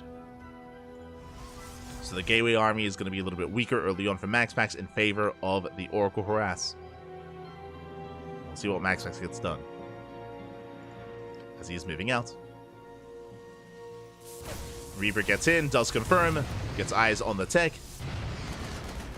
And the Marines are in position. One SCV goes down. And it is going to be Blink. Not Charge. So, Oracle into Blink, into a third base for Max Patch. And meanwhile, Clem is still building up back at home. Is stuck defending against the Oracle. Has to respect it.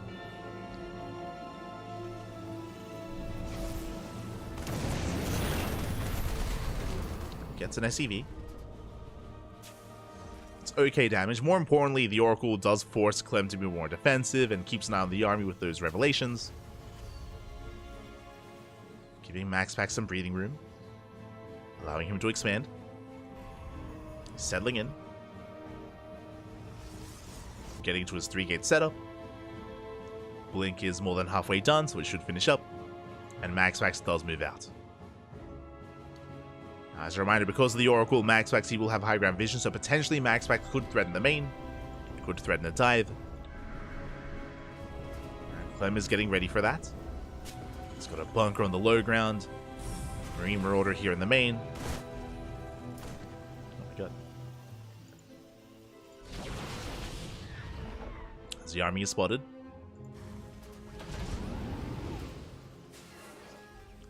Does load off that bunker.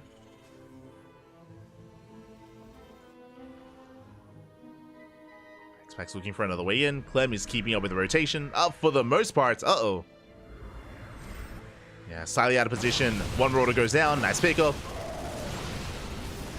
Max Patch gets some Marauder. He's hoping for another. Does dive in with the Oracle as well. Yeah, better trade here. Second Marauder falls. Max Patch is going to be forced out. But not the worst trade here. At the same time, Adept shades into the mineral line. Gets up. An SCV. Likewise, I believe that was Liberator. Yeah, Liberator harass here in the main. 3 probes do fall. So better harassing damage from Clem. But at least Max Patch, he does delay some of the Marauders. They get 2. Third CC's on the way. Clem just building up towards the mid game. And Max Patch just trying to keep him contained. Did miss the drop though. Medevac did manage to slip by. Maxpax, I mean, he has vision everywhere, but he did miss that Medevac. Ooh, or did he? Yeah, barely did. Clem gonna be distracting, engages with the main army, breaks out at the same time, drops into the main. But Max actually does respond in time, does warp in. Yeah, Stalker, shield batteries on the way. Oh, that's gonna be a lot of economic damage though. 11 probes. 11 probes go down, shield battery a little bit too late. Clem, he breaks out. Takes down Stalkers, 11 probes. We'll lose the drop, but that was well worth it. And he reinforces with another Doom drop. He keeps going. Delays the 4th.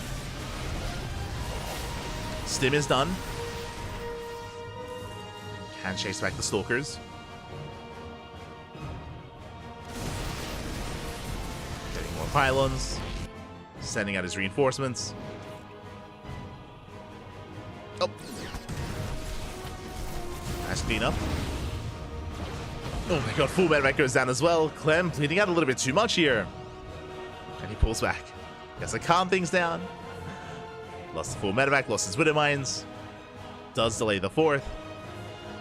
And Clemmy backs off and takes his 3rd. 3rd base is getting up and running. We're on an even base count. An even economy, if not greater economy for Clem. Maxpax needs the 4th.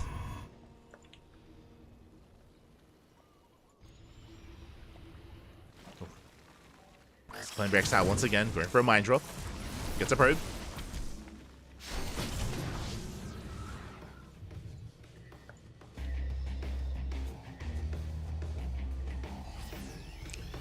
Let's get a probe. Pulling back home. Maxpax vying for map control. Has yet to really take into any major splash damage. Ooh. Speaking of, Robotics Bay finally on the way, working towards Colossus. But until then, Maxpax, he only has a gateway army. Uh-oh. He's vulnerable. Brutal Blink! That was a bit of a misclick here from Maxpax, blinking into the army. And Maxpax is in trouble. Clem breaks out. Catches some Zealots. And remember, no Disruptors, no Colossus, no Storm, no nothing for Maxpax. And Clemmy's snowballing out of control. Ay, ay, ay. Decent force fields. But the Zealots are falling. And so are the Stalkers. And Clemmy snowballs from here. Takes down the 4th base. He can keep pushing. Maxpax across the map, trying to go for some Zealot harass.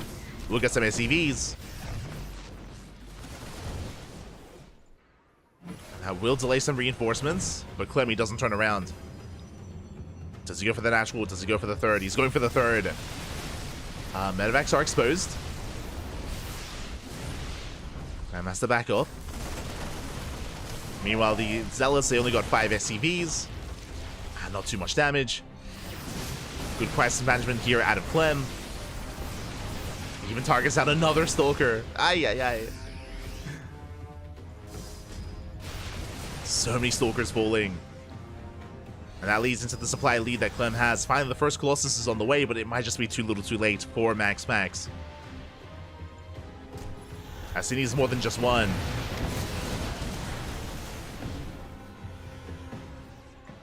Prism is denied. Viking comes in to chase it down, forcing a recall.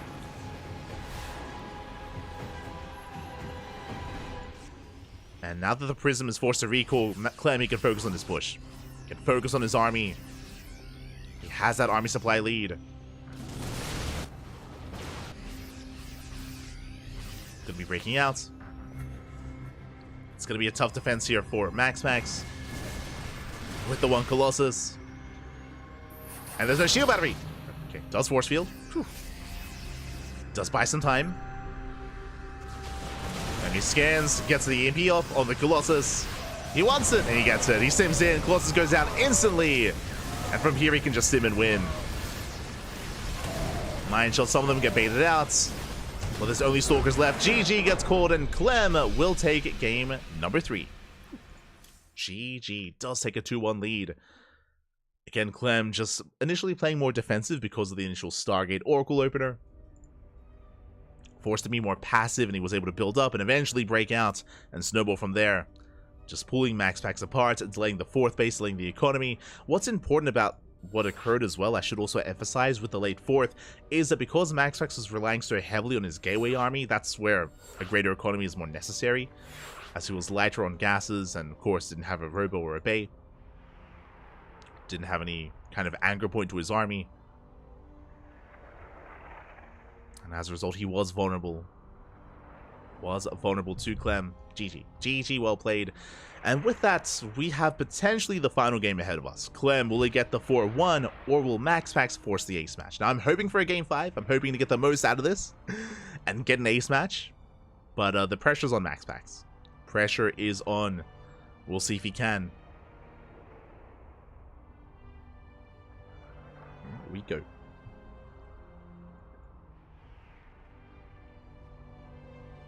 What was that blink? Yeah, as you mentioned, it was a bit of miscontrol from MaxPax. If the moment you're referring to was in the middle of the map when MaxPax, he accidentally blinked into the army. I'm pretty sure he was trying to blink away from the Widowmine shot. If you remember, there was like a Widowmine in the center of the map, and MaxPax, he was trying to clean it up. Blinks into the army, and then Clem caught him out from there. Ah.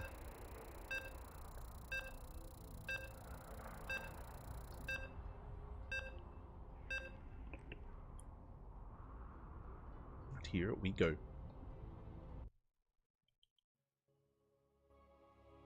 As we're getting into game 4. And it's going to be on Oceanborn. Let's go. And spawning in the bottom right hand corner of Oceanborn, we have the Danish Protoss player, the red Protoss, down in the series, but he needs your help. He needs your support in the chat to bounce back and to force the ace match. For Sidestorm Gaming, it is MaxPax. And spawning in the top left hand corner, we have the blue Terran player, the French Terran, representing Team Liquid, one game away from winning the entire tournament and becoming this week's WardiTV Monday champion. It is Clem. Onomas is all he needs. Again, I'm hoping for an ace match. I'm hoping we can get the most out of these two players. But it is all on MaxPax. As Clem, this time he throws down his racks back at home. There's no proxy. No crazy proxy marauder this time. But Clem is opening up double gas. Interesting. We did not see this on side Delta.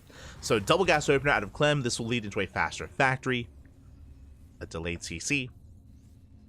So Clem being a little bit more aggressive. You could argue being a little bit safer as well. Will lead into earlier Hellions, earlier Cyclones. This MaxPax just being as annoying as possible. Ooh. Does not quite get the SCV. But does force out another. So Rax will complete. Reaper's on the way. And back at home, MaxPax just going Gate, Cyber into the Nexus. Standard opener. Standard play out of MaxPax.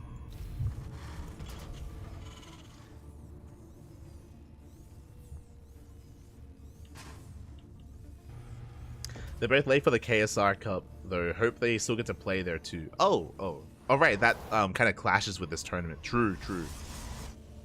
Did they sign up and check in? No shot. I mean, if this goes to the ace match, then they most likely would have to forfeit. Depending on where they're seated. True. Like, I don't know if the bracket is live, but if Clem and MaxPax don't have a round 1 opponent, if they're seeded into the second round, then they should be fine. They should be okay. If not, then there could be some problems.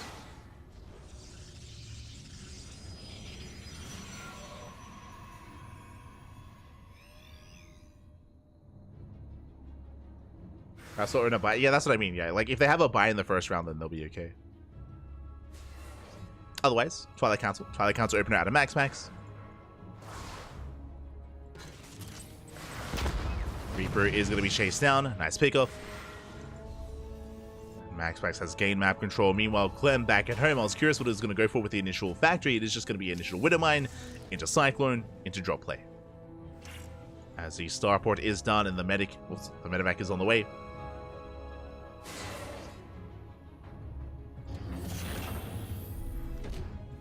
So Clem will soon move out.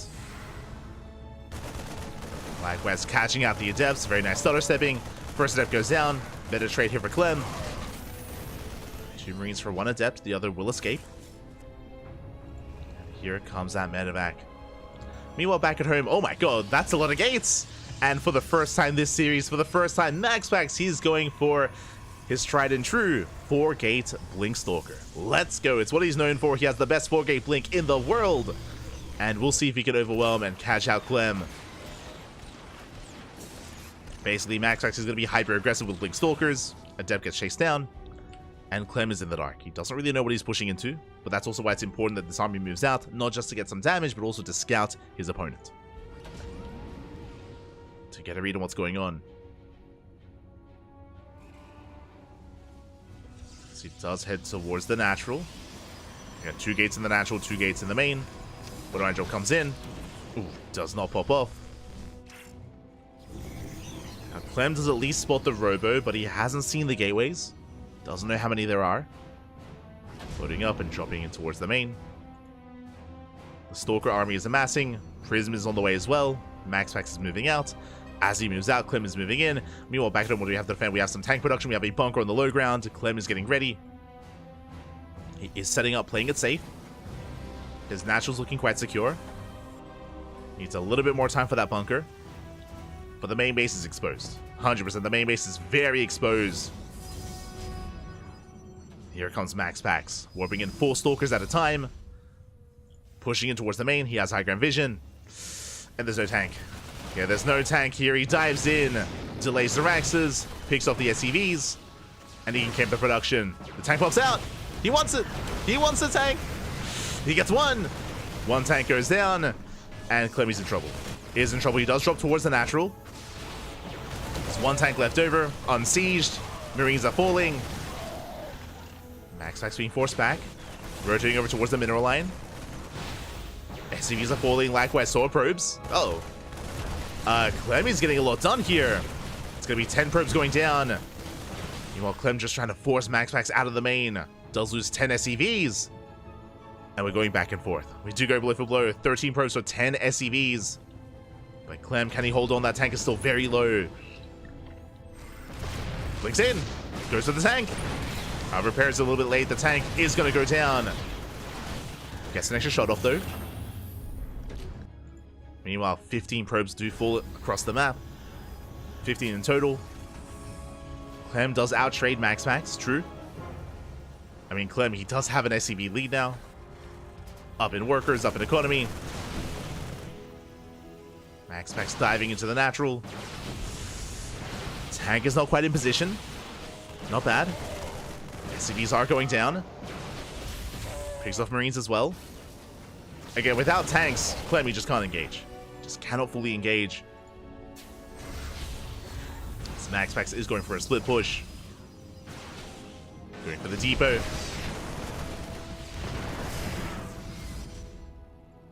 But there's a tank. There's some good SimCity. Meanwhile, he does it live? No. Reaper gets across the map. Tank volley's going off. The repairs that we were in time. Not quite. Tank does fall. It looks like MaxPax, he may just have enough. Takes down all the Marines. Takes down the tank as well.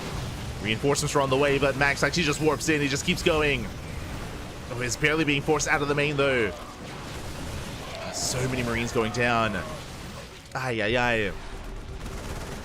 Lemon does catch the Observer. Does notice. MaxPax rotating around, diving on the tank. Bold move. Gets the tank. Does save most of the Stalkers. And he can just keep going. As long as the tank count stays low, he can just keep going. And eventually, Clem is going to be overwhelmed.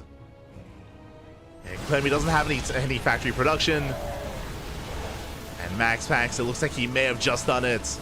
Gets the final Marauder. Stim finishes up in 5 seconds. With the help of Stim, Clem is going to be able to hold on.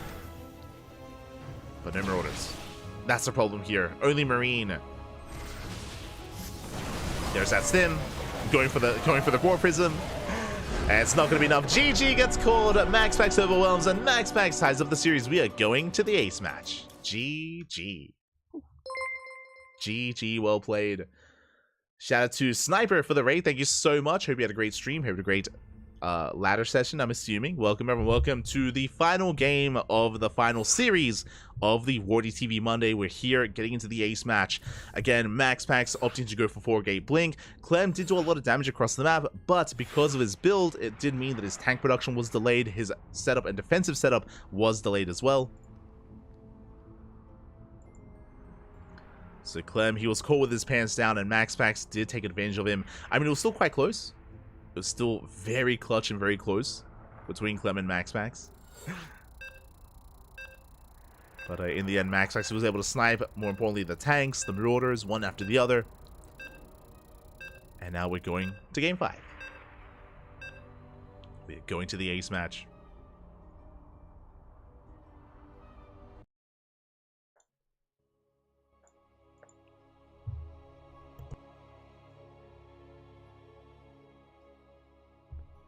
So someone said the bracket is live. The bracket doesn't, the KSRC doesn't start for another 13 minutes. They're fine. They're fine. They've got half an hour. Oh, good. Oh, good. As we're getting into the ace match and spawning in the top left-hand corner of Ghost River, we have the red Protoss player from Denmark representing Storm Gaming. It is MaxPax. And spawning in the top right-hand corner, we have as opponent, we have the French Terran player, the blue Terran, representing Team Liquid. It is Clem. You got me scared, pal. Got me scared.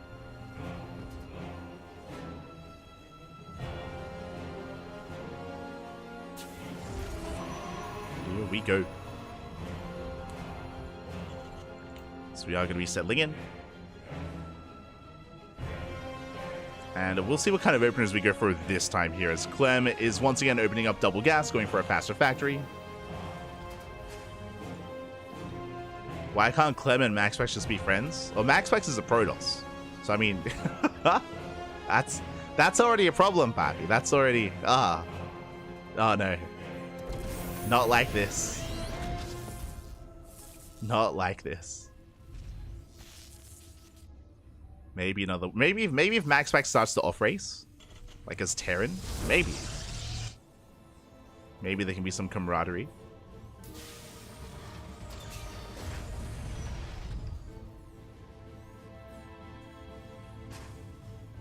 As Clem does fully wall off, interesting. So because of this, MaxPax has no idea what's going on. For all MaxPax knows, it could be an economic opener, it could be a more aggressive opener.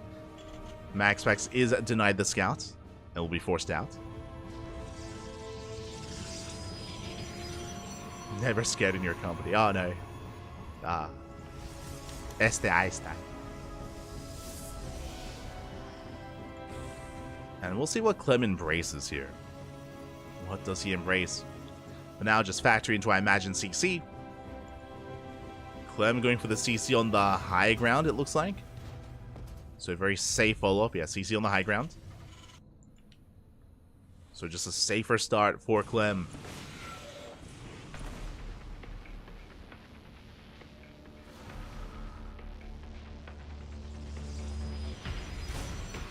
Is settling in. Likewise, MaxPax once again going for a Twilight Council opener.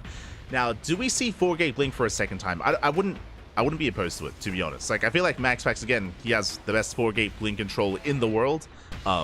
It's just kind of what he's known for. It's like his signature move, and I feel like it's a good way to try to catch out Clem.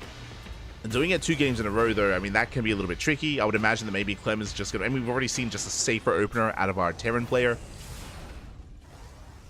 So after that last game, he might just take a more safe approach. We'll see. We'll see what we go for.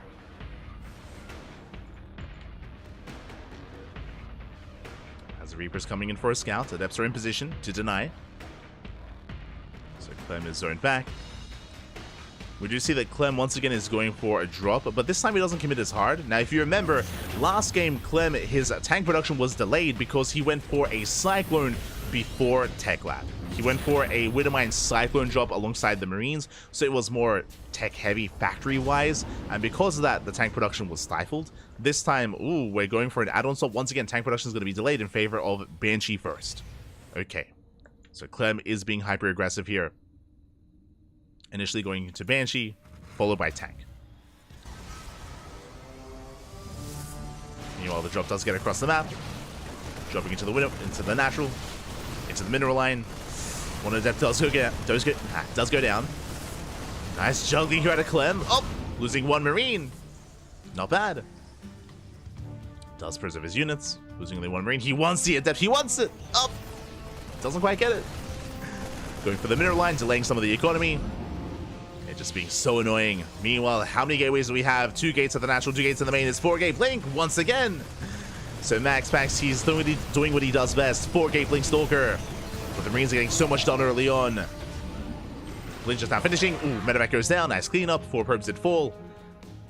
And now, does Clem have enough to defend? Remember, his tanks are going to be delayed. He has 1 tank so far. 2nd tank is on the way. Bunker is being thrown down.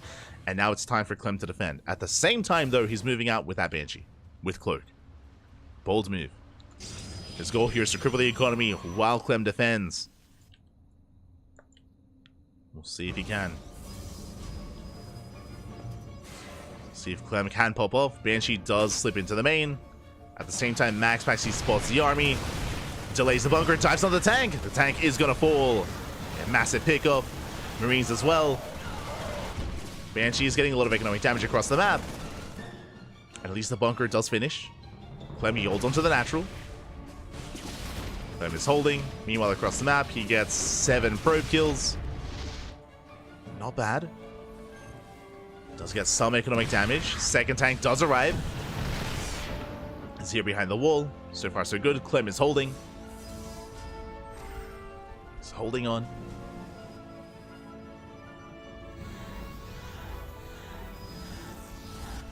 And Max Pax, he's quite committed. Remember, 4-gate blink stalker. He has to get more damage. But Clem is now up to 2 tanks in the main. Oof. Oh, that's brutal. Max Pax going to try and bait out some of those shots on the Zealots. 1st tank goes down. But that 2nd tank does punish. Viking does arrive as well. Zoning Max Pax back. Gets forced out of the main. Continued tank production. Observer is in position, does spot the movement. A couple of boys are pre-pulled.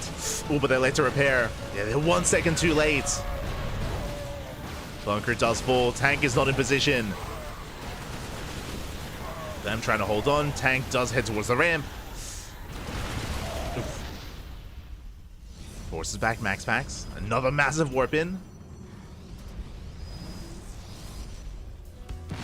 Yeah, it looks like Max Pax, he might just have too much. He dives on the tank. Does focus it down eventually. Gets a tank. Gets the Banshee. Marines doing what they can. But SCVs are going to fall. And with good enough blinks, Max Pax, it looks like he should be able to overwhelm. And denies the bunker. Tank getting in position. Gets focused down immediately. There was a 2nd tank on the high ground. Oh my god, the punish! Not bad. But where are the Marines? Where's the bio? Bam, he might just barely not have enough. 15, 16 SCV kills, and Max Pax again doing what he does best. 4-gate blink, Pat. The best in the world. That's all he needs. Gets 16 SCVs. Warps in more stalkers. Long distance mining. Getting another expansion. Snipes the Raven.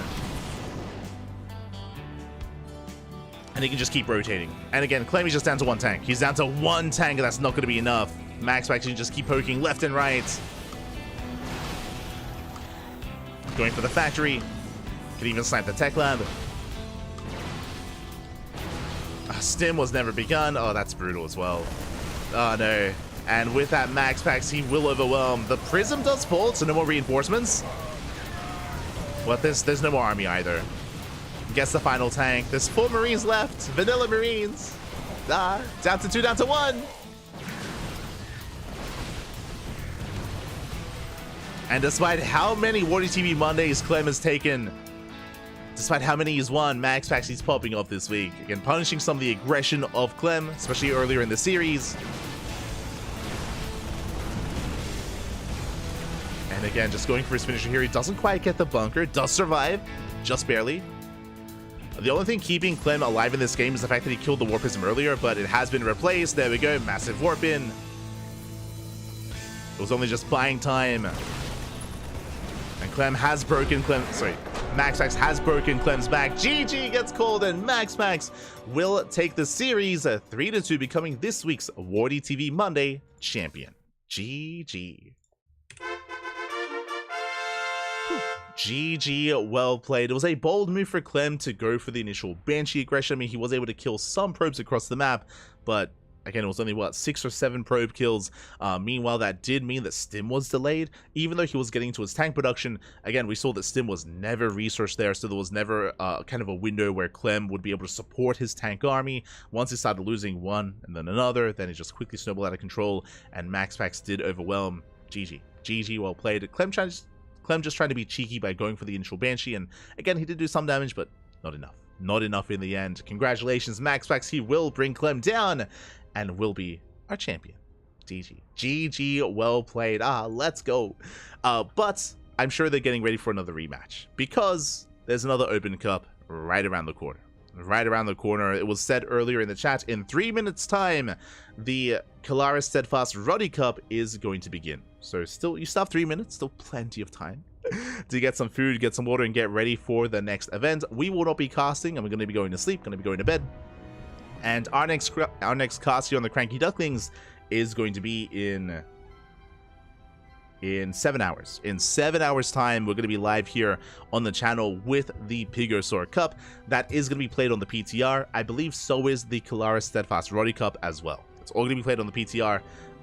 So actually, while I'm sleeping, I'm going to download the PTR. I haven't downloaded it yet. I've not downloaded it. So I will have to do so before the cast. Otherwise, I won't be able to cast. So that's going to be the plan. In 7 hours. Otherwise, enjoy the Kalaris events, enjoy the KSRC, and again, I believe both MaxPax and Clem are going to be competing in that tournament as well. So the potential rematch is going to be there, for those two players. Regardless, congratulations to MaxPax. I mentioned before, leading into this, that Clem has been the heavy favorite over the past couple of months. He has been the one to win, and even in this series was favored as well. But MaxPax was able to take it to him, was able to punish some of the over-aggression from Clem, especially in Game 1, was able to get into his own games as well here in Game 4 and Game 5. So very well done here by MaxPax, and we'll see if he can do it 2 series in a row. As again, I'm sure they're going to have a rematch in the KSRC. So make sure you tune into that. I believe it's going to be casted by Rotterdam, by Steadfast. I believe Zombie Grub does cast from time to time. Potentially Chicken Man, Dave Testa, and some of the other English casters. Again, because I'm living here in Australia, it's just at a really, really bad time zone for us. It is 4 a.m. 4 a.m. in the morning. I would like to get some sleep. So I'm going to go to bed. Going to go get some sleep. And I'll wake up like in 5 hours to get ready for the next cast, for the next tournament. Also, thank you so much for all the happy birthday wishes that we got earlier. Thank you. I do appreciate it. It was during the quarterfinals, or the round of 16, where it ticked over onto the 29th of October. So thank you. Do appreciate it. And after the cast, after the Pigosaur Cup, I'll do like a birthday stream.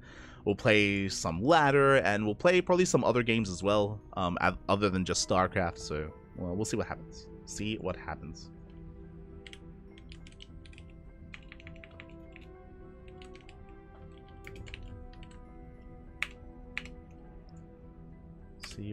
Otherwise, thanks for watching. If you want to help support us here on the CranKy Ducklings, you can do so via either subscribing or check out our Patreon. You can follow us on all the social medias, !socials in the chat if you guys want to follow us. We do post whenever we go live on Twitter, Facebook, Instagram, YouTube, and Discord. We also stream live on YouTube as well, so we're live both on YouTube and on Twitch, so you can check us out if you're interested. VODs are available instantly on YouTube, so if you want some VOD content, YouTube has you covered. Again, we're catching up when it comes to VODs. I'm like a month behind, so we're slowly catching up on that VOD content. So yeah, do check it out. Do consider checking it out. Happy birthday. Gracias, Wormshy, gracias. Shema. Jenki. Let no spider or capybara disturb it. I did not find the spider, by the way. I was looking. I moved the entire desk. I was checking behind the curtain, in the window sill. Like, I was checking underneath the bed. I did not find the spider. It is still at large. Don't know where it went. For those who don't know, last night when we were casting Sparkling Tuna Cup, I was surprised by a thin black spider that had wandered onto my hand during the cast. I think it was during the semifinals, if I remember correctly. I just shook it off at the time. Just because I was focusing on the cast, I was focusing on the StarCraft. But that means it's somewhere in the room. Don't know where, but it's somewhere. I. Oh no. So I have a guest. It's still yeah, it's somewhere. It's somewhere. No. It'll be fine. Copium. I mean, this is around the time in Australia where insects like that become more active because it's getting hotter, right? Like it's we're getting into summer. I guess it might be odd in other parts of the world, but here in Australia, the end of the year or Christmas time is like summer here. It gets real hot. Instead of like snow and like, you know, a bunch of clothes, it's all about, you know, swimwear and barbecues outside for Christmas and all that stuff, like to deal with the summer heat. But it also means that like animals and insects and stuff like that are more active. So yeah, it's gonna be a lot of fun. Yeah. Time to burn the house. Oh no, not like this. Papi download stuff in his sleep. Of course. I'm gonna be I'll be downloading the PTR and maybe another game for the birthday. We'll see. We'll see. But yeah, with that, thank you so much for watching. Thank you so much for the support. We're gonna be live tomorrow with the Piggosaur Cup in 7 hours, or later today, I guess. And our next cast after that, I believe, is going to be the podcast. Let me just double check. No, sorry. Yeah, the podcast. The podcast on Thursday as well. As a reminder, the PTR is going to be used for both the Piggosaur Monday and the KSRC. So enjoy during on the PTR. Enjoy the new patch. Enjoy the new maps as well. We'll be doing the same over on our own channels as well. So yeah, look forward to it. It's going to be a lot of fun. Otherwise, see you guys next time. Stick around. We're going to be giving another StarCraft streamer a raid. We'll find someone to send everyone over to. We'll find someone to raid, so don't you worry. Otherwise, see you guys next time. Until then, ciao, papi, ciao. See you next time. Hasta luego.